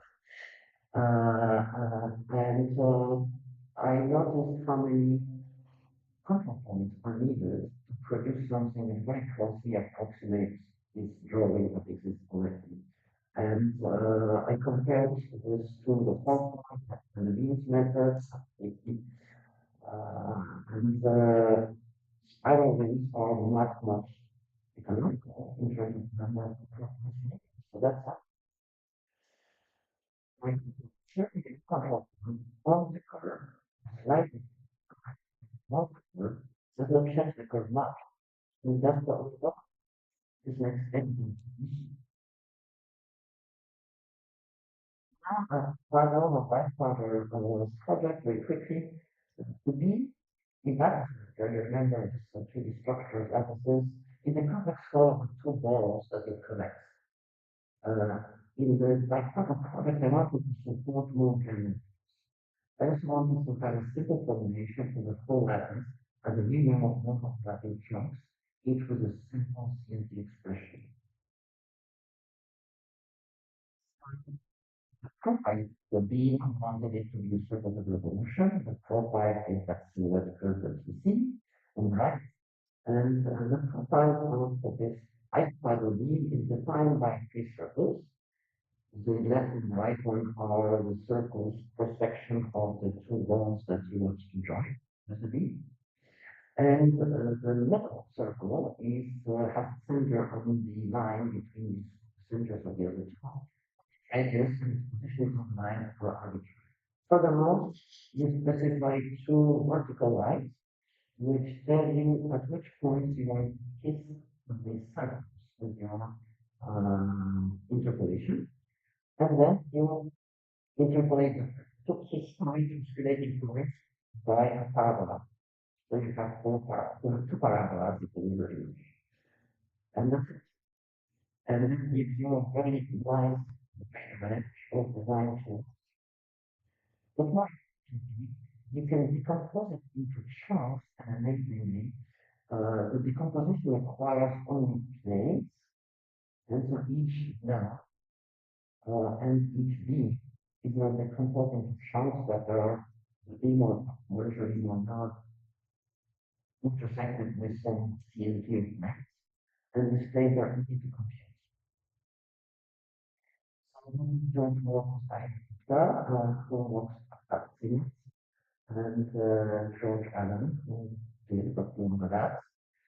And in his short note that explains how to run the engine for Atlas, Michael Sabin and his colleague was a very generous compliment by calling it a very beautiful application of algebra geometry. And this is what I love about this community, that people are not only very smart, like Sabin with Martin Sabin, but also very generous. And so very quickly, before I conclude, Let me share my thoughts about where we stand on AI and on what research we do. Our job is to understand the problems that we solve and to understand our solution. But we need to understand. Here are some symptoms of understanding. But what is understanding? And for me, to understand something, you need to think about it and to use it without what? Without symbols, without fusion. Is language required for understanding code? I do not really yet. I cannot. Not sure how. I'm trying to understand something, how to solve a problem. And then people are like, are emotions useful? I cannot remember images in my head. I cannot imagine images in my head, but I can write drawing. I think more than I'm discussing with colleagues. It was some by my colleagues did not like this as my repetition. To solve problems, what formidable research assist. Can you give answers? I don't think so. It's absolutely guided and verified by a knowledgeable critical thinker. And I admit that it is capable of understanding that we do. And I conjecture that it cannot sometimes put them into concepts or solutions. Maybe I am. What should we teach our PhD? We focus on teaching them how to guide and supervise AI. Should we teach them to develop a better understanding of problems and solutions? Really, can we teach them how to invent new concepts and new solutions in complex AI? Or will AI I'm still here and I am busy for listening. I wish you a safe ride back home and yes, I'm convinced and the community is ready to take your feedback and answer some questions.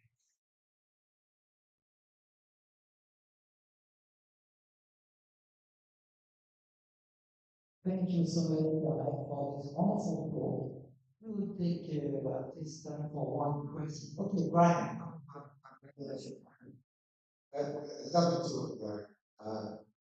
well, your last remarks about AI and concepts and problems, it seems to me that you've come up with problems which you simplify as strengths problem and to make it tenable and to make it give you the kind of results. Is it possible to try asking AI to problem with the same kind of approach will apply? We would love if somebody could say that today, because with the speakers in the room, I couldn't really decipher all the questionnaire. I apologize. Could somebody repeat it?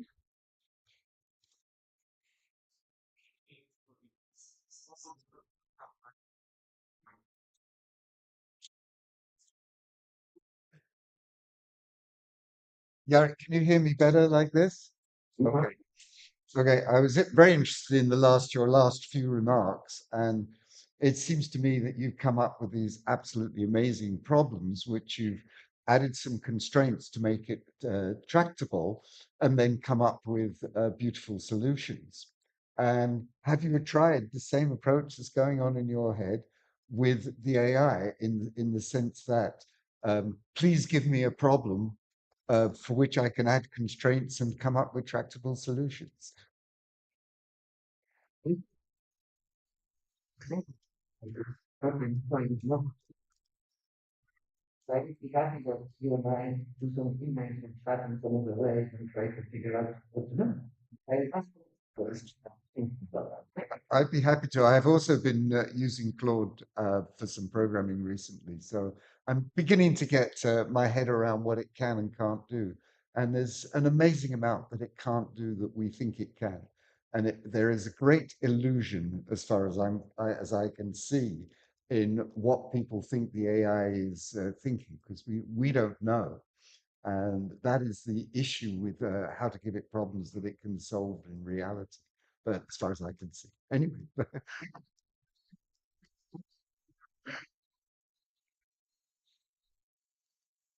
absolutely. Thank you. That's a very important question. Maybe for those who are interested in this question, there was recently a very interesting plan with three Nobel Prizes under the question, what does it mean to understand in the age of AI? This was very recently, if you read down it, what does it mean to understand in the age of AI? You will find useful in this. So I'm afraid we are running out of time. Thank you so much, Tarek, for this wonderful talk and congratulations on Thank you for the privilege. All right, bye bye.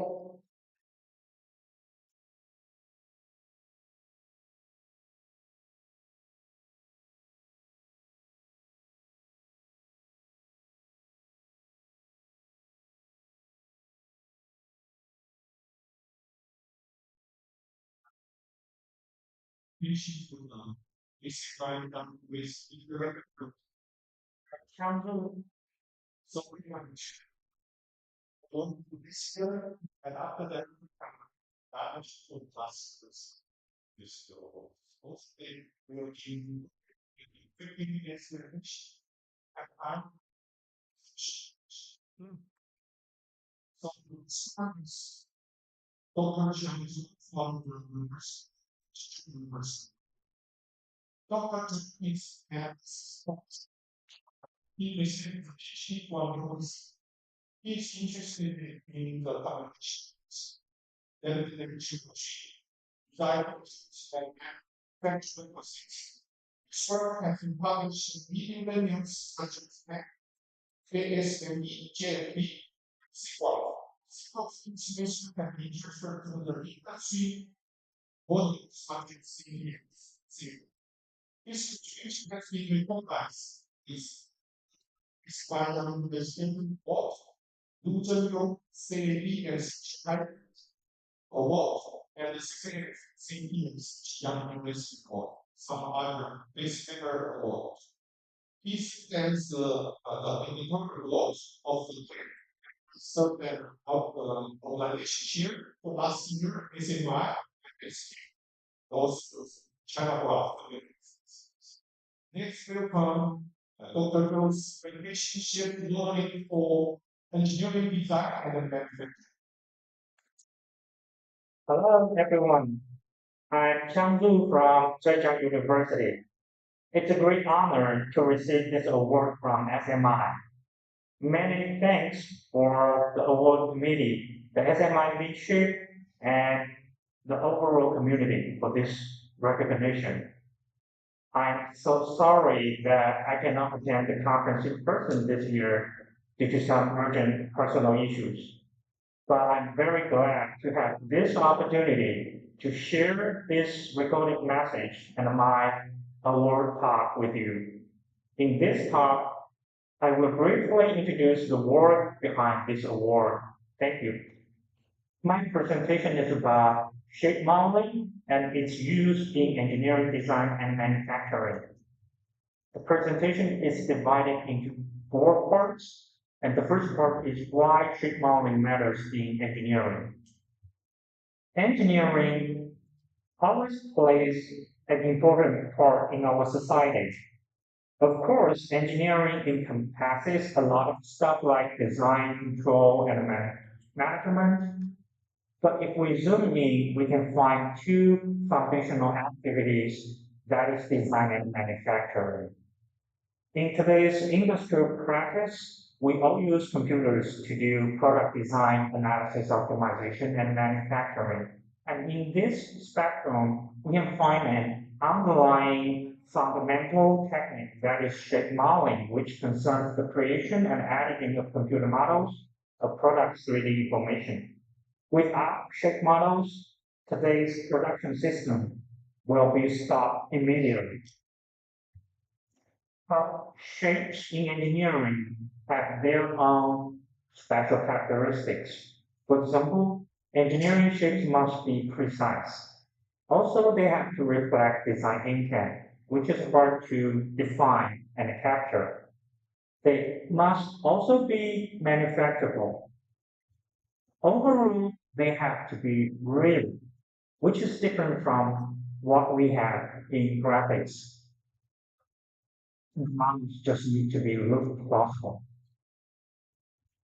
Personally, I am very interested in the representation and computation of engineering shapes, particularly the geometric computing for large engineering shapes like large assemblies or large microstructures. I'm also very interested in going beyond pure geometry to integrate design intent and manufacturing requirements into geometry so that geometry can really go into the design and manufacturing workflows. The first work I want to share is scalable geometric computing. Classical geometric algorithms work well for individual curved surfaces, but engineering shapes are becoming much larger and more complex. For example, large assemblies, turbine components, and microstructures may contain millions or even billions of pieces. Here, the bottleneck is not only just accuracy, but scalability. Many traditional operations rely on recursive computation and numerical iterations. When these operations are repeated over massive geometry, they become too slow.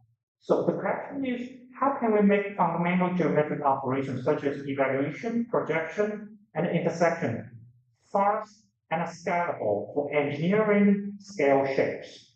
This motivates our work on scalable geometric computing. To address the scalability bottleneck, our key idea is matrix reformulation. Instead of treating geometric operations as recursive procedures, we reformulate the representation and, more importantly, the associated algorithms into matrix operations. This reformulation makes the computation more regular, parallel, and then much more suitable for GPU execution. We have successfully reformulated nudge evaluation, inversion, projection, approximation, intersection, and also distance query into matrix operations. The benefit is clear. For raw assemblies, for example, visualizing a large jet engine, we have successfully reduced the time from 5 hours to 20 minutes. And we limit the amount of cells in a microstructure that we can process on an average computer from thousands of cells to billions of cells. So the message is clear here. By changing the representation, we can turn conventionally slow geometric computing into scalable geometric computing. The second topic I want to share is design intent aware geometric modeling. In engineering, a shape is not just geometry. It also carries semantics. For example, constraints, tendencies, slopes, pockets, and other design intent. Problem is, current geometric modeling tools may change the geometry, but destroy this hidden semantics. For example, symmetry or tendency relationship between faces may disappear after editing. Our idea is to integrate the shape layer with an unsmacked layer. During editing, constraints are recognized on the fly and preserved together with the geometry so that we can go beyond pure shape editing into shape semantic integrated geometric modeling. In this way, model editing becomes not only geometric, but intent aware. The shape changes while the design intent is maintained. The third topic is manufacturability aware geometric modeling. Here, the key idea is that a geometric model is not fabrication ready by itself. It must be connected to the manufacturing process, especially to process and machining physics. For example, the digital side starts from a geometric model and generates two graphics.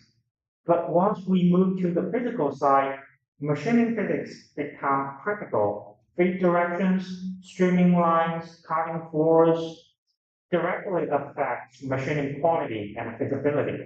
So our goal is to embed machining physics into true path generation so that shape models become not only geometrically valid, but fabrication ready. Our idea is instead of representing two classes explicitly and generating them directly, we represent two classes implicitly as iso-level curves of a scalar function.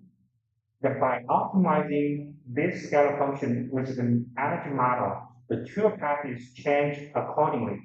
So two-path planning becomes a problem of optimizing the function, not manually constructing curves one by one. Here we further embed machining physics into the ISO level framework. Different manufacturing factors or requirements, for example, streamlines, kinematics, cutting forces, and machining dynamics can be formulated as vector fields. Then, by solving a Poisson equation, we obtain a scalar field, and the resulting iso-level curves become physics-aware geopathics. Here, the physics is about machining physics. So the main idea is manufacturing physics guides the field, the vector field or the direction field, and the field generates the true passage. The last topic I want to share is AI for geometric modeling. This actually is a very hot and broad topic. AI can help with many aspects of geometry, like including perception, reconstruction, generation, optimization, and design automation. But when it narrows down to engineering shapes, what interests me most is not visual shape generation, but the question is whether AI can understand and respect engineering semantics behind geometry. For example, constraints, topology, feature classes, dimensions, and design intent. One of our typical research is diffusion CAD, in which we try to embed these engineering constraints or semantics into the diffusion-based generation process. This allows the model to generate geometric models under structural control and class control, and the results are shown on the right side of the slide. In short, AI for geometry should not only generate visually plausible shapes. My understanding is it should be able to understand engineering semantics and respect these semantics during generation. To conclude, the common thread of my research is shape modeling. I started from geometric computing, where the goal is to make shape operations scalable to large engineering models. Then I went beyond pure geometry to integrating design intent and manufacturability. More recently, I have been interested in AI for geometry, especially how AI can understand and generate geometric models with engineering semantics. Overall, from computation to semantics, and then to physics, and now to intelligence. Shape modeling is basically the engine, and engineering design and manufacturing is the road guiding the direction of the car. That's, I think, basically the overall picture of my research work. Thank you very much. Thank you for your time.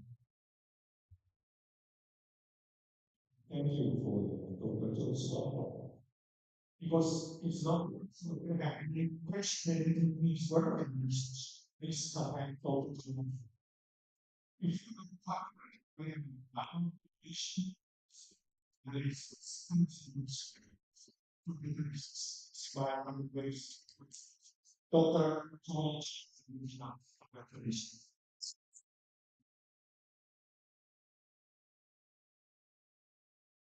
Dr. Chong is an assistant professor in the Department of Computer Science at the University.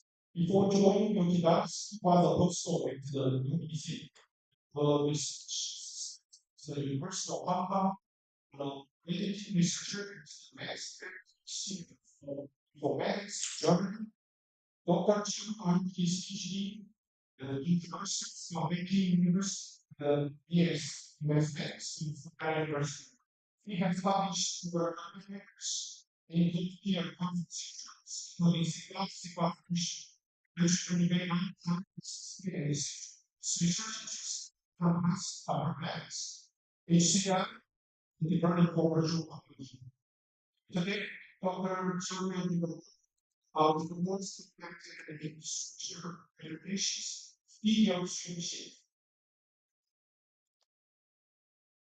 Thank you for this introduction. And I'm very honored to give this award talk today on this stage. And thank you very much for the ISMI committee to give me this award. So today my talk is about towards compact and structured representations of detailed 3D shapes. So first of all, I would like to briefly mention some very interesting history about me and SMI. Actually, SMI was the venue that I published my first paper. Uh, so it was about real-time editing of man-made mesh models under geometric constraints back to SMI 2019. I remember that was in Vancouver. And unfortunately, I didn't got my visa, so Professor Wenping Wang helped me presented that paper. So SMI actually shot the first light to my research journey. So now shot the second light to my research journey. So thank you very much for SMI's award. So back to our topic today. The story is all about the shape representation. And 3D geometry plays a critical role in many applications, including video games, streaming content, and VR AR applications. The requirements for a good 3D shape representation that is compact, it accurately represents the original geometry, and the user should be able to specify a balance between compactness and accuracy.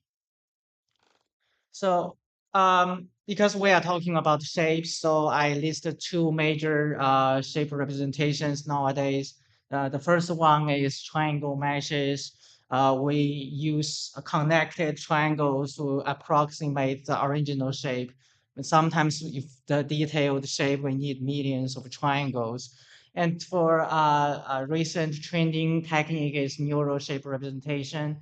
We encode the whole shape using neural networks and typically queried by 3D points to produce occupancy or distance or some features. So this is also sometimes if you want to represent fine detailed geometry, you need thousands or hundreds of thousands neurons to represent it. So the question is shared that how to compress or represent the shape using a compact representation, either for triangle meshes or for the neural shape representations. And so today, my first topic, the first project is about how to use neural network to represent a shape compactly. It's called NICE, or shape representation via a neural explicit surface intersection. So there are a line of implicit surface representation works such as SDFs. These methods can be processed in compressed form, offer a good balance between accuracy and compactness. But no matter how you improve the efficiency of rendering or the fidelity of representation, basically it is SDF. So SDF is good at in or out query, but it does not support the surface operations or parameterizations. So you cannot assign texture mapping or easily meshing it or give it normal mappings. And conversely, a neural parametric surface representation stores geometry encoded over parameterized domains. These methods trivially support surface parameterization, but do not directly support in-out queries or directly accelerated rendering. Additionally, constructing a good parametric surface representation of arbitrary geometry is difficult. And it is also an open problem how to design the geometric align those parametric domain segmentations. So what we would like is a shape representation that has all the properties we listed earlier, like the in-out query and also support parameterization. So we look at explicit surfaces, usually known as height field. The height fields represent 3D shapes as a single z value over a 2D domain, right? So this makes the parameterization simple in in-out query chip, but the bad news is that we can only represent shapes that are already height fields, right? It cannot even represent a watertight shape because that is not a single value.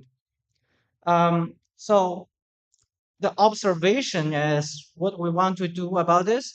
Well, we observe, first of all, we can represent a shape, a simple shape that we can observe it from the opposite directions. Then you can use a double height fields to define the geometry. So you can use a height field to represent watertight shape. And for a lot of shapes, even you think it is complicated, but we can actually find an axis that you can observe it from two opposite directions, then you can encode it into double head fields. And even some slightly more complicated shape, you add one additional head field to carve it, to do the intersection between those head fields. You can even represent it efficiently. And so even more complicated with high genus in the topological changes, you can decompose it into several height fields. In our experiments, at most 3 height fields is enough. If you add more height fields, you can further improve the accuracy, but just a very, very minor improvements. So at most 3 additional height fields in our experiment is enough. So we designed 2 objectives to find the actual axis, because the crucial thing is to select the corresponding axis to observe this object. So we have 2 parts of objectives. The first part is volumetric approximation error, and the other is the surface coverage. Why do we need 2 terms? Well, our volumetric approximation error is derived from bidirectional chamfer distance, but this alone is not enough to provide a good parameterization. So for those two cases, even you have good volume approximation, but the parameterization is still very different. So we add the surface coverage term to consider a better parameterization. But without the volumetric error, it is also not good. If you only consider the surface coverage, you will have some floating or floaters in the space that is some redundant parts you cannot observe from the surface only. And now we have the problem of evaluating this error, but compute it is very expensive. We employ a branch and bound strategy. This eliminates the expensive parts of the test of about 98% of the candidates. So we can compute this axis very efficiently and accurately. Um, Finally, after we find everything, we can bake this IC into NASI. So NASI is the neural version of IC. So we encode the DHF part using a neural network and HF network to additional add some details to the DHF part. At inference time, we intersect the MLP outputs to recover the shape. This representation can support inside in or out query and the parameterization easily. This example shows the compression behavior. The ground truth mesh has 250K vertices and 500K faces. The file size is 9 megabytes. After our neural representation conversion, our network has 184K parameters, and it is only 0.8 megabytes. And you can notice that we have the same level of details on the geometry.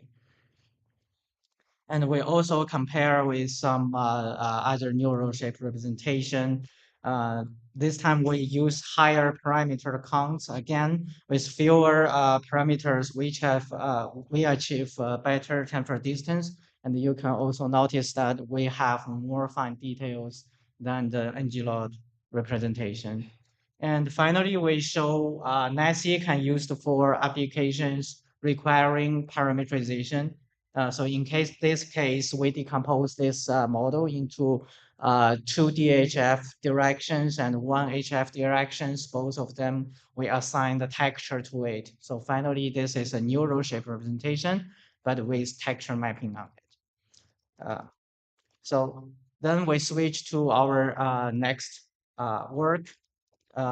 It is called DJM, or compact-based meshes for displacement mapping using triangle Jacobians. So this is a work this year at SIGGRAPH. So if we think about NASI or ASI, it needs careful axis selection, just like we optimize the direction to observe it. But if we look at the base mesh or a coarse mesh as a proxy of the fine detailed mesh, we can find a lot of domains on this base mesh. So based on this triangle-wise domain, we can build a parametric surface on it. And then we can just store a coarse domain plus the local height field, right? This is another kind of height field defined on each triangles. It's more flexible. And this is compact because the dense geometry does not need to store every 3D position and all connectivity explicitly. The base mesh carries the core structure, and the scalar height field stores local residual details. However, a simplified mesh is not always a good displacement domain. Like QEM is a classic mesh simplification algorithm. It can provide visually good low poly proxy, but not always a valid domain for the displacement map. Some part is not always visible to the base mesh. And MicroMesh improves this. It is tailored for this displacement map, but sometimes it also still failed for recasting checking or visibility issues. You may find for this shape, it has some grazing regions because of the visibility from the base mesh domain. And our DJM optimizes for this valid displacement map, not only for visibility check, but also for the quality of the parametric domain. The key insight is we want to track the correspondence all the time. Like QEM is a progressive simplification framework. It collapses each edge for each step. But during the QEM process, we want to do the corresponding checking. So this is our key observation that for each edge collapse, it only affects a local region. Right. Outside this region, the remaining part of this mesh is untouched. So we only need to solve a local problem very efficiently to find the correspondence from the spatial points from the original mesh to this base mesh. And we find that this can be solved by using a nonlinear least square problem. Then we solve it using Gauss-Newton algorithm. And with a very good initialization, this can be very efficient. And how can we initialize it? Remember that this is a progressive process. So we can always heritage the history from the last step. So we can do a very good initialization for this Gauss-Newton process. So we can solve this correspondence problem very efficiently. And once once we get the correspondence, then we can compute the Jacobian of this mapping. And the Jacobian of this correspondence mapping measures how the mapping locally stretches. So DGM use this metric to guide simplification, keeping the collapse that preserve a valid and accurate displacement domain. So we inject everything into the QEM framework to guide the framework differently, behave differently. So here is the demonstration of our results. You can see that we have better base mesh that can hold the parametric domain. This improvement is essentially visible in regions where the mapping is difficult. And here are some more results. Sorry. Something wrong with slides. So here you can find the difference on the tail of the dragon that our DGM method can keep the geometry details well. And for the qualitative result, we have some comparison in the neural version that we bake this parametric domain, the height field into neural. So we are also achieve a better geometry details in the same parametric amount of parametric. So the last bit of the talk is about an application of using the neural shape representation. So we want to use neural shape representation to represent a set of shape. So here we want to build the shape space for dental model. Actually, for face model, there is a technique called face morphable model. But the morphable model should built on the same topological structure. So they ask for a mean shape that have certain fixed mesh. So you have fixed number of vertices and you can put all the face scans together to get this shape space. It is linear defined. But for teeth model or oral scans, we will find some new challenges that is different from the face model, that you will find some teeth are shifted, rotated, or even missing. So with this topological change, the original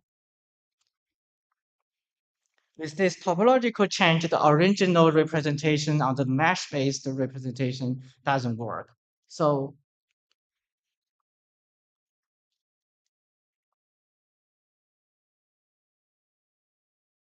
so So we turned 3D shapes into our morphable dental model. This is the neural counterpart of mesh-based morphable model, so that we can turn the input scan into our neural representation together with the semantic labeling. And all of this are finished by our SDF-based representation.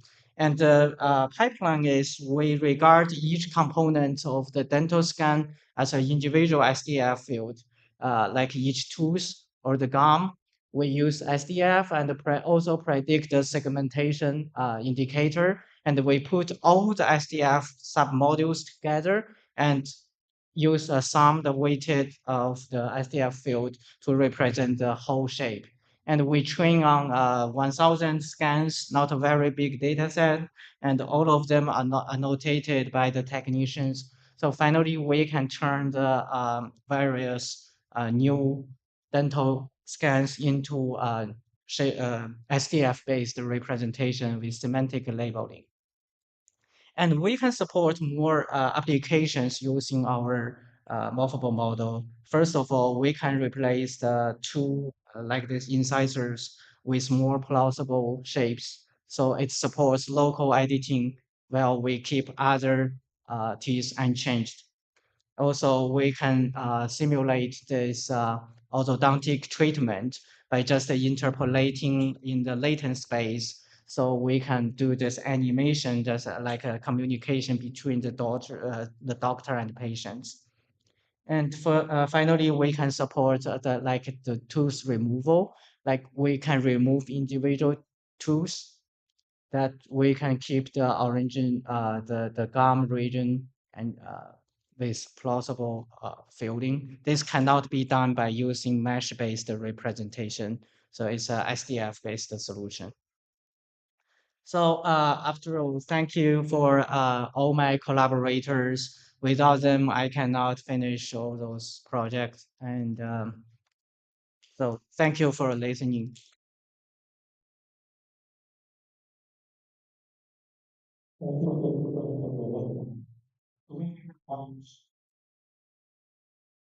I have to say this trust the remarks. There is a large number of one on this. And we asked them to 2000 files. As well as what is there. Still happening very Yeah, the you mean the exponential map on the surfaces? Oh yeah, yeah. I have read them. They're very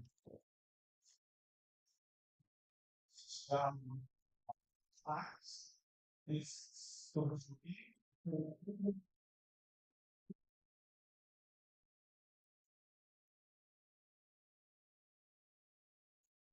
I find this may not work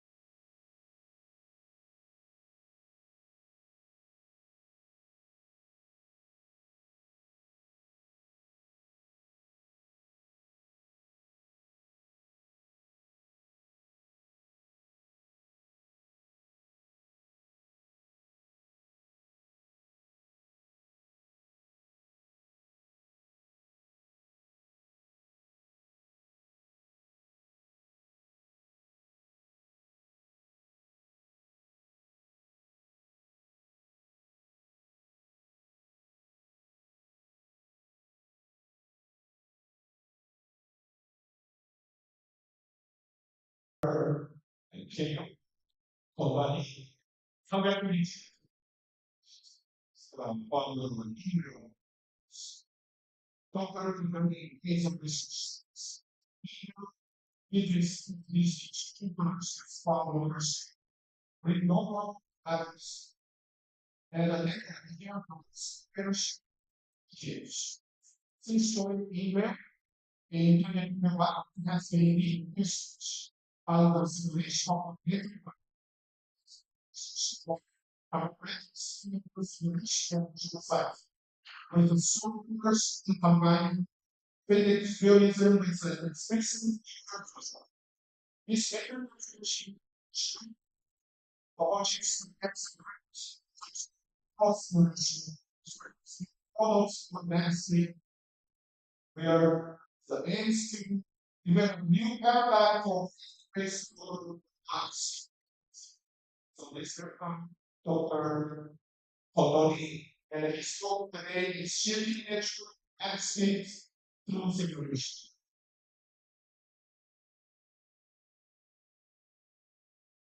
Thank you very much for the introduction and for pronouncing my name right. I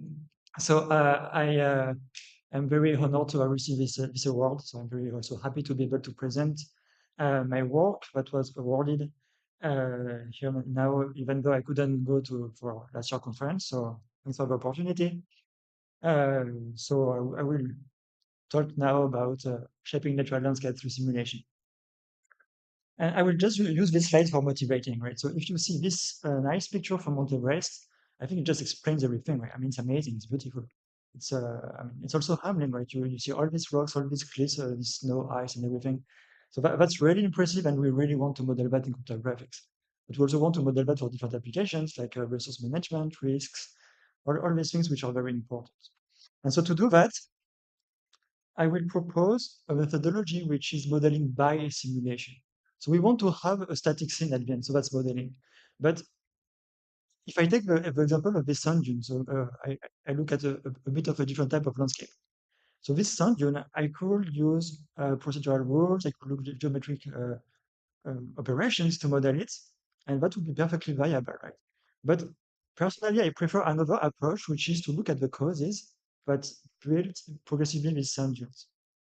So these causes here are, for example, all these sand particles which are blown by the wind and that progressively build up the dunes. And then we can unfold this effect through a simulation and go up in time until we model the sand dune. So why do I want to do that?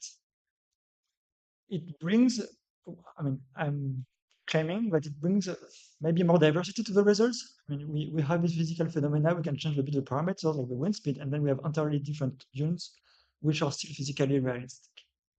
And also it brings something which I find very interesting, which is understanding. So we can talk to specialists in the field, we can talk to geomorphologists, to biologists, and all these very interesting people, and understand which are the physical effects that are shaping our world.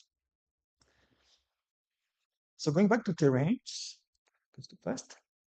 So going back to terrains, if I talk with geomorphologists, they explain me that the mountains are formed by the combinations of tectonic that builds this uplift force which makes the mountain grow and which is counteracted in the same time by erosions which carves all the nice valleys.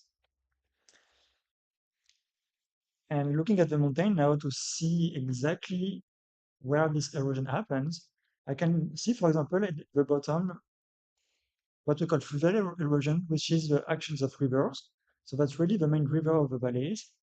And then a bit more into the higher altitudes, there's also glacial erosion, which causes very, very impressive cliffs and bigger valleys. So there are other factors, but for this talk, I will only speak about these two. So in computer graphics before, there was something which was very common, which was hydraulic erosion. So the idea was to have some simulations of the water. So basically you take some cells of the terrain and then you look at the exchange of water between the cells. And we use a time step for that, and we use the same time step for mountain erosion. So that's very nice. That makes these very nice landscapes, but that's limited to small scale. So we can only do very narrow valley with that. and we cannot reach the large scales that we want to achieve for modeling the entire landscapes. So let's look a bit deeper into the challenge. So here we want to model this landscape, which is tens of kilometers in extent. So 20 is really the smallest landscape that we can make, and millions of years in time. It's surrounded by even bigger scales with regional scale, climate, and tectonics. But to model the erosion, we need to go into very fine scale, where we need to model all the water exchanges. We could go up to the droplet scale, for example, if you want. And that's things that happens over millimeters and seconds. So that's something that we cannot obviously do, especially because if we want to simulate that, we will need to do some kind of time evolutions of both the mountain that is eroded over time and all the water dynamics. In practice, we will need to use time steps which are incompatible, right? So the time step for water will be much smaller than the time step for erosion, and we won't have time to actually model erosion. So what we do instead is that we separate these scales and we introduce physical proxies. So here, the mountain is really the scale that we want to simulate. So that's where we will have this time evolution. The upper scale, it's easy to just turn that into an input. So we get the uplift and the climate from this upper scale. But for the micro scale, what we do is that instead of simulating the water, we just compute geometrically the position of the rivers on the landscape, and we see how these rivers interact with the mountains. So now we solve the problem, right? Because we can only simulate the time evolution of the mountain as a function of how the mountain is and the river dynamics. And then now the river is only a function of the geometry of the mountain. So in practice, we can also model that with equations. So we have the evolutions of the mountain over time, which is the difference between the uplifts that come from tectonics, so that's an input, and free valley erosion. And free valley erosion, we compute it as a product of a slope and a Q, which is the discharge, which is a proxy for the amount of water. So we can also define that if you take your river and the cross-section of a river as the volume of water that cross these cross-sections per unit time. So now how we compute this discharge? So it crosses the cross-section, but that also means that water has to come from somewhere. So we look at all the positions upstream in the mountain where all water particles could flow down to the cross-section.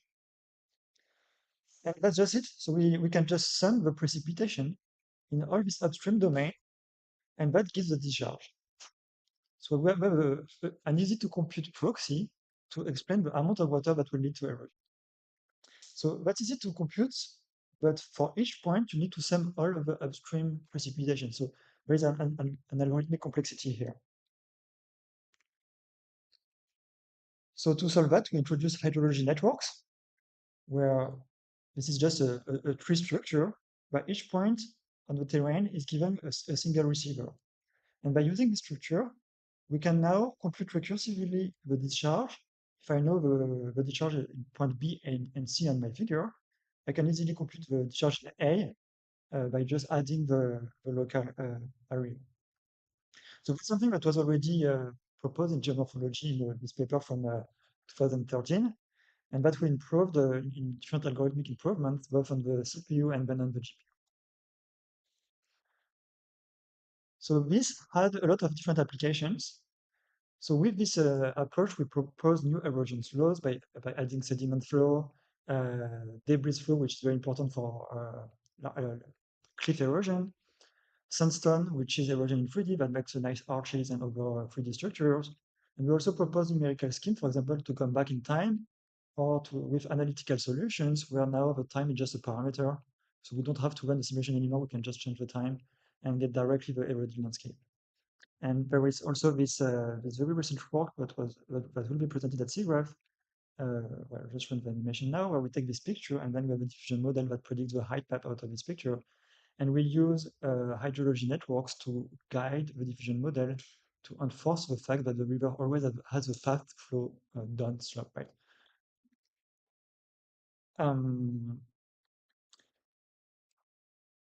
And that also gives me the opportunity to give another paper that will be presented at SIGGRAPH, which comes from the observation that the hydrology networks cannot predict some features like meanders, deltas, or braided rivers because they cannot conserve momentum. And momentum conservation is very important to get all of these features. So to solve that, we shift a bit away from the hydrology network. So we propose something which is a bit more general, which comes from something that we call stochastic slow path, where we sample randomly some particles in the terrain, and then we look at the path of the particle, and then we see how these accumulate momentum and velocity and how it interacts with erosion.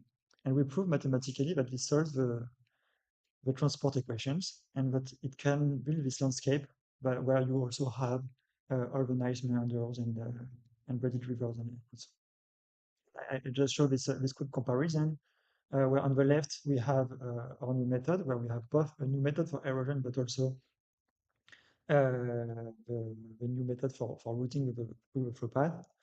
In the middle is kind of intermediate result, and on the right is the previous result that we got only with hydrology networks. So that was possible before. So that was a very brief explorations of fluvial erosion, and now I wanted to give a few words about glacial erosion because it's also another interesting feature.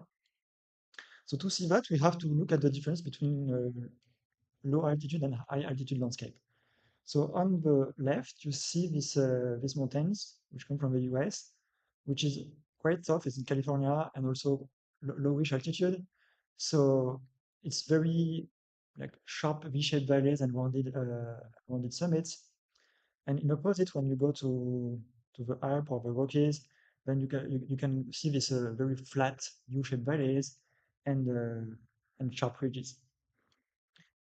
So in particular, there are all these features, U-shaped valley, hanging valleys, circus, horns, passes, arrêts, and lakes, which are caused by glacial erosion and that we couldn't model before with simulation cryptographics.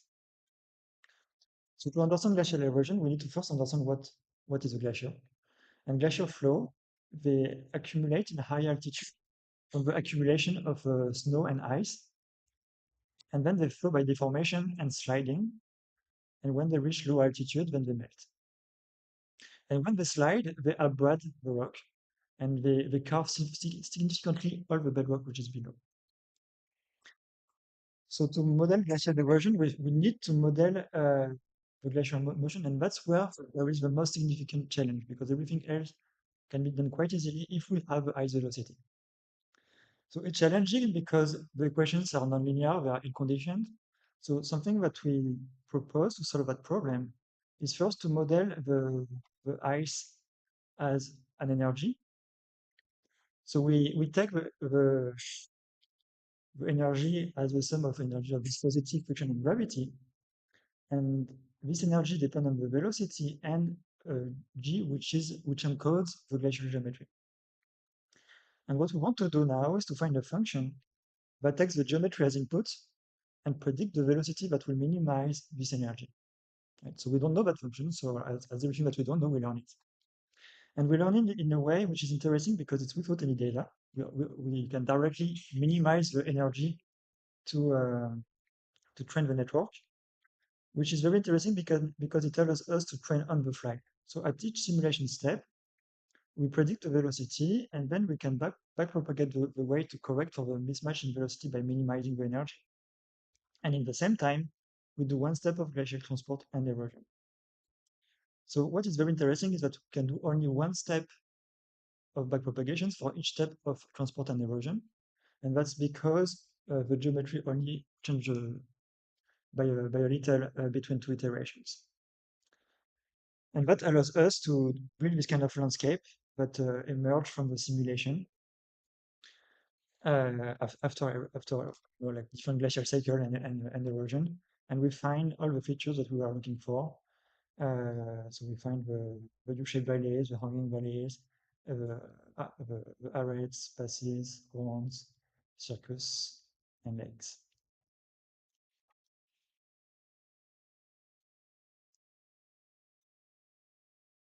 So To conclude, so I work with both these tools, simulation and geometry, and so we had a lot of talk about how to build geometry that is favorable for simulation. So I do kind of the reverse. I use simulations to build some new geometry. But for natural phenomena, there are many challenges, especially the interactions of different sub-phenomena at different scales. And the solution that I propose is to approximate the smaller scales with physical proxies, which in a way now makes a use of geometry as a proxy for helping simulation. And I gave some example with fluvial and glacial erosion. So that leaves a lot of work for the future. Can we narrow down this link between geometry and simulation? There's always this quest with unified representation. So there are a lot of talks now that wonder how we can use neural approaches to unify everything. Maybe the stochastic flow that we explored lately could be another way for this natural phenomena, because it's not only about merging simulation and geometry, but also about merging scales. Everything which happens like very far away have a very important consequences in some local features. And also there is these questions about why we should continue researching natural phenomena. I mean, there are not many in computer graphics to do that anymore. So that's very important for many applications in graphics. But I think there's also a need for synthetic, physically annotated data to train the next generation models in many situations where we don't have the means to capture the data. So we cannot really look in the past, like millions of years ago, to see how the mountains were. We cannot look in a flood, like in the extreme events, and put sensors to build data to train models. That's extremely difficult. So that's why synthetic data here is extremely important. And we see more and more that there is also cross-fertilization with specialized fields. I mean, it's not only getting information from geomorphology to build graphics applications. Now there are many graphics techniques that are used in these fields as well. Right? So that's something that we can also continue to explore. So with that, I thank again very much the organizer of the conference. Thank you again for the award. Really, it's really humbling and I'm honored. I also want to thank my supervisors, my colleagues at INRIA, and postdoc and PhD, and also the master students and everybody who was involved in all of these works, and my friends and collaborators in computer graphics and earth and environmental sciences. Thank you very much.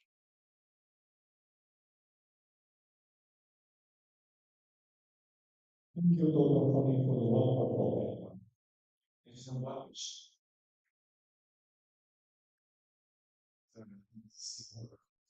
I actually worked at a great time.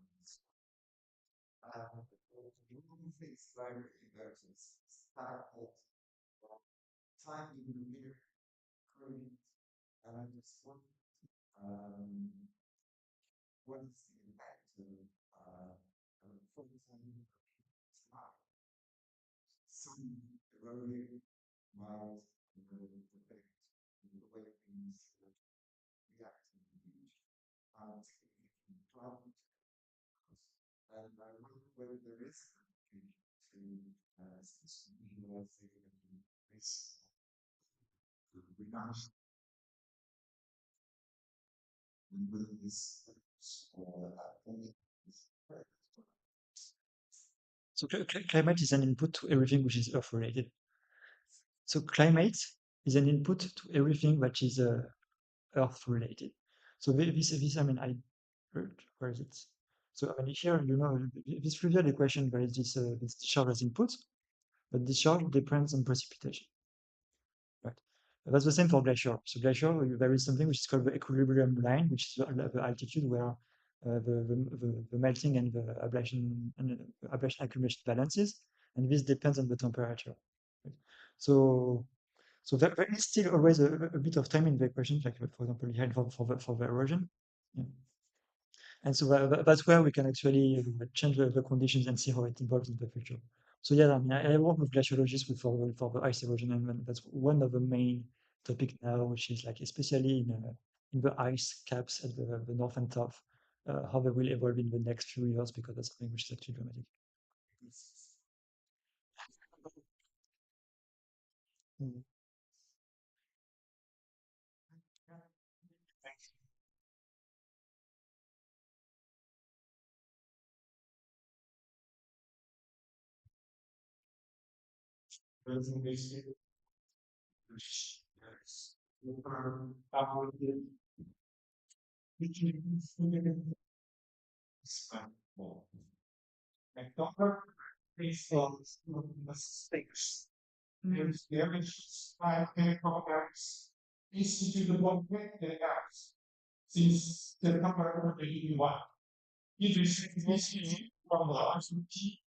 Put this on for peer review. So, not scoring just okay. This is for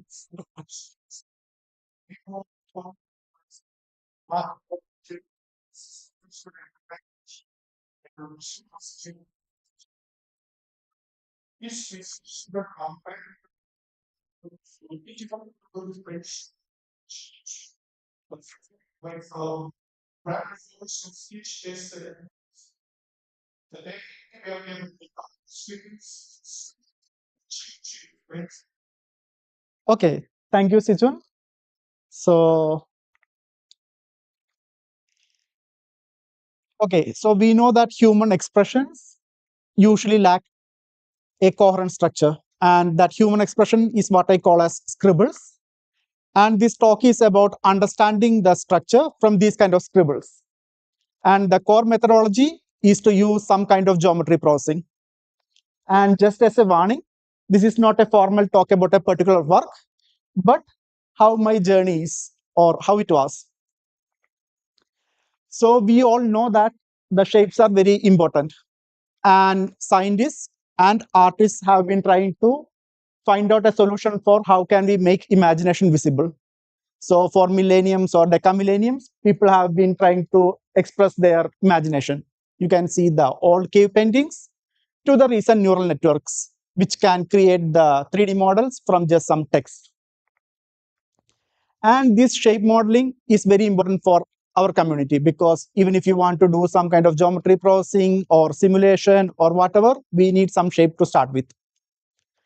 And it is also crucial for many downstream applications, but you know that.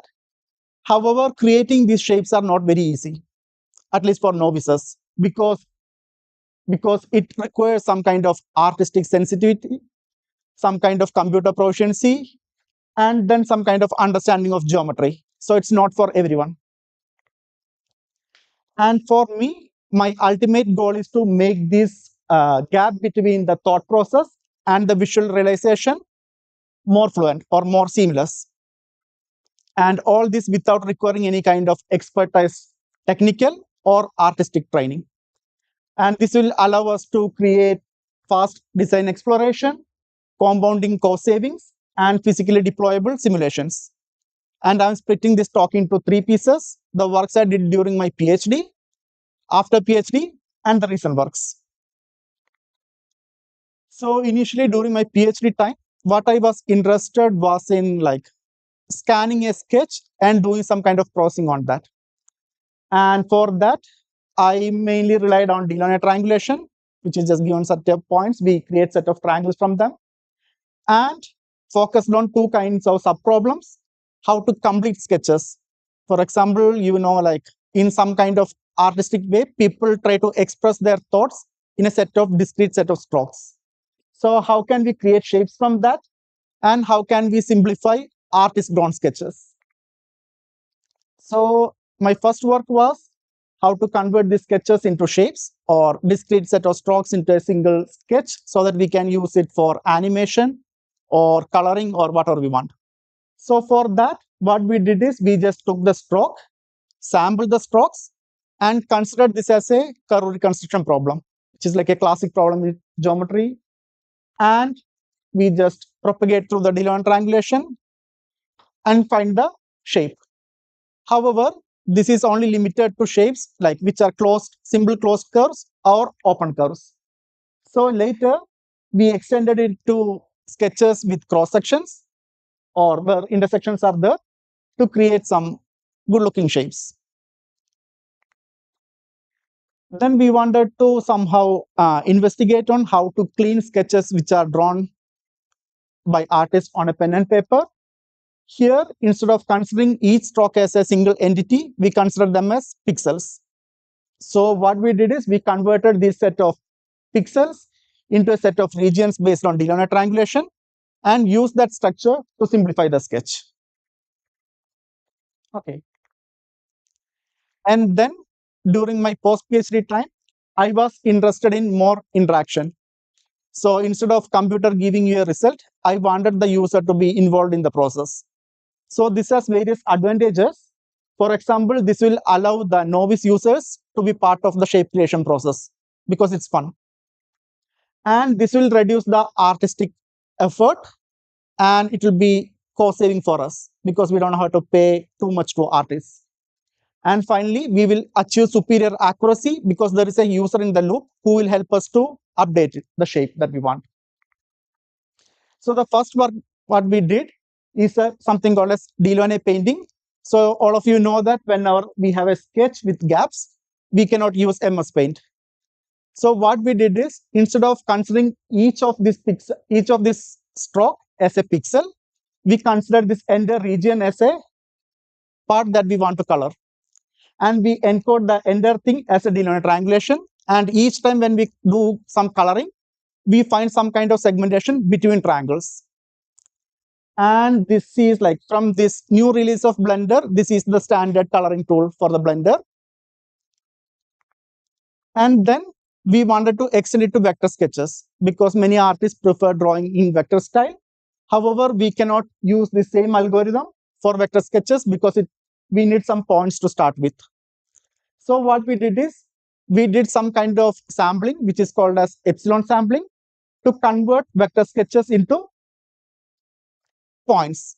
And it is guaranteed that once you do the D-linear triangulation of these points, it will capture the shape. And the same criteria we use for cleaning sketches. So even if you have some roughly drawn sketch with lot of details or some kind of construction lines or overdrawn details, we can have an artist in the loop who will decide which part to keep and which part to remove. So that even from single sketch, we can create all these variations. And this is all in a way of just dragging and dropping colors, which is quite easy for anyone to understand. Okay, then we were interested in like, once we have this kind of clean sketches, how can we use it for animation? So we have some kind of sketches. So we assume that we have some kind of hidden strokes or suggestive contours. And once we have the suggestive contour, what we told is we will be able to, or we can segment the regions into small pieces. And based on the saliency, we can convert it to simple closed curve so that we can convert any sketch into some small pieces and use Adobe Illustrator or whatever to animate them. Okay, then we went away from sketches and we wanted to check whether there is anything else which is quite easy for us to create. And then we came to pixel sprites, which is quite easy. Like we know Mario game and all those kind of things, which is quite easy and simplistic to create. However, the pixel art is quite ambiguous because we have only a few pixels and all these shapes are possible from this single pixel art. So we wanted to have artists in the loop who will help us to determine the topology of the shape and the smoothness of each region. So what we did is we posed this as a like spring simulation problem where we consider the pixels as spring system and simulate them. This demo. Okay. Then recently, I am more interested in 3D shapes. Like how can we create 3D shapes and how can we manipulate them? So these 3D shapes are very interesting because we can do some rapid prototyping for various applications. And I wanted to focus on minimal representations. For example, I should be able to create shapes with simple or easy to create inputs. For instance, Lego or some drawing in VR, or I can just create some clay model and scan them, all those kind of things. And this will help diverse user bases. For instance, if there are patients with some rehabilitation or digital artists with some motor disabilities or children, it is easy for them to create these kind of shapes because they don't have to be worried about precise control of the 3D interface. And this will also help us to easily update the shape. So just before 3D shapes, I entered my 2D shapes with something called as density-based clustering. So if you have stipple kind of drawing, how can we convert this stipple drawing into some kind of density-based clustering so that we can try to understand the underlying shape?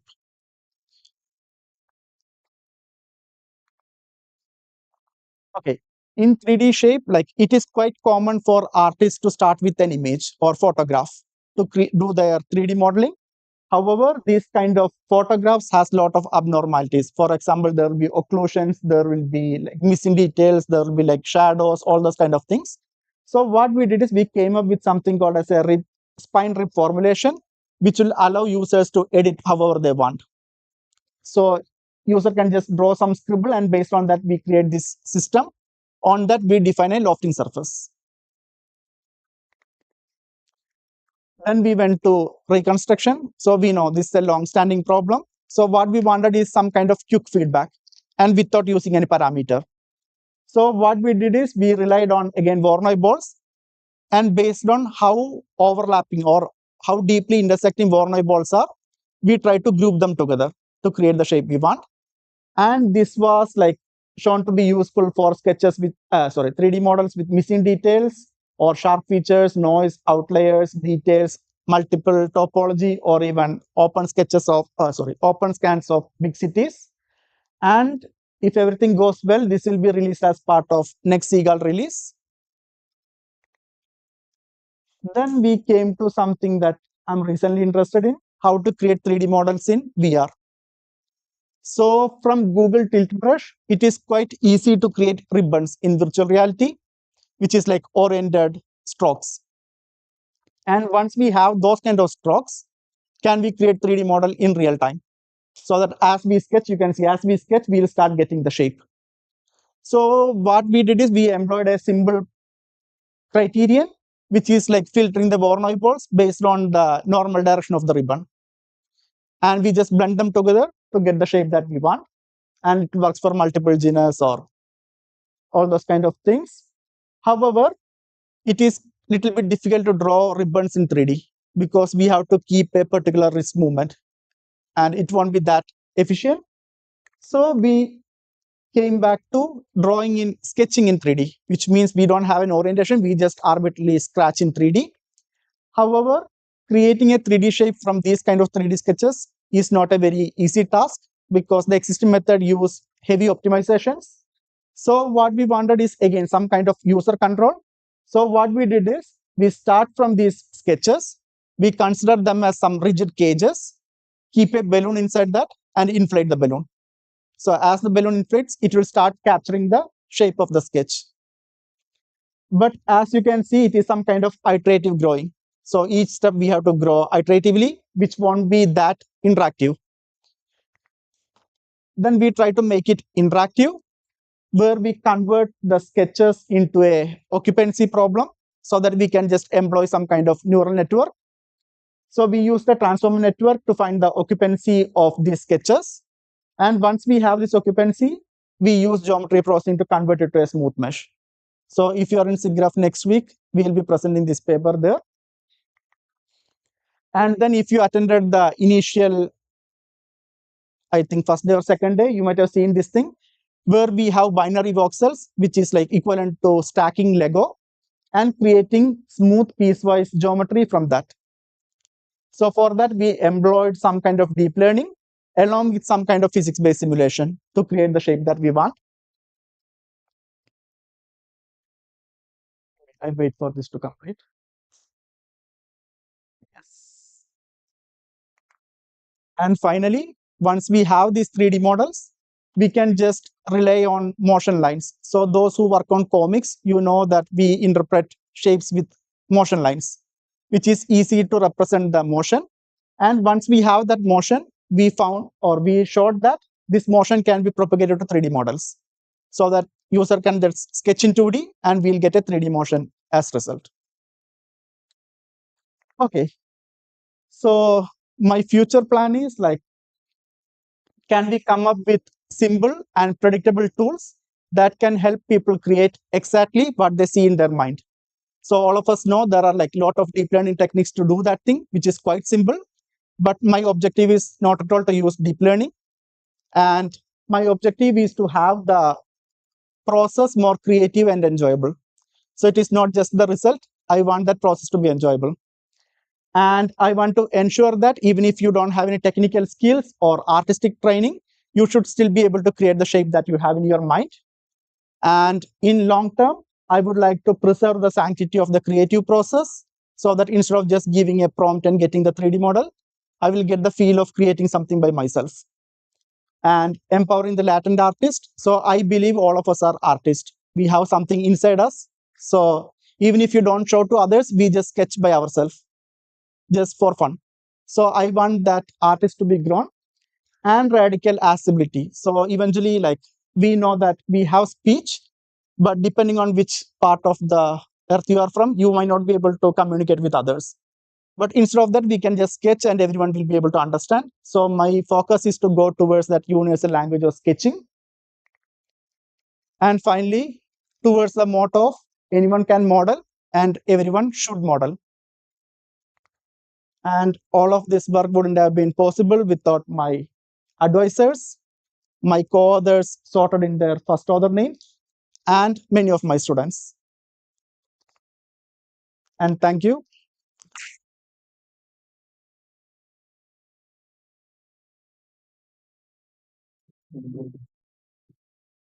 Yes.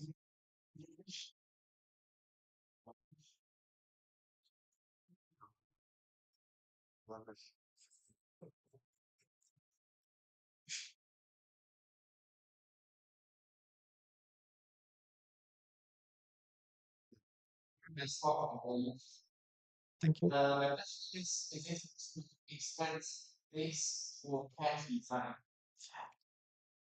Yes, we would like to we are trying to use some kind of deep learning so that even if you scribble in CAD model, you should be able to create something like editable and easy to creatable. So we are working on that and hopefully we'll do something soon. Mhm. In which one?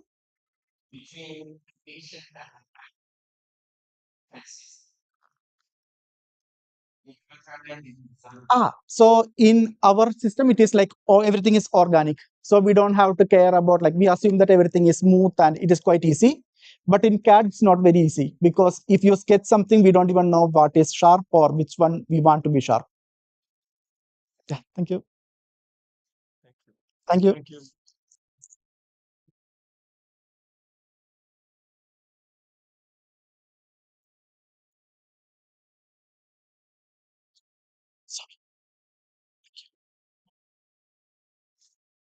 Well, we have a 20-minute section, so we have our segment.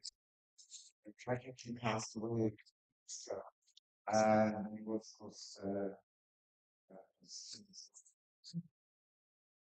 so we may have people coming in to comment, but anyone from here wants to talk about very briefly, please, their memories now on work they've done, I think, would be very welcome to come up to the podium and see you. I'll have a very brief introduction.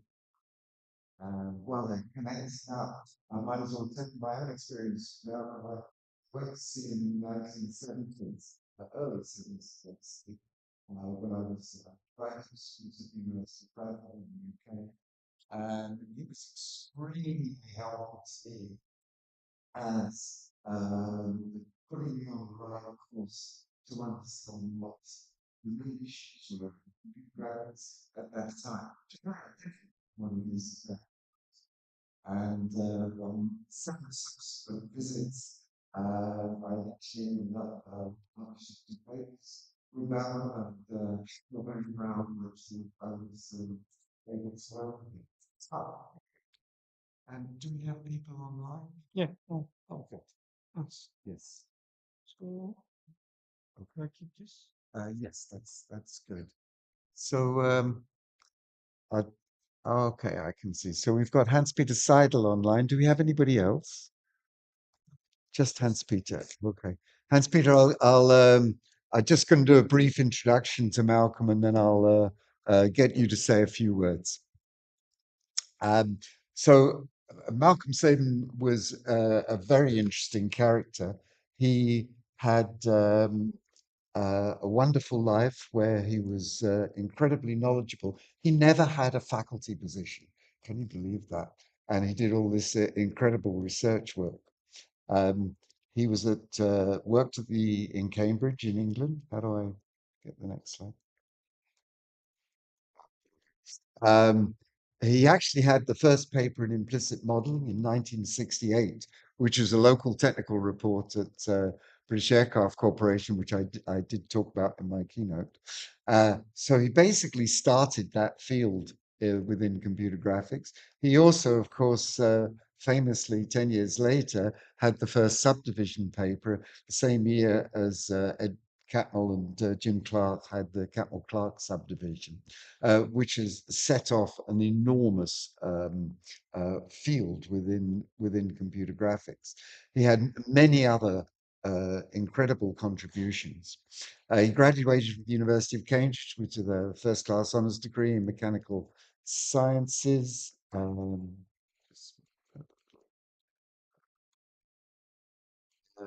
His professional career began with an apprenticeship at British Aircraft Corporation, hence that first implicit paper.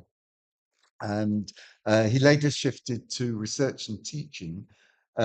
He had various, he didn't actually have an academic role at university, but he did visit a large number of places where he would give lectures and he would do research.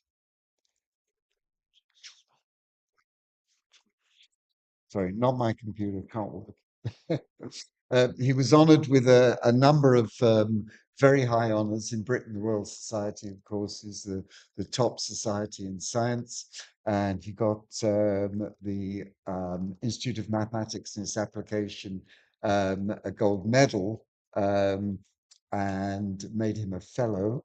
And that was, he delivered a speech of acceptance at um, there we go. Thank you. Sorry about this. Not usually incompetent with these things. And actually, he was the only person to have ever won the IMA's gold medal who did not have a permanent academic position, and one of the only people who was not a professor. Already told you about my experiences. Okay.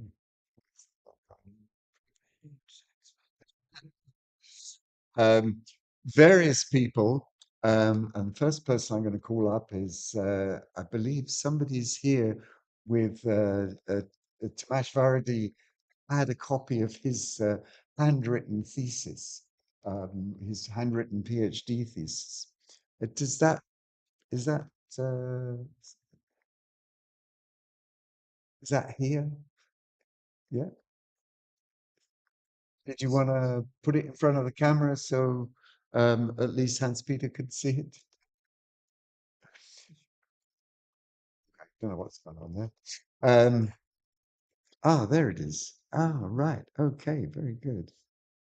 So we can actually see his handwriting there.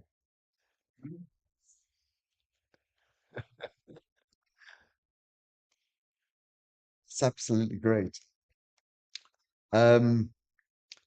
And I'm going to go very quickly because there's a lot of people whom have sent me stories, and I will say that all these stories, and there's a lot of quite long ones, will be put together. I will put them together. I will send them around to all the people to edit, and they will go in the Computers and Graphics journal as a memory of Malcolm. Maybe I could get Hans-Peter to say a few words since he's present even over Zoom, and then we'll move on to people who are actually here in the theatre. Hans-Peter, would you like to say something? Yep, yep.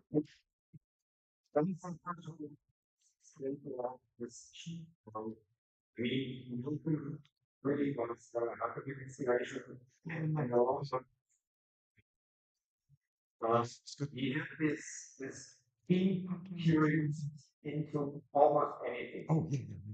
He's infinitely smart. He's blessed with this unusual non-tradition. I it was very little when we met for the first time.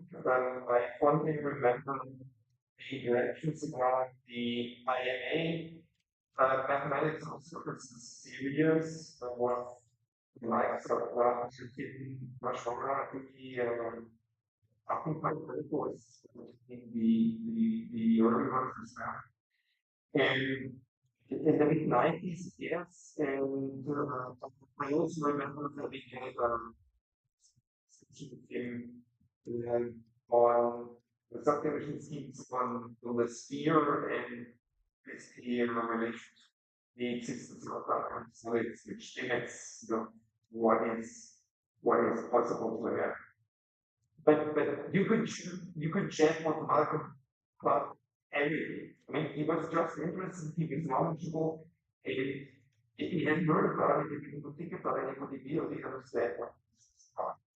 He was also very he took interest in our early slide early on, and I remember visiting him in Cambridge.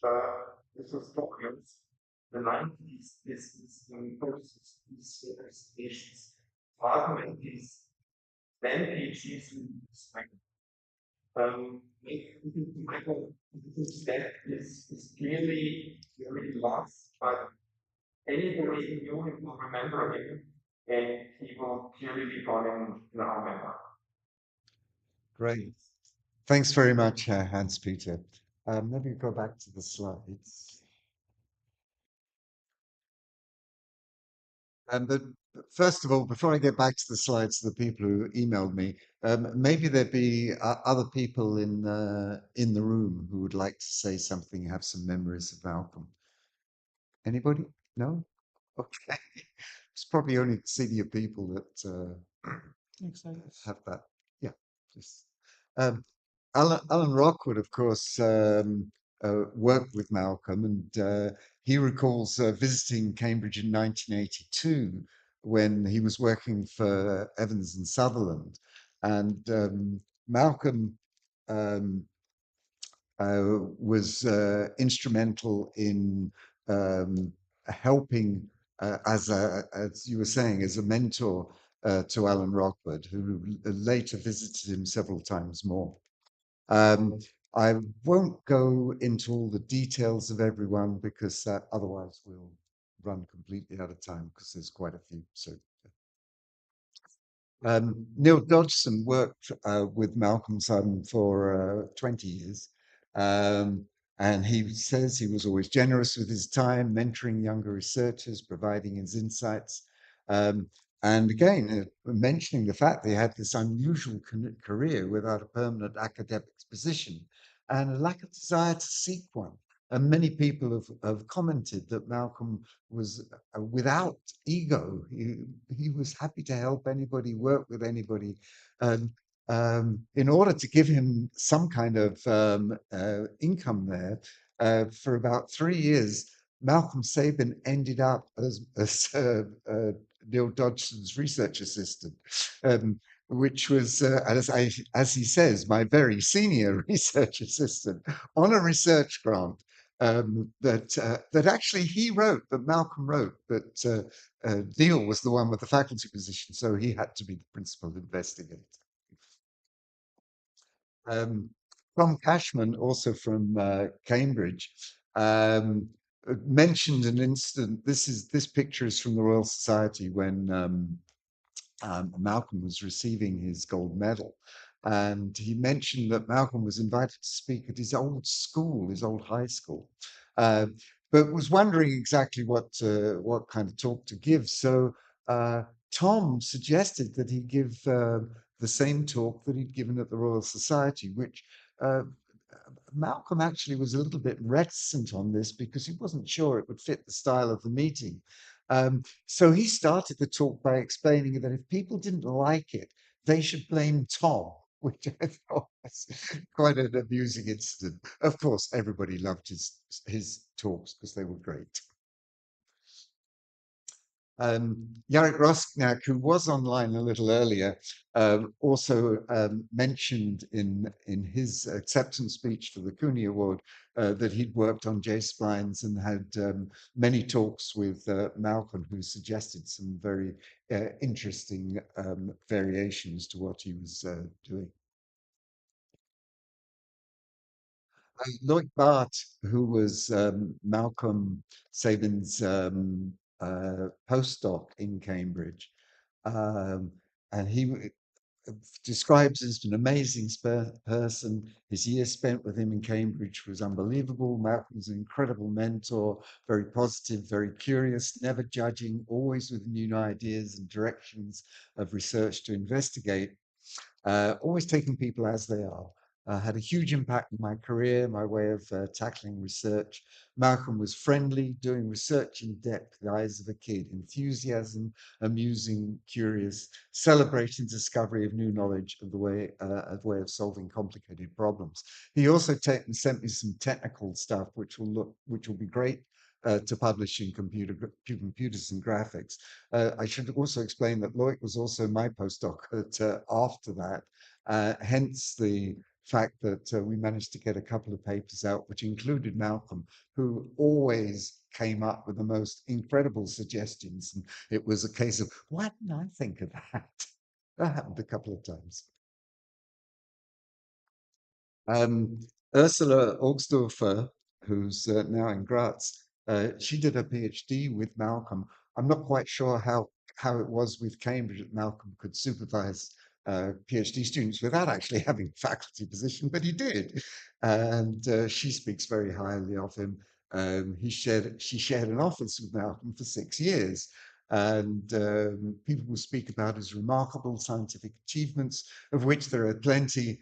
And she shared a couple of memories, but I'm not going to go through them all. Except I'll just give this one little one. He only came into the office about once a week.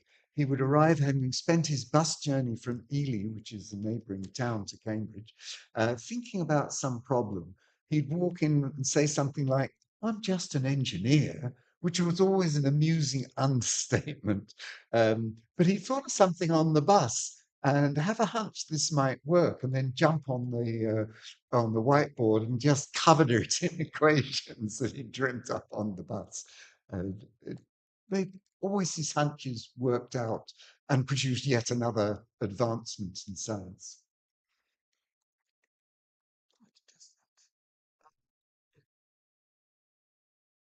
Yes. Oh. Just Well, in that case, we can keep to time very easily. I should have maybe gone into a few more details. Anyway, as I say, I have these memories. I think there are a few more that somehow didn't make it to my slide, and I apologize to those people who sent anything in. It's been a pretty busy day. And but I will make sure that these are put together. And what I intend to do is to send them to interested parties. My summary of Malcolm's career and influence on many researchers, and get as many people as I can to contribute to it. And I'm happy for others to edit the words that I've put there for him. Hans-Peter, do you have any last words? He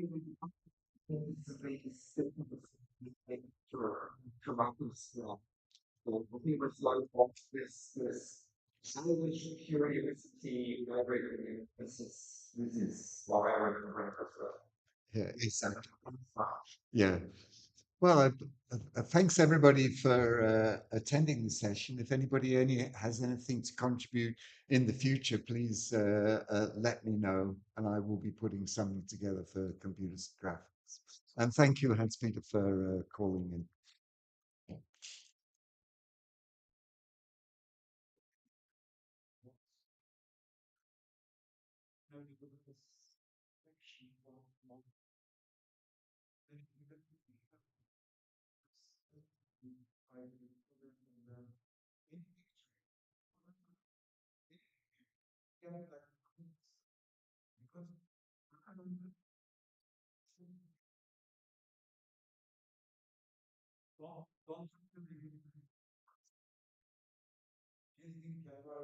very nice. But this is the performance product nice part. Like it's in that you can all the so you can do notes section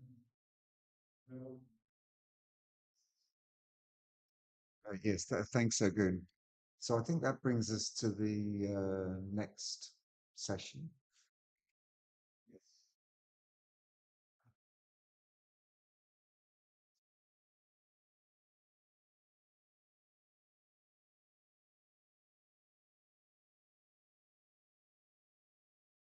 Thanks a lot, Hans Peter.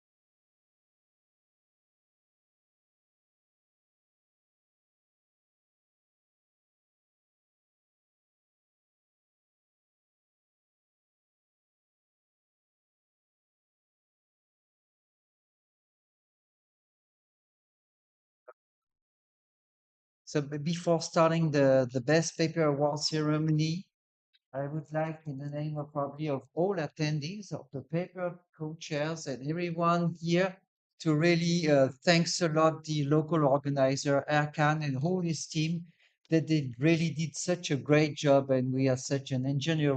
Thanks a lot. Thank you.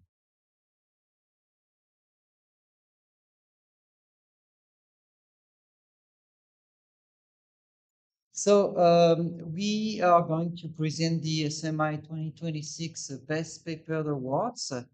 And so what did we do to decide on these Best Paper Awards? So we had, of course, the Best Paper Award Committee, which I guess should be kind of a secret, huh? So that's a secret. So we take into account the reviews that the paper got during a paper evaluation, of course. And then we select some of the best scores. And we ask these people from the award committee to assist to all presentation. And of course, this is also taken into account. Then, as we also explained during the town hall meeting at SMI and in accordance with computer and graphics, I don't know if Joachim is here, I don't think so. We decided to have a requirement for getting the best paper award, which is to get this GRSI reproducibility stamp before being able to get this best paper award. So this is how we do it. And so this year we decided to assign one best paper award and two honorable mentions. And with thanks a lot the Elsevier Computer Graphics and Professor Joachim Jorger for sponsoring the best paper award. 1,000 euros. Okay, and now the awards. Can you make them? Oh, cannot make it. So the honorable mention goes to. Can you recognize this figure? I hope the author can recognize it. So honorable mention goes to data-driven inverse kinematic using lab and movement analysis from Mehmet Akif Sain, Sinan Sonlu, and Ugo Gudukbey. I don't know who is here still. Yeah.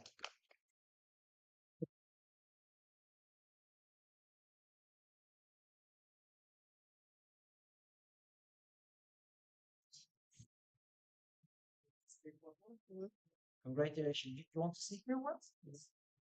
So, Yeah. First of all, I want to thank everyone here, the conference chairs, the people who made this possible. And I want to thank my co-authors, especially Sinan Solno, which is a joint first author with me, but he wasn't able to be here, and also to Uğur Güdükbay, which for his constant support for our works.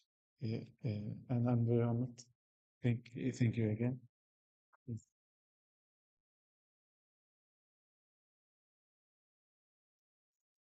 congratulations. Okay. We have a second honorable mention to. Let's look at this picture. You see these patches connected together, some reflection line. This is not Jörg Peters, sorry. The second honorable mention goes to Dimitrios Tolis, Michelangelo Marsala, Angelos Mansaflaris, and Bernard Morin for their paper on approximating two certain limit surfaces using geometrically continuous Bezier patches. Angelo is coming here. Congratulations.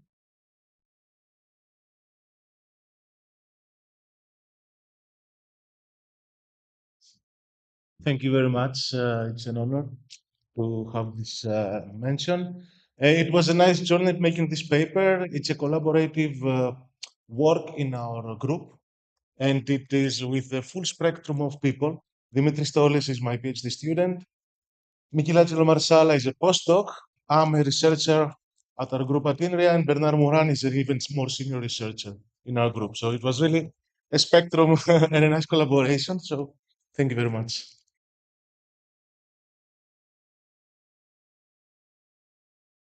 Congratulations. And the Best Paper Award 2026 goes to. Look at this. We have some TET meshes, different resolutions, some solutional dissolvent these meshes. It goes to Gravotet, a fast multigrid hierarchy construction for TET meshes from Marcel Padilla, which is here, Ruben Wiersma, Tim Hussmann, Jackson Comparataro, Olga Sorkin-Honung, and Klaus Hildebrandt.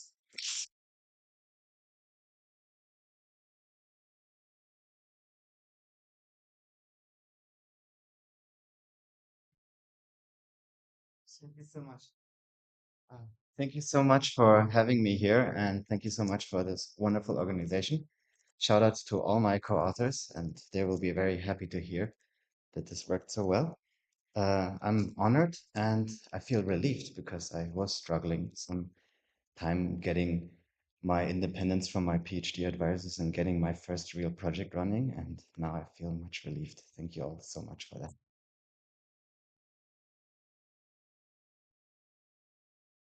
So with so many authors, do you want to share the prize money or?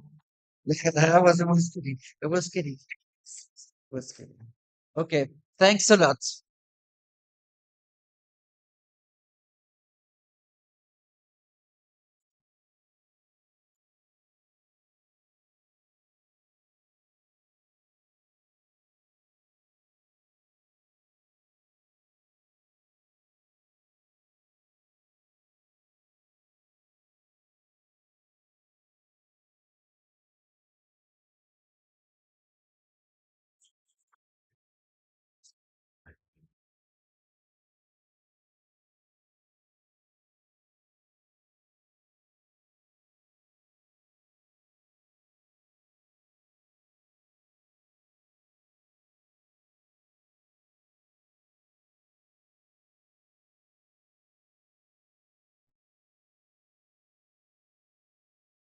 Okay, so I'm gonna present the SPN's Best Paper Awards. The oh, sorry, I need to, I need to.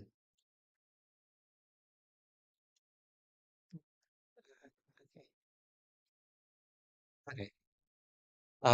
So the Best Paper Award committee actually met yesterday and we actually selected the three best papers according to actually the same criteria as SMI. And I'm going to go through them first place, second place, third place, but I will reverse the order. So the third place goes first, okay? All right, so the third place best paper award goes to Lifetime, based on the design of 3D printed areas.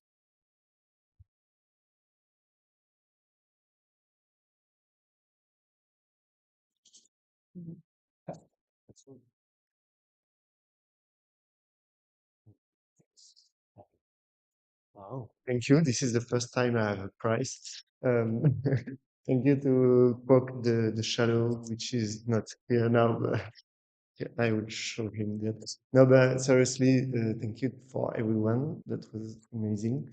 And the most important was to make some friend here, and it's done. So thank you, everyone.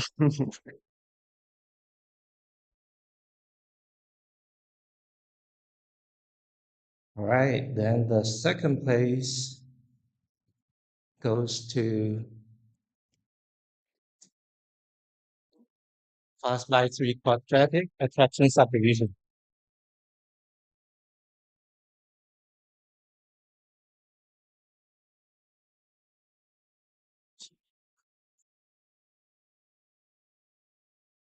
You don't need to run. Oh, God.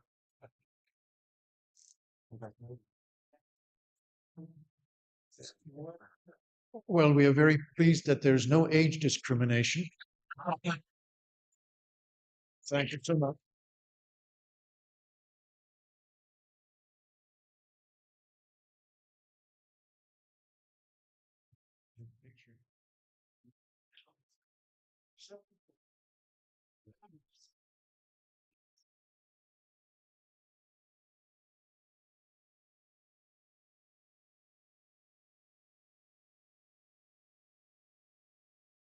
Okay, so now the most exciting moment.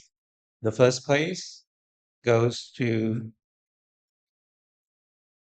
Post Fusion. Okay, since the mirror increases surfaces for multi-view, you can start from multiple spectrums.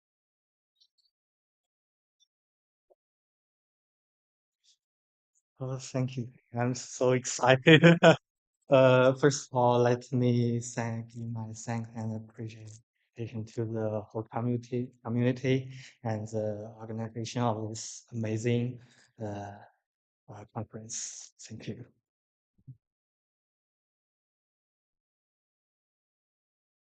And next, I would give thanks to my co-authors, especially to Jianbei Hu and Yuan Shi, who makes great effort also to this paper. It is a little bit sorry that they do not come to this conference, but they do a great job in also in this paper. Thank you them. And And finally, give my thanks to my supervisor, Nico, and he attend all this, all of this in this conference. Yeah, and he did a lot to my paper, my work, and in time my PhD job, in time my PhD life, I really thanks him, and that's all. Thank you. Thank you.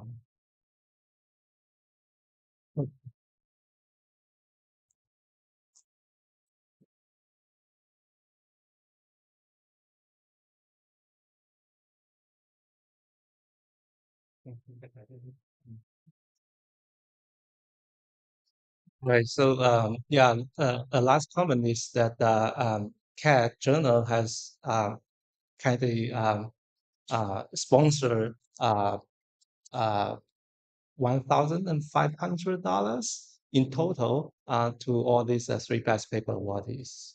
Okay, so thanks, Michael, for this. Bye.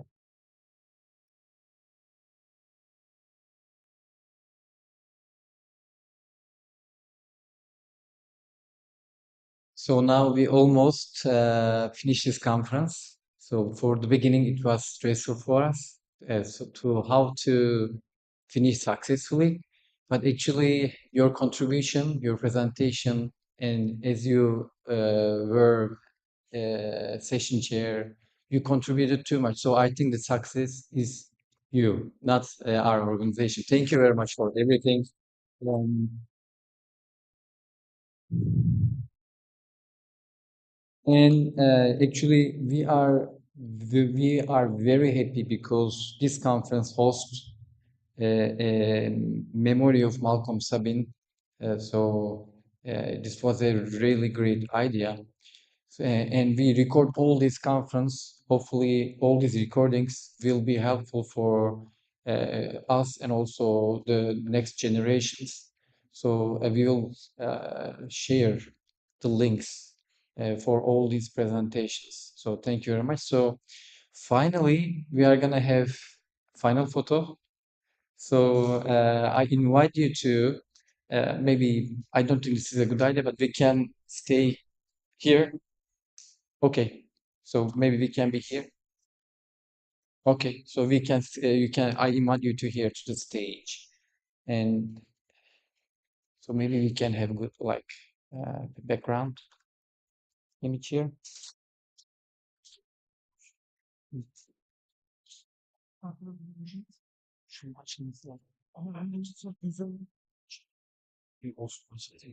Bir açalım. Ben de şey. It's the slide. I do think we should give a good round of thanks to Khan for organizing this conference.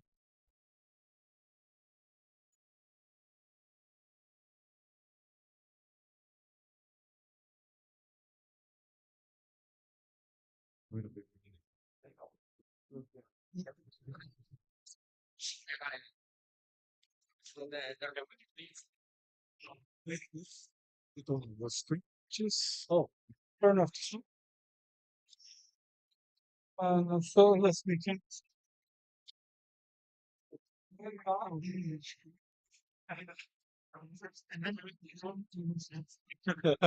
Just another man.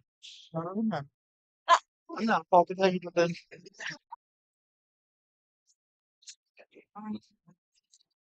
Sure. Cho bạn thấy cái đồ lại.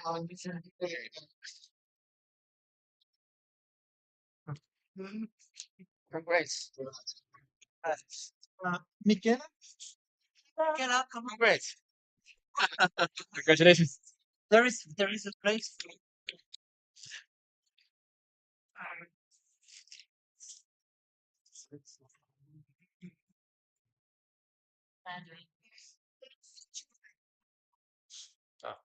Over there. Cheers.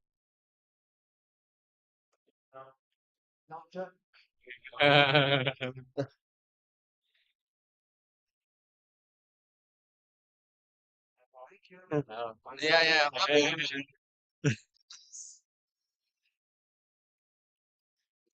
Thank you.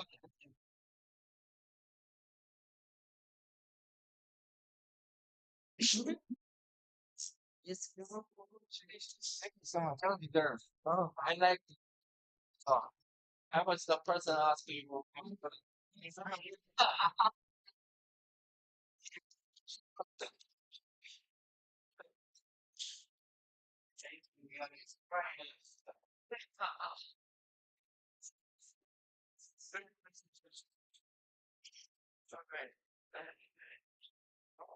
So you've got the details to how to. Yeah. No, it's